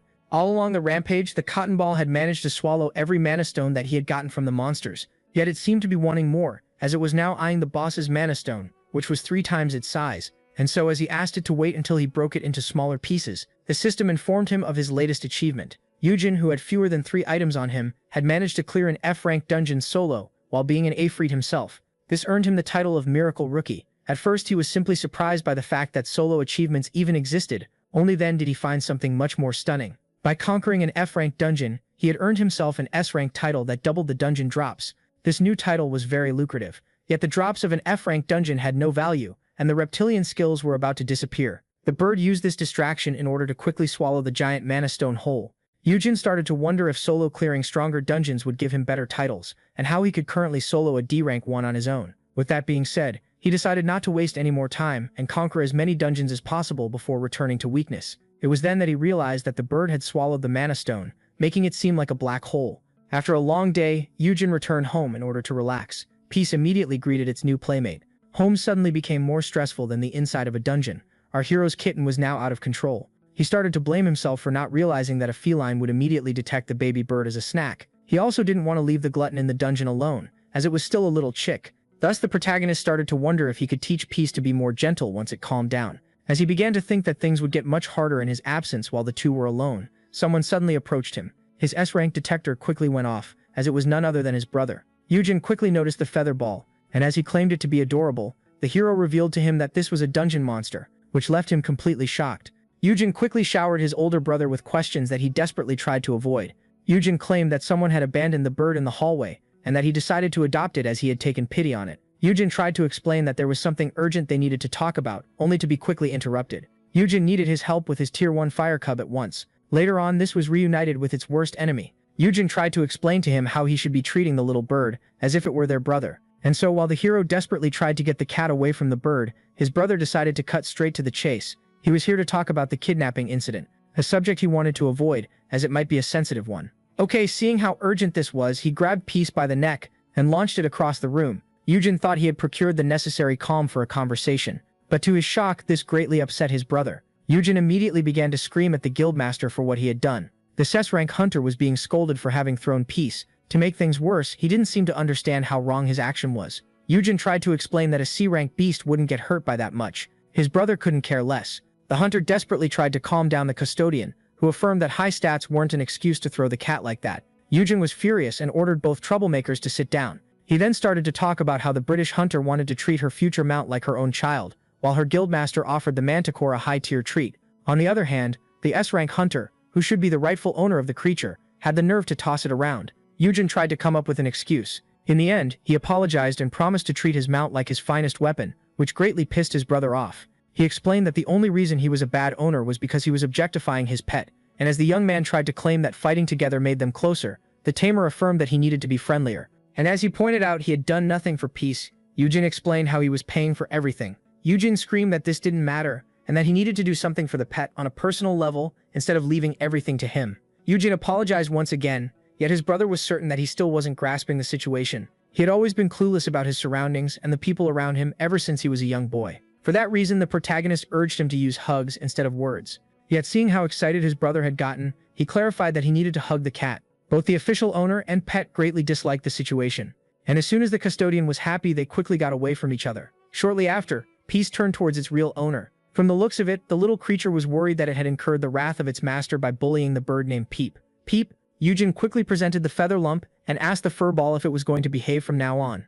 At first, it seemed like Peace was determined to make Peep Peep its next snack, but as it turns out, the feline had learned its lesson. While the tamer was absorbed by his beasts, his brother tried to persuade him to get a physical checkup, just to be safe. At that moment, he remembered something, and asked his brother if he had something planned for next week. Yujin had plans to go on a raid, just the three of them, to check his brother's new skill and make him bond with his future mount. Yujin agreed. Thus, as his brother started to walk away, the guild master couldn't help but see him as a liar trying to hide a secret. After that, our protagonist cleared 2 other dungeons on his own, with the first being an E-rank dungeon that seemed like a walk in the park, and the second being a D-rank dungeon that looked more like a fishing trip. On every raid, the system would try to talk to him, and every time he would get rewarded with items and potions. He even acquired a new S-rank title by clearing the E-rank dungeon, known as Veteran F-ranker, that doubled his attack power. Yujin felt as if he was being scammed, as he had no offensive skills to begin with. His complaints seemed to have gotten through to the system, as the title he had acquired from the D-rank dungeon was slightly better. The title and perk would give him the ability to make himself hard to spot, as well as the power of sharing a title with someone who is below S-rank. He tried to come up with the best way to use his new powers, yet each time the plan would involve endangering himself. Yujin then noticed the bird trying to steal the food and began to think that it was behaving like that because of system bugs. He even got a hunter with a taming skill to try and appraise it, only for it to fail, as not even the twig skill or the super nanny skill seemed to have an effect on it. Only time would unveil the real potential and nature of Peep Peep, who seemed to be under our hero's custody, seeing how much he loved him. At that moment, Peep noticed something disturbing. The other pet was trying to climb on top of him, and as soon as the bird settled itself on its head, their owner rushed to immortalize the moment. Peep Peep tried his best to pose for the picture, only to lose that nose balanced and fall headfirst on the ground. Yujin, who finally decided to create a social media account, decided to use the first picture as his profile pic. As soon as he made his account, his adorable pets earned him an astonishing amount of followers. At that moment, the ghost made its entrance.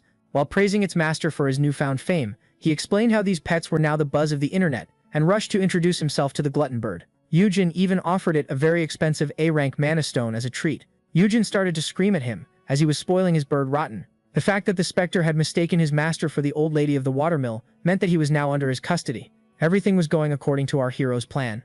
The day when the big deals finally started constructing Yujin Han's breeding building was finally here. According to the news, all staff members were awakeners, and having received a generous budget, it would take them 2 weeks to finish the project. Yujin realized that the guilds weren't cheapskates about the building, from what he had heard on television. He started to think of how busy he would be once the building was finished. The first step was to persuade the blacksmith and Dr. White to join him. He would also be receiving a contract with baby monsters for him to tame. At that moment, the protagonist realized that he had completely forgotten about his plan to retire rich and young. Even so, he decided to focus on what lay ahead and initiate contact with the system inside the dungeons once again. Even so, he couldn't help but feel that something was missing. Aside from the fact that the system had lied to him about the real powers of the Wish Stone, it was also aware of our hero's actions in the original timeline. The most intriguing part of all was the fact that it asked him not to blame himself. In other words, an issue had occurred.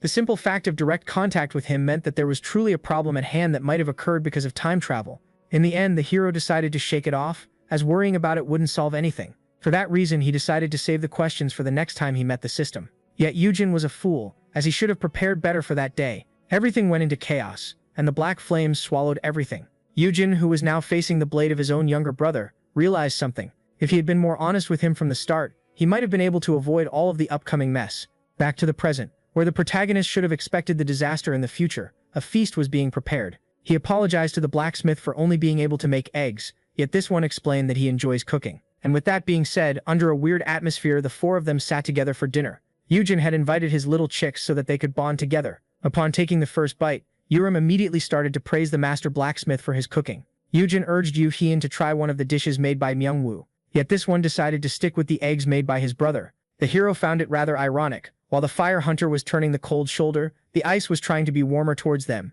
Yujin tried to scold his little brother for being offensive, so the blacksmith clarified that the 2 of them barely talked and would rarely even need to, once he went with him. Yurim found those words to be rather cold from the past though. When asked about it, it was revealed that the master blacksmith wanted to follow his best friend, and that he had chosen him over Hien, who begged him to stay. Yurim was impressed, as it meant that the new building would have a breeding spot as well as a smithy. Yujin's goal was to get his brother and the legendary blacksmith, whom he had promised a penthouse, to come closer. After all, Myungwoo was the kind of man who knows how to spoil his friends. Yet to his shock, Yujin was as cold as ever. He remained quiet while doing the dishes. Yurim and Yujin began to talk about how awkward the atmosphere at dinner was. The hero was well aware that his brother wasn't exactly an extrovert, yet found it shocking that he wasn't pleased by the fact that he could now protect himself. His first thought was that his tall and handsome brother was jealous of him, yet Yurim was certain that it wasn't the case. According to her, Yujin was a little sad to see his custodian stand on his own feet. Yurim theorized that Yujin feared the fact that his bond with his brother was getting colder, but when asked to elaborate, she explained that she was only talking for the sake of it.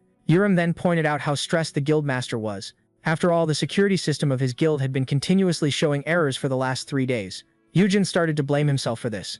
Urim clarified that this was the guildmaster's fault, and urged his brother to abandon him and join her, as she had forgotten that he was her boss. Later on, the hero tried to do his best to cheer his brother up, thinking that he was the reason behind his cold behavior. Yujin decided to offer his brother flowers, only to be met with an expressionless face. Things didn't go as planned. He wasn't as smooth as Hyunjae-sung, which is why the operation had failed. His goal was to get at least a laugh out of his brother. Yet for some reason, the young man hadn't shown any emotion in the past few days. Hyunjae was certain that a heartfelt conversation would resolve everything. But things began to snowball before they could even properly talk. Later on, Peace started to analyze his surroundings. Hyunjae asked it if it remembered the dungeon it came from. He was happy by the fact that the fire manticore had forgotten everything about its origins, and so as they kept on talking, Peace was suddenly startled. Out of nowhere, blue monkeys rushed in to attack. Peace decided to hold his ground, and just like that, he started to butcher the incoming primates, leaving his owner pleased. According to Hyunjae, this was very much natural. Monsters were naturally aggressive towards those of other species,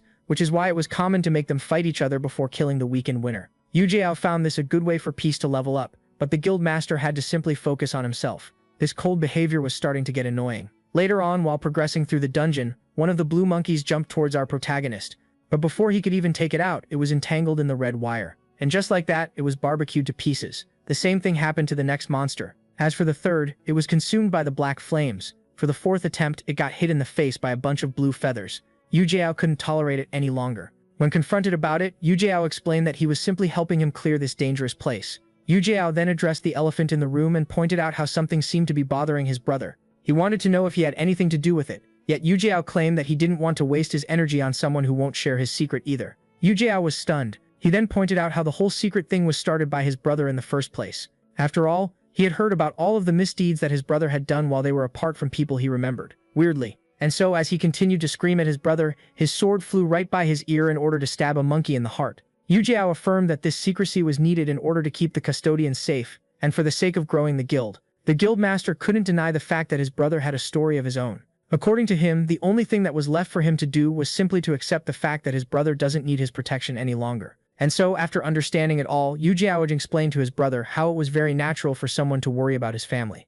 Yet Yu Jiao wasn't forced to carry the burden alone. After all, he now had enough influence that most guild masters wouldn't dare to even mess with him. Yet, according to the S-rank hunter, this wasn't the issue. And so when asked about it, the guild master unleashed his powerful black flames and asked his brother if it was possible for him to peacefully enjoy his life. Yu Jiao wanted his brother to slack off while he attended to his every need. In exchange, neither of them would question the other's behavior. Yu Jiao simply wanted his brother to stop going into dungeons. Yu Jiao recalled a similar memory that he had gotten from his brother back in the original timeline. Yet, as he was about to talk about his brother's secret, the system became ready for a conversation. This greatly stunned the protagonist, and before he could even realize it, he started to disappear. Yu Jiao, attracted by the light, turned around.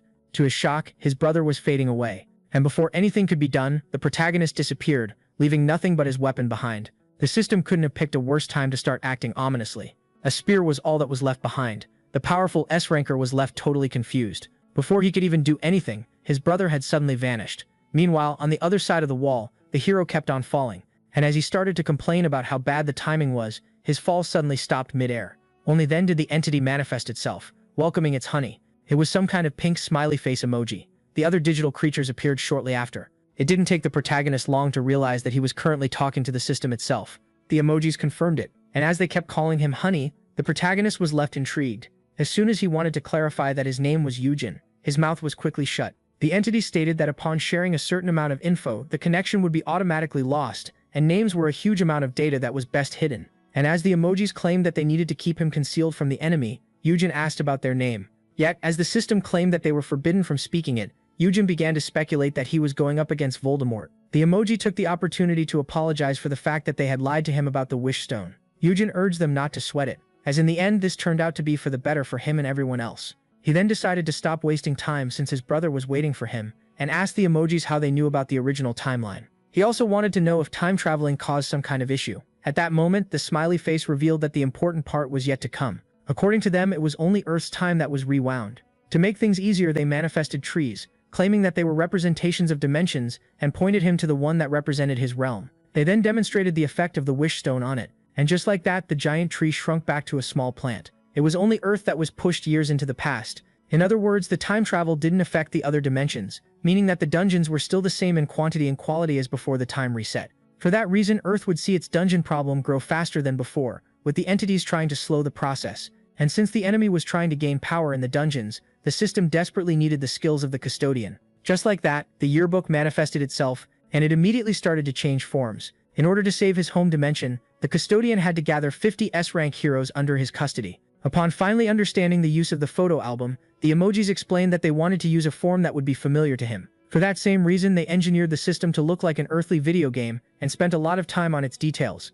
Yet upon learning that the status window was bound to disappear one day, the protagonist was left quite shocked. The system was in fact a form of tutorial that would limit the creativity of humans over the years. For that reason, humans believed that F-rankers had no way of gaining power, even if they were currently living proof of the contrary. The emojis firmly clarified that it was in the nature of humans to change and evolve. Upon learning this crucial information, the frustrated hero immediately grabbed the emoji. Seeing how change was possible, he demanded his keyword be changed. He started to complain that his keyword was too ridiculous for such an important mission. Seeing how he needed to take 50 S-rankers under his custody, they had basically turned his life into some kind of weird dating simulator. The creatures explained that they simply filled in the name and description, and that he was responsible for this. Yet he blamed them for how unclear the system was. Eugen then brought up the fact that they had given his friend the hobo an inventory filled with rare items, as well as a very clear instruction manual. So it was revealed that the skill Golden Smithy was imbued with a save file from its old world. Eugen was already aware of the existence of other realms beyond Earth, and the Golden Smithy was a workshop created in one of those other dimensions before getting sent to Earth.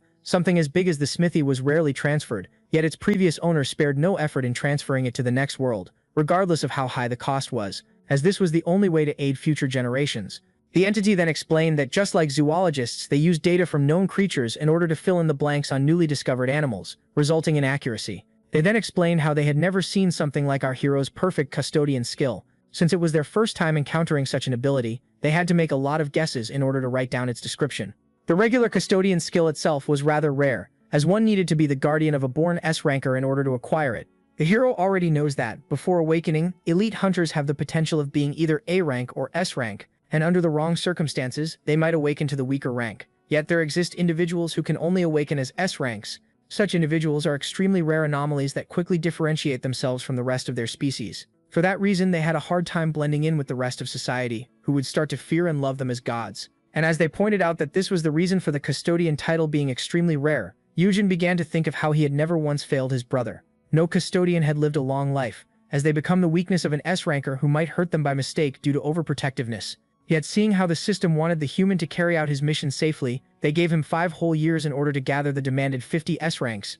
At that moment, this mighty face started to glitch. The call had reached its limit of data exchange, which is why the system decided to send the hero back after half an hour of conversation. But Eugen still had so many questions. When asked if he could let his brother know about his mission, the emojis asked him not to tell him everything. When asked about the dungeons, they explained how the rules were still the same, and how they would handle any dungeon that would appear sooner than expected. As the hero continued to bombard them with questions, the creature explained that everything would be revealed in time, before finally returning him to the dungeon. At that moment, the hero finally woke up. He immediately got up and started to look for his brother, only to then quickly notice some unusual scenery. Eugen was left quite confused, seeing how he was supposed to be in a forest dungeon rather than a hellhole. The protagonist theorized that he had been sent to the wrong dungeon. Only then did he notice something coming his way. Upon being attacked by a giant red feline, he became convinced that this wasn't the same roaring dungeon from before. Just like that, the protagonist evaded the incoming claws. Eugen started to panic and decided to check the stats of the enemy. But upon taking a look with his skill, he was left particularly intrigued, as the monster in front of him was none other than his pet, Peace. And before the custodian could even realize it, he was suddenly grabbed and carried like a sack of potatoes by the big gentleman. That person was none other than his brother. Eugen asked for an explanation, as they were no longer in the forest dungeon, only to then realize something intriguing upon seeing the corpses. Eugen had his flames consume the entire place. The hero tried to calm down his brother and urged him to put him down, only for him to claim that he wasn't angry at all. Eugen tried to turn to Peace for help, only to be quickly ignored, and as he tried to apologize, his brother couldn't take it any longer. Eugen lashed out at his brother, leaving him quite confused. Eugen simply wanted to explain what just happened, but his brother didn't want to hear any of it. At first, the worried guildmaster, who realized that his brother was making his way into the hunting world, decided to give him some space so he could spread his wings. Yet now he was unable to remain calm, seeing how things weren't getting any better. At that moment, Eugen threw his brother on the ground. He then pointed his blade at him, and claimed that he would tell everyone that his custodian had perished inside the dungeon. According to the S-ranker, there was too much risk in keeping his brother in a cage and alive. Yujin wanted to claim that his brother died at the hands of the boss monster, which would spark doubt in some as he was with an S-rank chaperone after all. Thus, he would present the limbs of his deceased brother as proof of his death. At that moment, the protagonist recalled how, according to the system, some custodians might get hurt by their overprotective S-rankers. Thus, as Yujin swore to heal his brother after amputating him, this one was left utterly panicked. Only then did the protective skill of the studs kick in.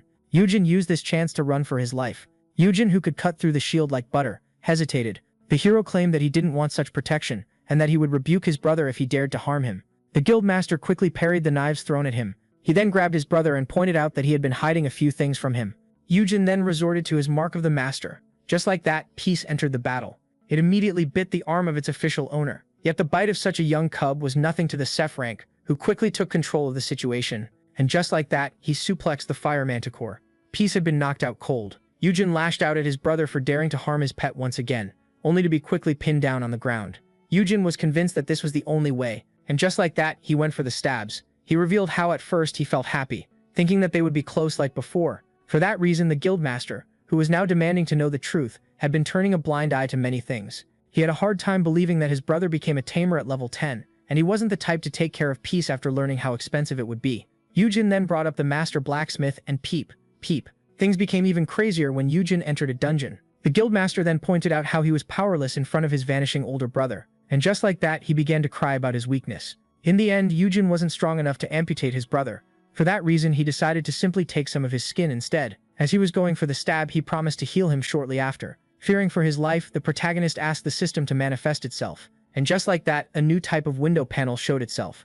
Yujin was left stunned as he had never seen anything like this before. Yujin quickly got away from his little maniac and affirmed that he promised explanations. He revealed how he truly decided to raise the manticore upon seeing it, as it had the potential to become S-rank. Yujin also revealed how he had been secretly clearing dungeons on his own, with one of them being where he met the cotton ball. At that moment, the hero declared that he had been helping the creator of the system. Yujin was left stunned, and as he pointed out that he didn't want his brother to do anything that would endanger him, he got punched in the face, as this hypocrite wanted to amputate his brother. For a second, Yujin had forgotten how sturdy S-ranks were.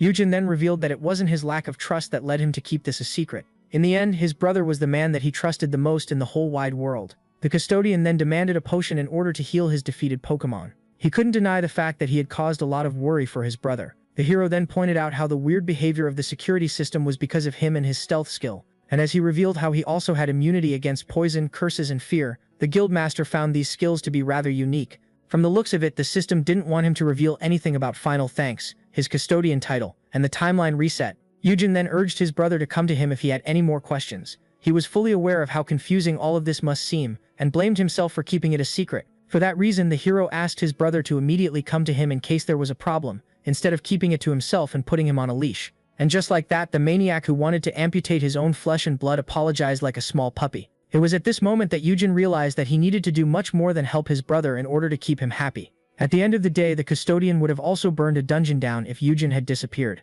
And just like that, the two brothers rushed to hug each other with sincere apologies. At the same time, Peace enjoyed being sandwiched by the two Han siblings. At that moment, the dungeon monster shrank back to its original size.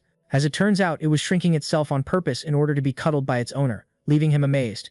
Even so, Yujin would have appreciated it if Peace had hinted at its growth. In the end, the one who didn't gain anything from the dungeon urged his brother to apologize to the cat he had just hit.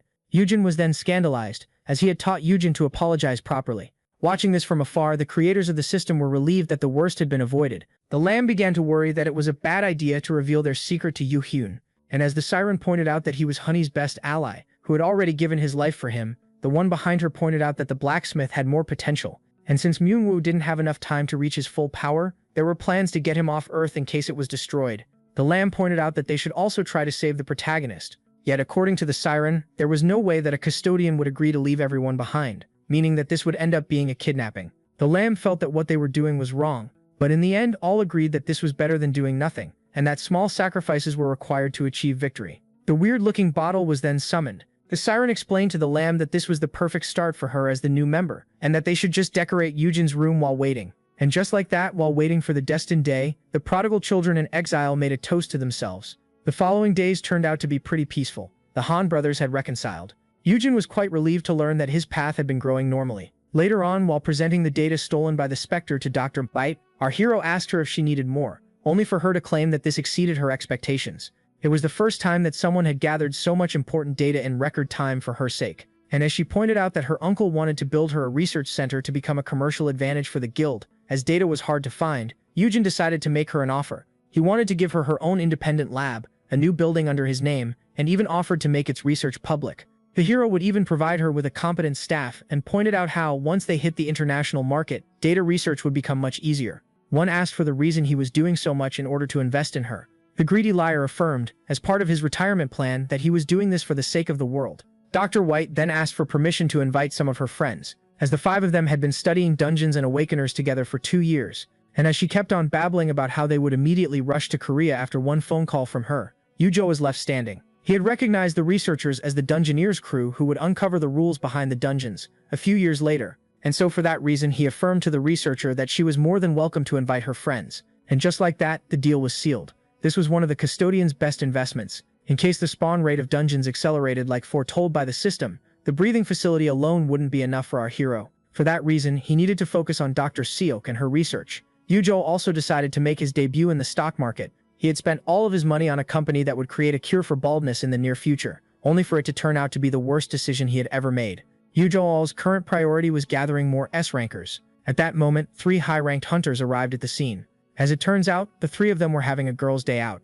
Hyuna gave Yoram a lot of advice regarding the best nearby restaurants. The 3 monsters had arrived in Korea but were still being held on the ship. And so, upon hearing this, Hyuna approached Yujo in order to check on him. He claimed that nothing special had happened, despite having encountered death countless times since the last time he saw her. Miss Moon was happy to hear this and quickly grabbed him. She wanted to know if he could give her one of the 3 new monsters. As she offered to make the creature level up for him, Yujin tried to calm down his little brother, who was about to incinerate a potential candidate for the yearbook. And so, as he was negotiating with the customer, So Young gently grabbed his hand. She tried to pull him closer while asking him if he would still raise her baby dragon even after receiving 3 new monsters. And so, as Yujin was being affectionately tortured, Yuram couldn't help but compare him to some kind of slime. The hero was certain that he couldn't handle 50 overpowered S-rankers like those 3. At that moment, Yuhan approached his brother. He wanted to present him with a gift. This was an interpreting item that would come in handy for the custodian after he started receiving international clients. Yuhan declared that he wouldn't meddle in his brother's affairs any longer, but urged him not to endanger himself.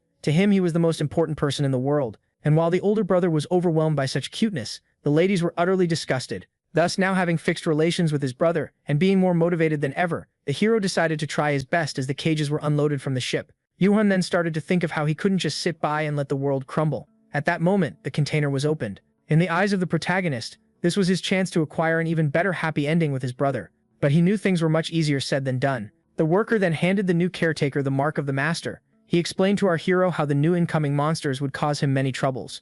On the way to Korea, they had received their fair share of troubles. At that moment, a monster escaped from its cage. A powerful wind emerged out of the container, and just like that, the mystical beast finally made its appearance. It was a griffin. The half-lion, half-eagle creature that only exists in legend was now a real animal, brought forth by the dungeons. Hyuna wanted a pet griffin, as they were unmatched in the air. But as Yurim found the creature adorable, So Young stated that dragons were still superior. At that moment, the creature decided to look down.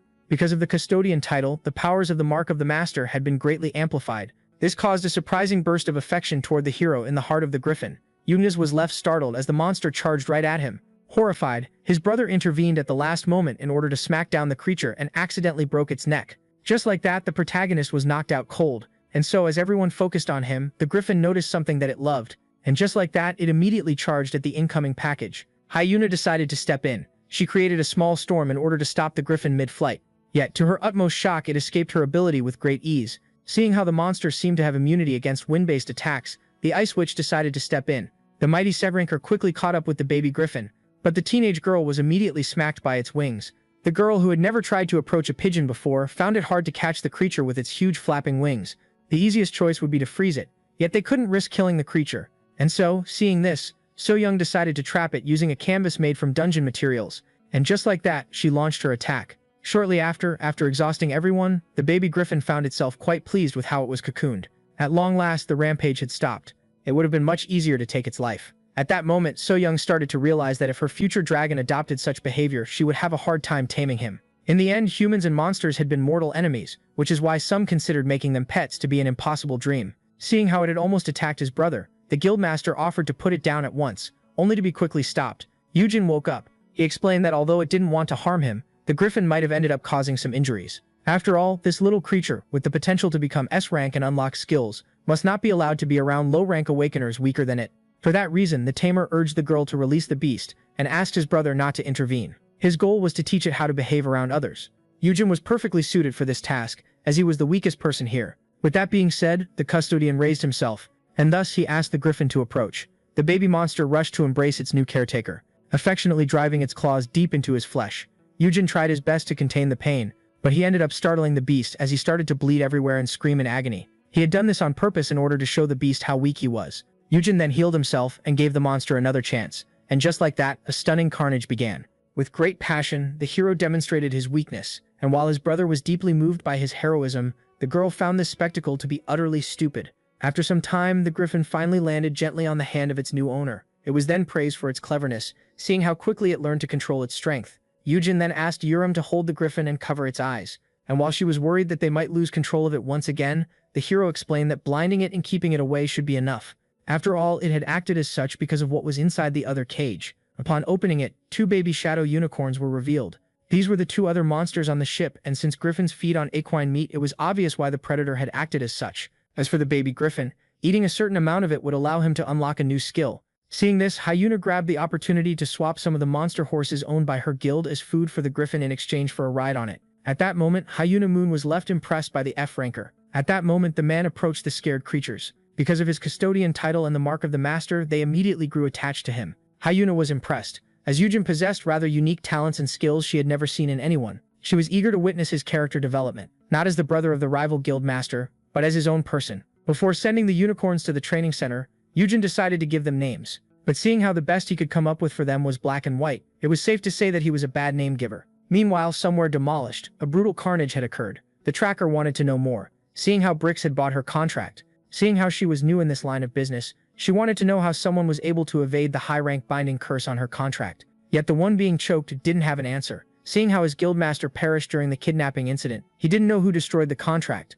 And so, seeing this, the lady tightened her grip around his neck. Seeing how the man was completely useless to her cause, she decided to rip his head off his shoulders. Just like that, blood stained the ground. Seeing how her buyer had perished and the rest of his guild was practically useless, the savage lady decided to question the one they had kidnapped. It didn't take the monsters long to get used to their new homes. And after a lot of complaining, Yujin was forced to let the teenager name the unicorns, Salt and Pepper. The griffin was named Blue and caused its fair share of trouble. The playful thing turned the tables just by flapping its wings. And as it continued to cause chaos while its owner was forced to clean up its mess, Peace gave it a single look. Just like that, Blue started to clean after itself, as Peace was helping the owner keep things relatively under control. As soon as the manticore met the griffin, he established the pecking order by showing him who was the boss.